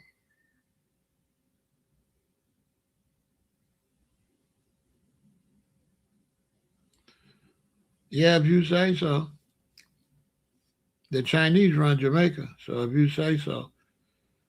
All I'm saying is Whatever you talking about, that's why you say you're doing business in Jamaica, but I'm in the United States. So what you talking about doing in Jamaica shows any relationship in the United States. In the United States, once again, we ain't got no we ain't got no relationship with no Jamaicans. We ain't got no relationship with no black people but ourselves. We have no relationship with no black people. What you saying is maybe your little two or three of y'all with some little business. That ain't big enough to that little shit you talking about ain't big enough to speak on no total level. You trying to tell me in Chicago I don't know which group we mess with or not. That's what you trying to tell me because you down in Jamaica. You trying to tell me in Chicago we got a relationship with Jamaicans. That what you trying to tell me? Because you in Jamaica doing some kind of little bullshit business that ain't going nowhere that nobody know nothing about? What's the name of the business? How's it helping foundational black Americans? Where's the investment for us? Go into more details about this great partnership with you and Jamaicans. Where the money at? How we can invest? What is it? Is it franchising? Or what is it? Because I could have swear after the hurricane, the Jamaicans were talking about us like a dog. If I'm not mistaken, wasn't the Jamaicans disrespecting us after the hurricane? I had to take off. I was posting all the reggae songs. I had to pull them down.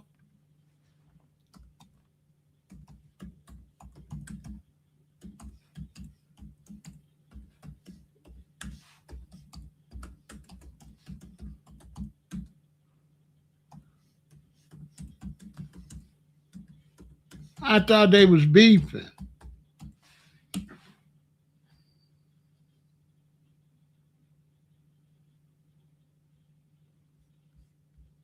Right. Here it go right here.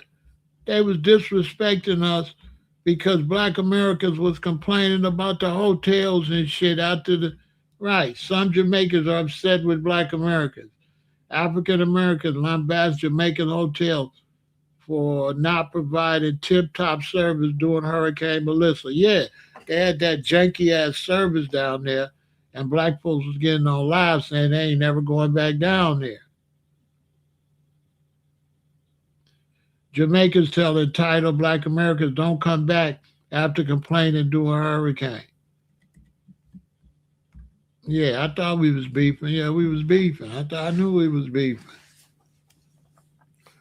I knew we was beefing, but the black Americans don't know Jamaicans don't run shit. The Chinese run Jamaica. Jamaicans don't run Jamaica. Jamaicans is in the laps of the Chinaman. The Chinaman run everything down there. Jamaicans don't run nothing. All of that, uh, all of those souvenirs is made in Taiwan and China. And them Jamaicans don't even make their own souvenirs. Everything you buy is from Taiwan and China. So you go down there and buy a Jamaican flag. That's why the colors be off. Muda Baruka talked about it. The colors be off because nothing you buy is from Jamaica. It's all made by Asians. The Asians control their whole industry down there and built a highway. And when you go to Jamaica and you get on the highway and pay a toll, all that money go to China. The Chinese own their goofy asses. They don't own nothing. Look it up.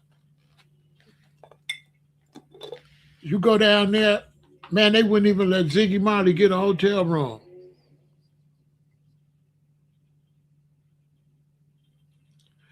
Now they can't go to the beaches because the big hotels bought them and the Chinese own them and they blocked them all off. They blocked the beaches off. Yeah, they blocked the beaches off. They can't go to them beaches. Mm-mm. They can't fish like they used to fish. They blocked all that off. They own them basically. They own them down there, and then they got them split up with PNP and JMP. They down on some goofy tribal war. Yeah, Jamaica messed up.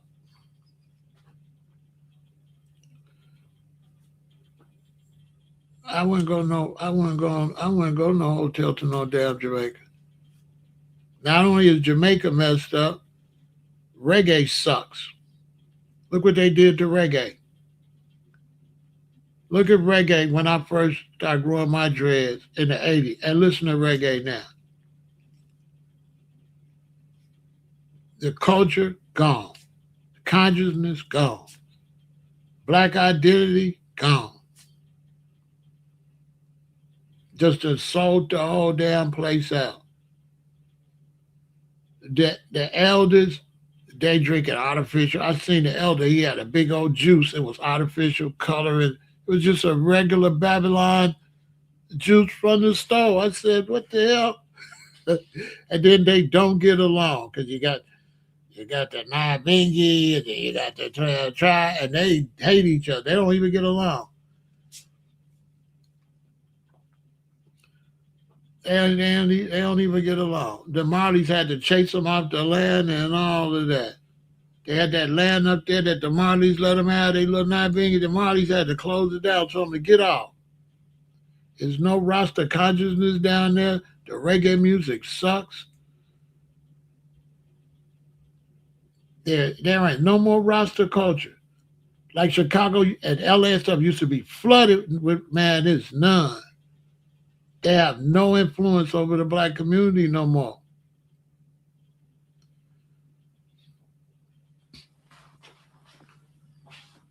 Because when all them Jamaicans came to America, they were some goddamn haters and liars.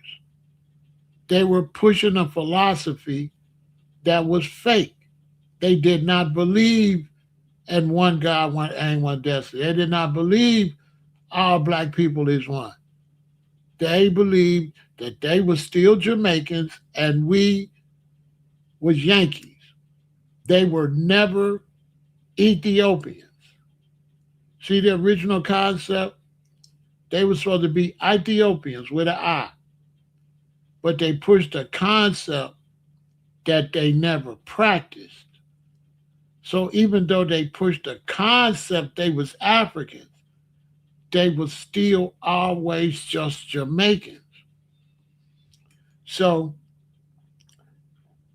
when they first was pushing the concept we was Ethiopians, they used to wear a lot of red, gold, and green. But as time went on, you start seeing these rosters from Trinidad and Jamaica. Now the ones from Trinidad, they got all black, white, and red. The ones from Jamaica got on green, gold, and black. They wasn't pushing the Ethiopian flag no more.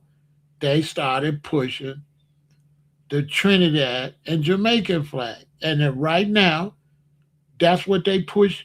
They don't push the original Ethiopian flag. They push Jamaican colors.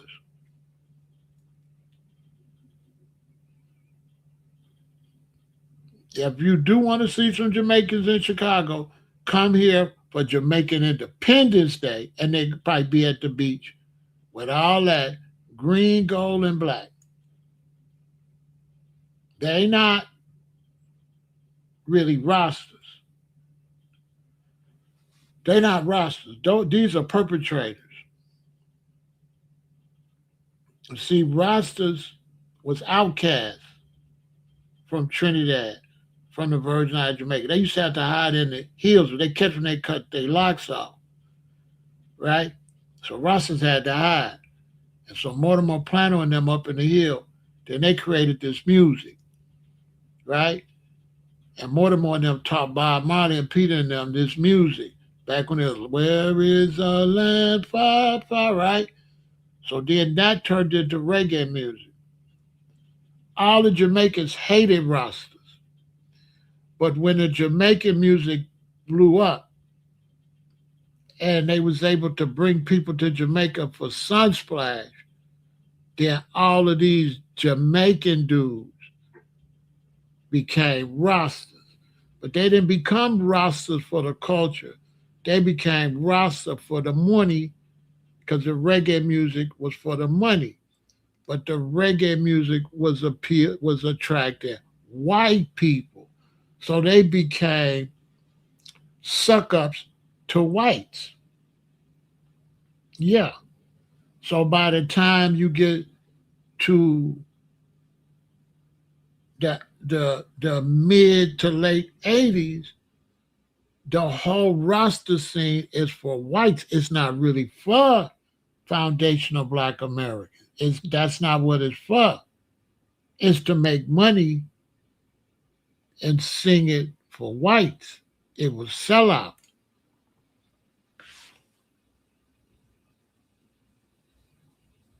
And so like a young roster like me, when I'm in LA and they at them beaches and stuff, they singing, you know, one love, let's get together and feel all right and all that.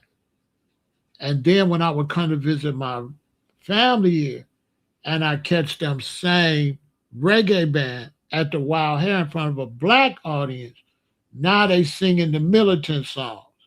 So they would change their playlist depending on their audience, right? So when their audience black, they're like, it's a revolution every step, like that. Then I see them in California, they like, love everybody, one love, we love everybody, right? So they love everybody, right? Right? Because that's where their bread and butter was at. Their bread and butter is doing them reggae tours up in Colorado, up in Northern California, right? And so then what they did was they helped bring culture vultures into the consciousness, right? So they started teaching the cultures to an all white audience. So now all these white dudes start growing dreadlocks, talking about yes I and all that. And they sold out the blackness to do them tours and shit. That's why you see Ziggy Marley was weak like that. Ziggy was weak because Ziggy ain't black like that.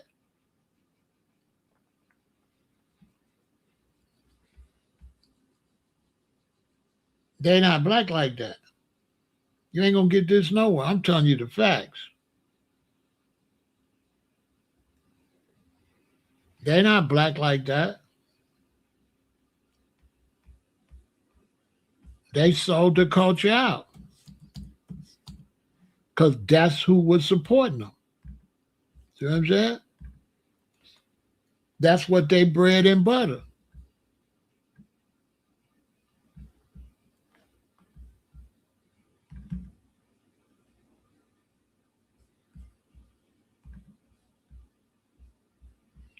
That was their bread and butter.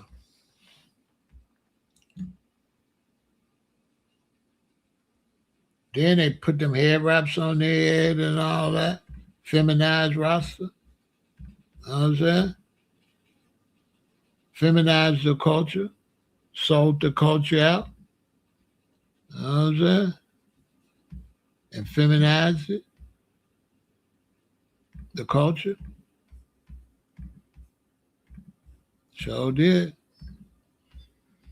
These is facts. Ain't none of them want to go toe to toe with me on no live stream. Big Furrow. I know. Because it used to be like this. This was the vibe. See the queens? See how the queens used to be? See how the queens used to be? See them hair wraps on their head? See Bob ain't got no hair wrap on? So it went from this to this. Now you see how they look like the I3? See how they look like girls? They look like women? See the one on the drums got a purse? See the other one got all the way on your left, got a long ass dress on with his hands all perched up like a girl? And then they took it And because they watered it down and took the revolution out of it and made it like this, then they gave it to them. And this is how, over many years, we lost being the original Hebrew Israelites or the original, you know what I'm saying?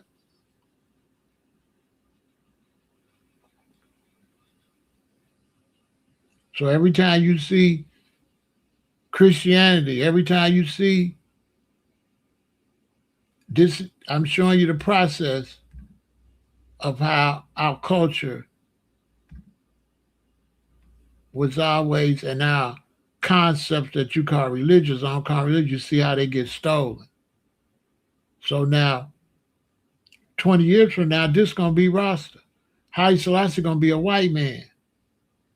Haile Selassie gonna be white, right? And this is gonna be Rasta. This gonna be Rasta, and Haile Selassie gonna be white. Because if you look at Haile Selassie pictures, they was doing photography work on him originally to make him as white as possible, and originally anyway. If you look at pictures of Haile Selassie, you're gonna see certain pictures with him real dark. And then you're gonna see other pictures he real light. That's camera work that they was doing. Facts. They was doing that with His Majesty pictures way back before black people knew anything about any of that.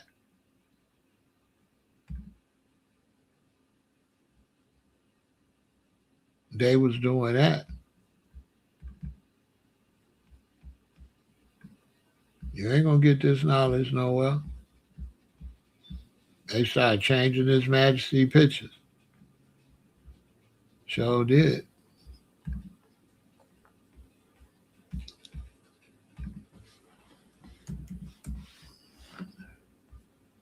Sure did.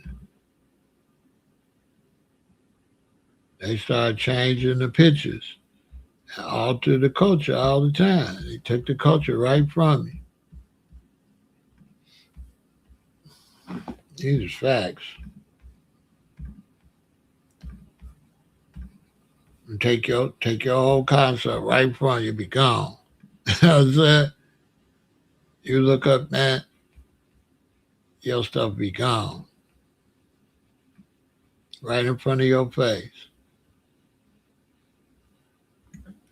I don't even, you know what I'm saying? So that's why you don't really see me standing on a roster too much like that. You know what I'm saying?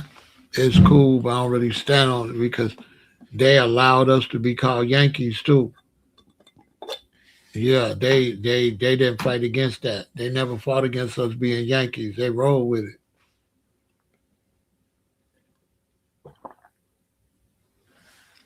You never seen no roster movement that told they people don't call us Yankees. Never. You never seen them speak against that.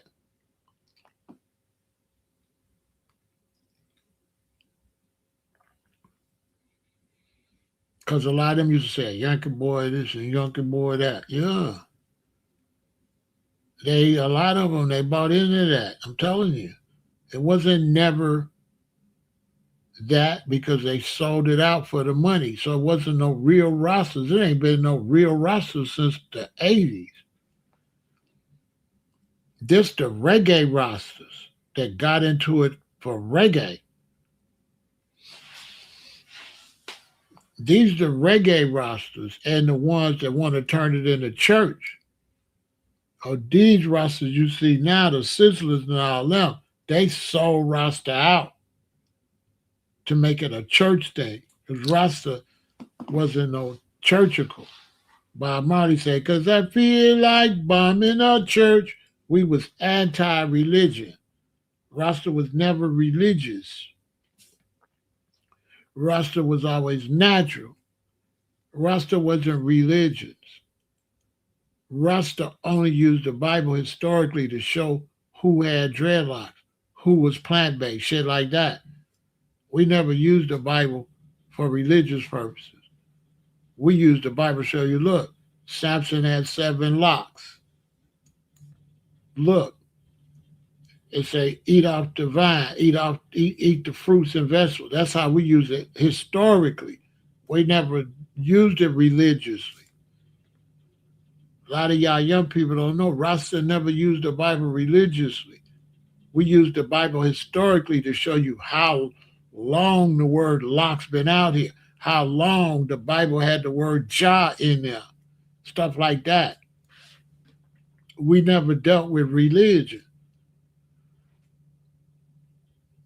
And then they turned it into religion. Rasta was never religion. Rasta always fought against religion. Back when I first was dealing with the concept, the Pope was had a plan to make Rasta a religion, and Rasta told him no. The Pope was going to have the religious heads of the world make Rasta officially religion. This is before a lot of y'all was born. And Rasta say, no, I ain't no religion. We never was no religion. Never. Rasta now they done turned it into some weirdo stuff. And the same Jamaicans that hate it is now the ones in the reggae business. And then they took it and got in the reggae business. And then when the Jamaicans got in the reggae business, they took it and then they made it slackness and destroyed it. The bald head Jamaicans grew some dreads to make some money. And next thing you know, it was Shaba, bedroom bully, and all that. And then the bald heads just went ahead and wiped it all out. Because they wasn't really standing on that anyway. They was frauds. They got into reggae because the Europeans liked it. They never really got into it to help black people. Reggae was entertainment for whites.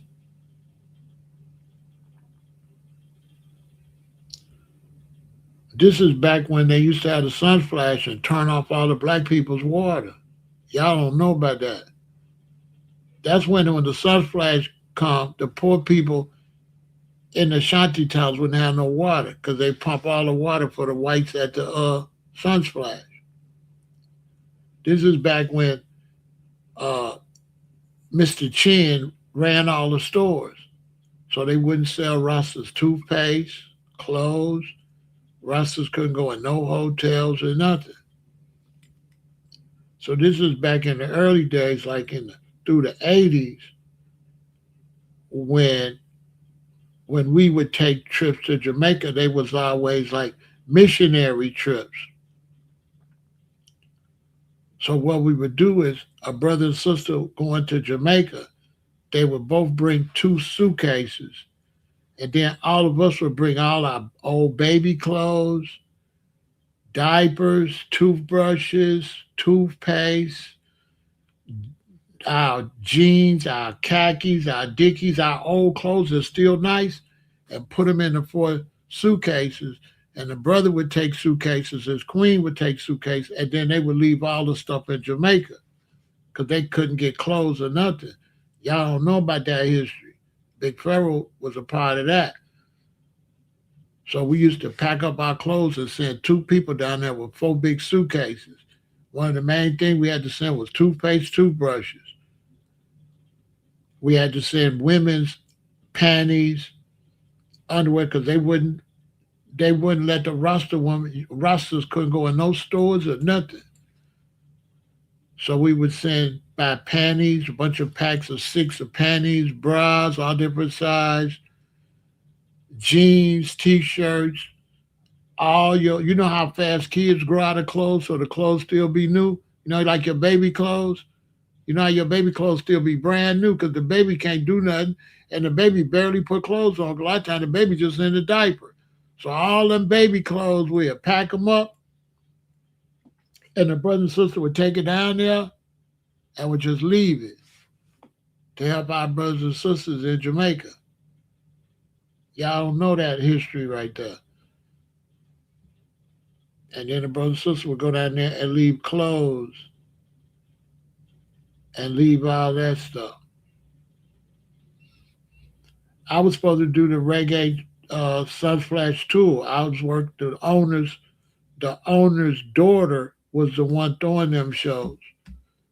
So the owner of the Sunsplash, his daughter was the one in LA throwing that Sunsplash up there at Griffith Park, at that arena up there at Griffith Park. I forgot the name of it. That's when I got stabbed and I had to bring my money back because I was going to do like a 5-state tour with the reggae. Yeah, she came to the hospital when I was stabbed up, brought me my money back. But I was getting ready to, my queen was going to go to Gary and stay in Gary. And I was going to do like take a 5-state tour and then just go to Gary. And then we was going to get married and regroup and then come back. That's when they started doing it up here in the United States. They started doing it in Jamaica, then they started doing it up at Griffith Park. Yeah, they started doing it up at Griffith Park. The reggae shows. I need to upload a lot of those pictures and stuff. I don't think I got that.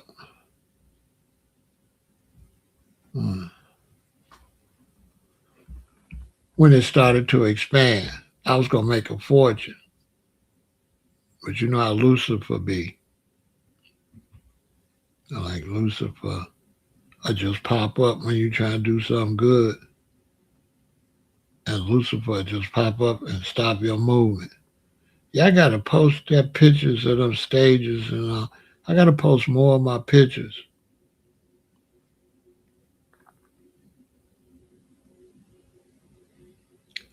But that's how it fell off because all the fakes got in it. So by the time you get to the 90s, it was all fakes. It was dreadies. Because the original ones, they couldn't even go to town. Like my teacher and them couldn't go to town. They was in the hills hiding. They couldn't go to stores. They couldn't go to town. They couldn't go visit their mother or nothing. So after they did all the work, and then once they found out that white people liked reggae, and then that's when everybody, you know what I'm saying?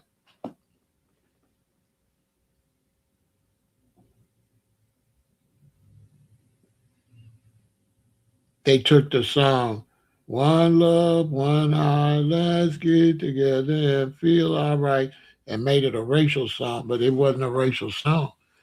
That song was a song for the Nyabingi, the Bobo, the 12 tribe.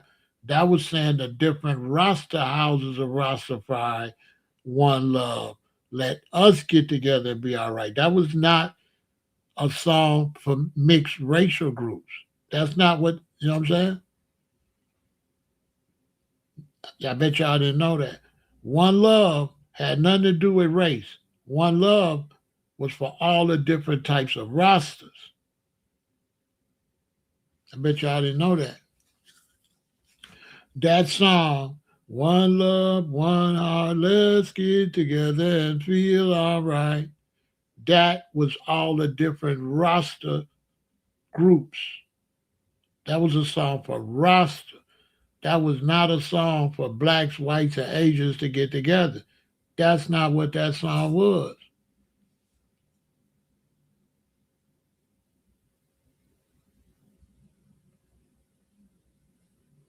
That song was no right. That was a Rasta song. It went along with Is Your Vibration. We all gonna sing the same song. That was a Rasta song. Talk about the Rastas getting together. Whether use a 12 tribe, whether use a kinky 90 dread, whether use a 12 tribe of Israel. We all know it named all the different types of Rasta. Those songs wasn't about no racial unity. Facts. Those songs had nothing to do with racial unity.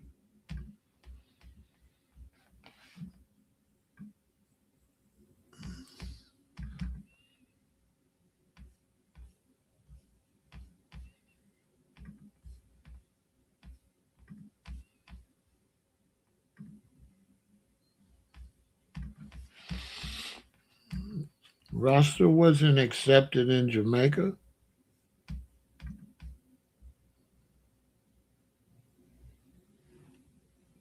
Go look up the Coral Garden story.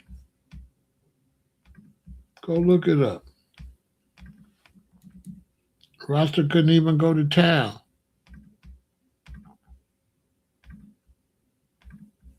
You couldn't go to town.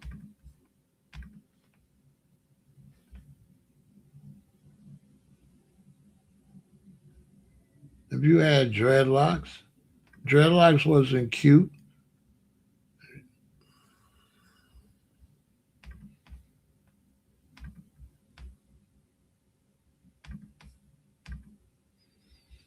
I interviewed one of my elders and he said we don't like to call them dreads and stuff. And when I interview people, I don't correct them. So I just let him say what he say. But he was incorrect. He was incorrect. He said we don't call them dreads because they called them dreads, and he was incorrect.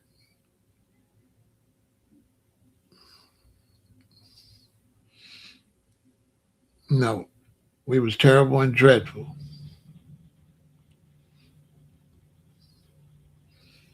We was not Irie. We was not Irie. We was not to be accepted by the Babylon system. He was wrong. But when I'm when I'm interviewing somebody, I don't never correct them. I let them tell their story. But he was wrong.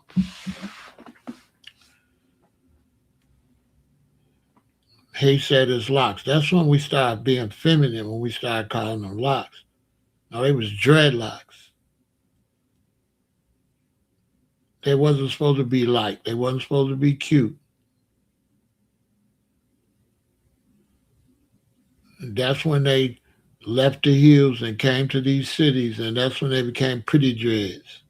You know what I'm saying?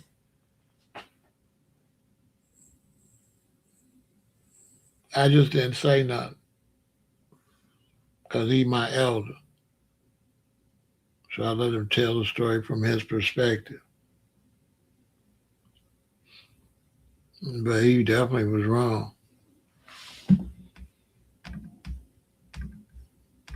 Ain't no doubt about that. I just didn't say nothing because he an elder. You know what I'm saying? But he was a younger elder than my main elder. He wasn't no Kojo. He wasn't no Ross Kojo Brown. He wasn't my elder I lived with in Compton that was there from the beginning. He ain't him. He would totally disagree.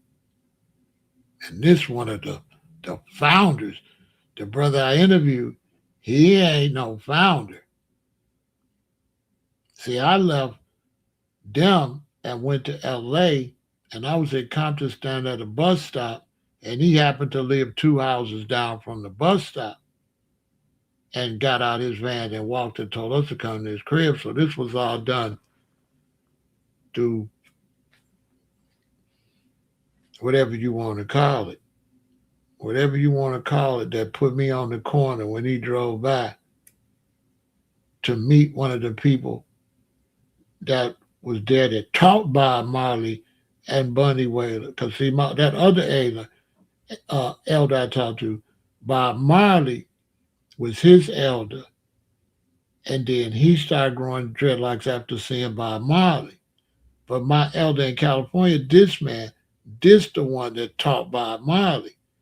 So this is the superior elder over my brethren Tazadi Wadada. Tazadi Wadada is not this level of an elder. And so I lived in Compton. Me and my boy, we waiting at the bus stop going to go sell our incense. A van go by, stop. There's two rosters in there. They say, hey, look. And then they just go two houses down and turn in the driveway. And he get out and walk. And he tell us, come on. So we went with him. We dropped everything. Well, guess we ain't going downtown. And we went to his crib. He took us in the back. He had a ganja tree that was real wide. And I grew ganja in a wife. I never seen one grow that way. And he was like, Bridget, what am I going to do with this? The helicopter, I going to see it, he said. And so we started staying with him sometime. And then that's where I learned the history. The one that set the history for my elders in Chicago got the history from him. This is the original. And you see, he don't got no pretty dreads. See what I'm saying? Hey, Nyabingi. I mean, Roots man. They're not, you know what I'm saying?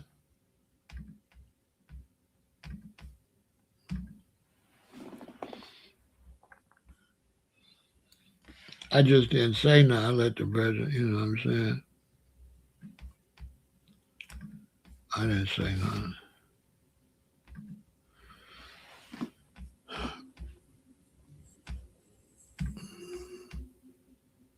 Yeah, so RIP to Ross Kojo Brown,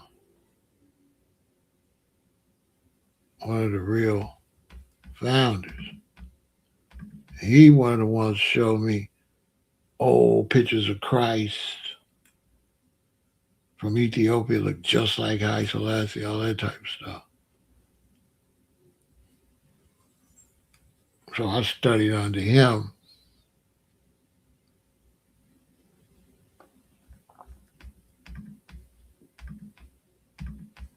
Crazy life, huh? You can't make this stuff up.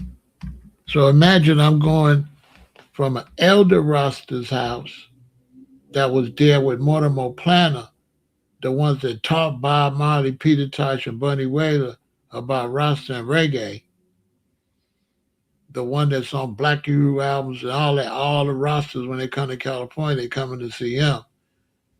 And then sometime I stay in L.A. with OG, who is a foundational Black American that played with the Raiders, that fought for more medical for the football players to get a better contract for football players, so they kicked them off the Kansas City Chiefs. And he was a Kemetic Rasta. He was an Egyptian Rasta like me. So imagine staying with him and then staying with him and then staying with him and then staying with him. It was pretty interesting. You know what I'm saying? Shout out to the King's Chamber. This is the leader of the King or the founder of the King's Chamber. So I was going back and forth. That's why can't nobody tell me nothing no more. I'm not listening no more. I did all my listening. I was a great student and I listen and listen and listen. Now, if you think you're going to get over here and tell me something and you ain't got no age on you, if you can't show me where you got, you know, sweat in the game, I'm not listening to you.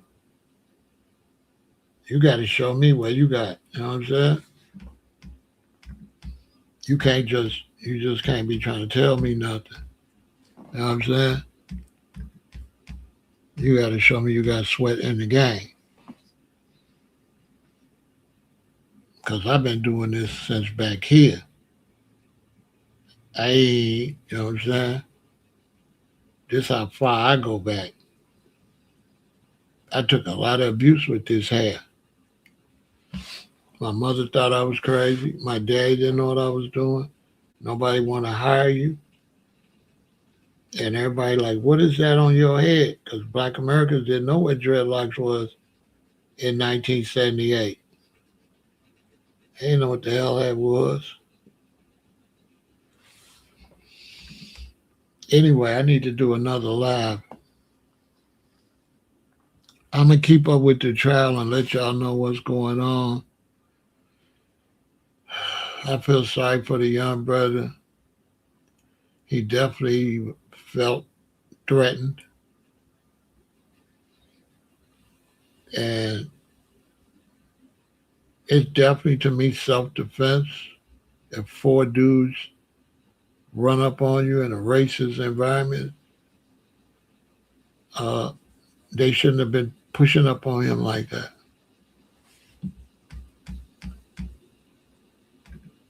That's how I look at it. So, end racism, support the channel.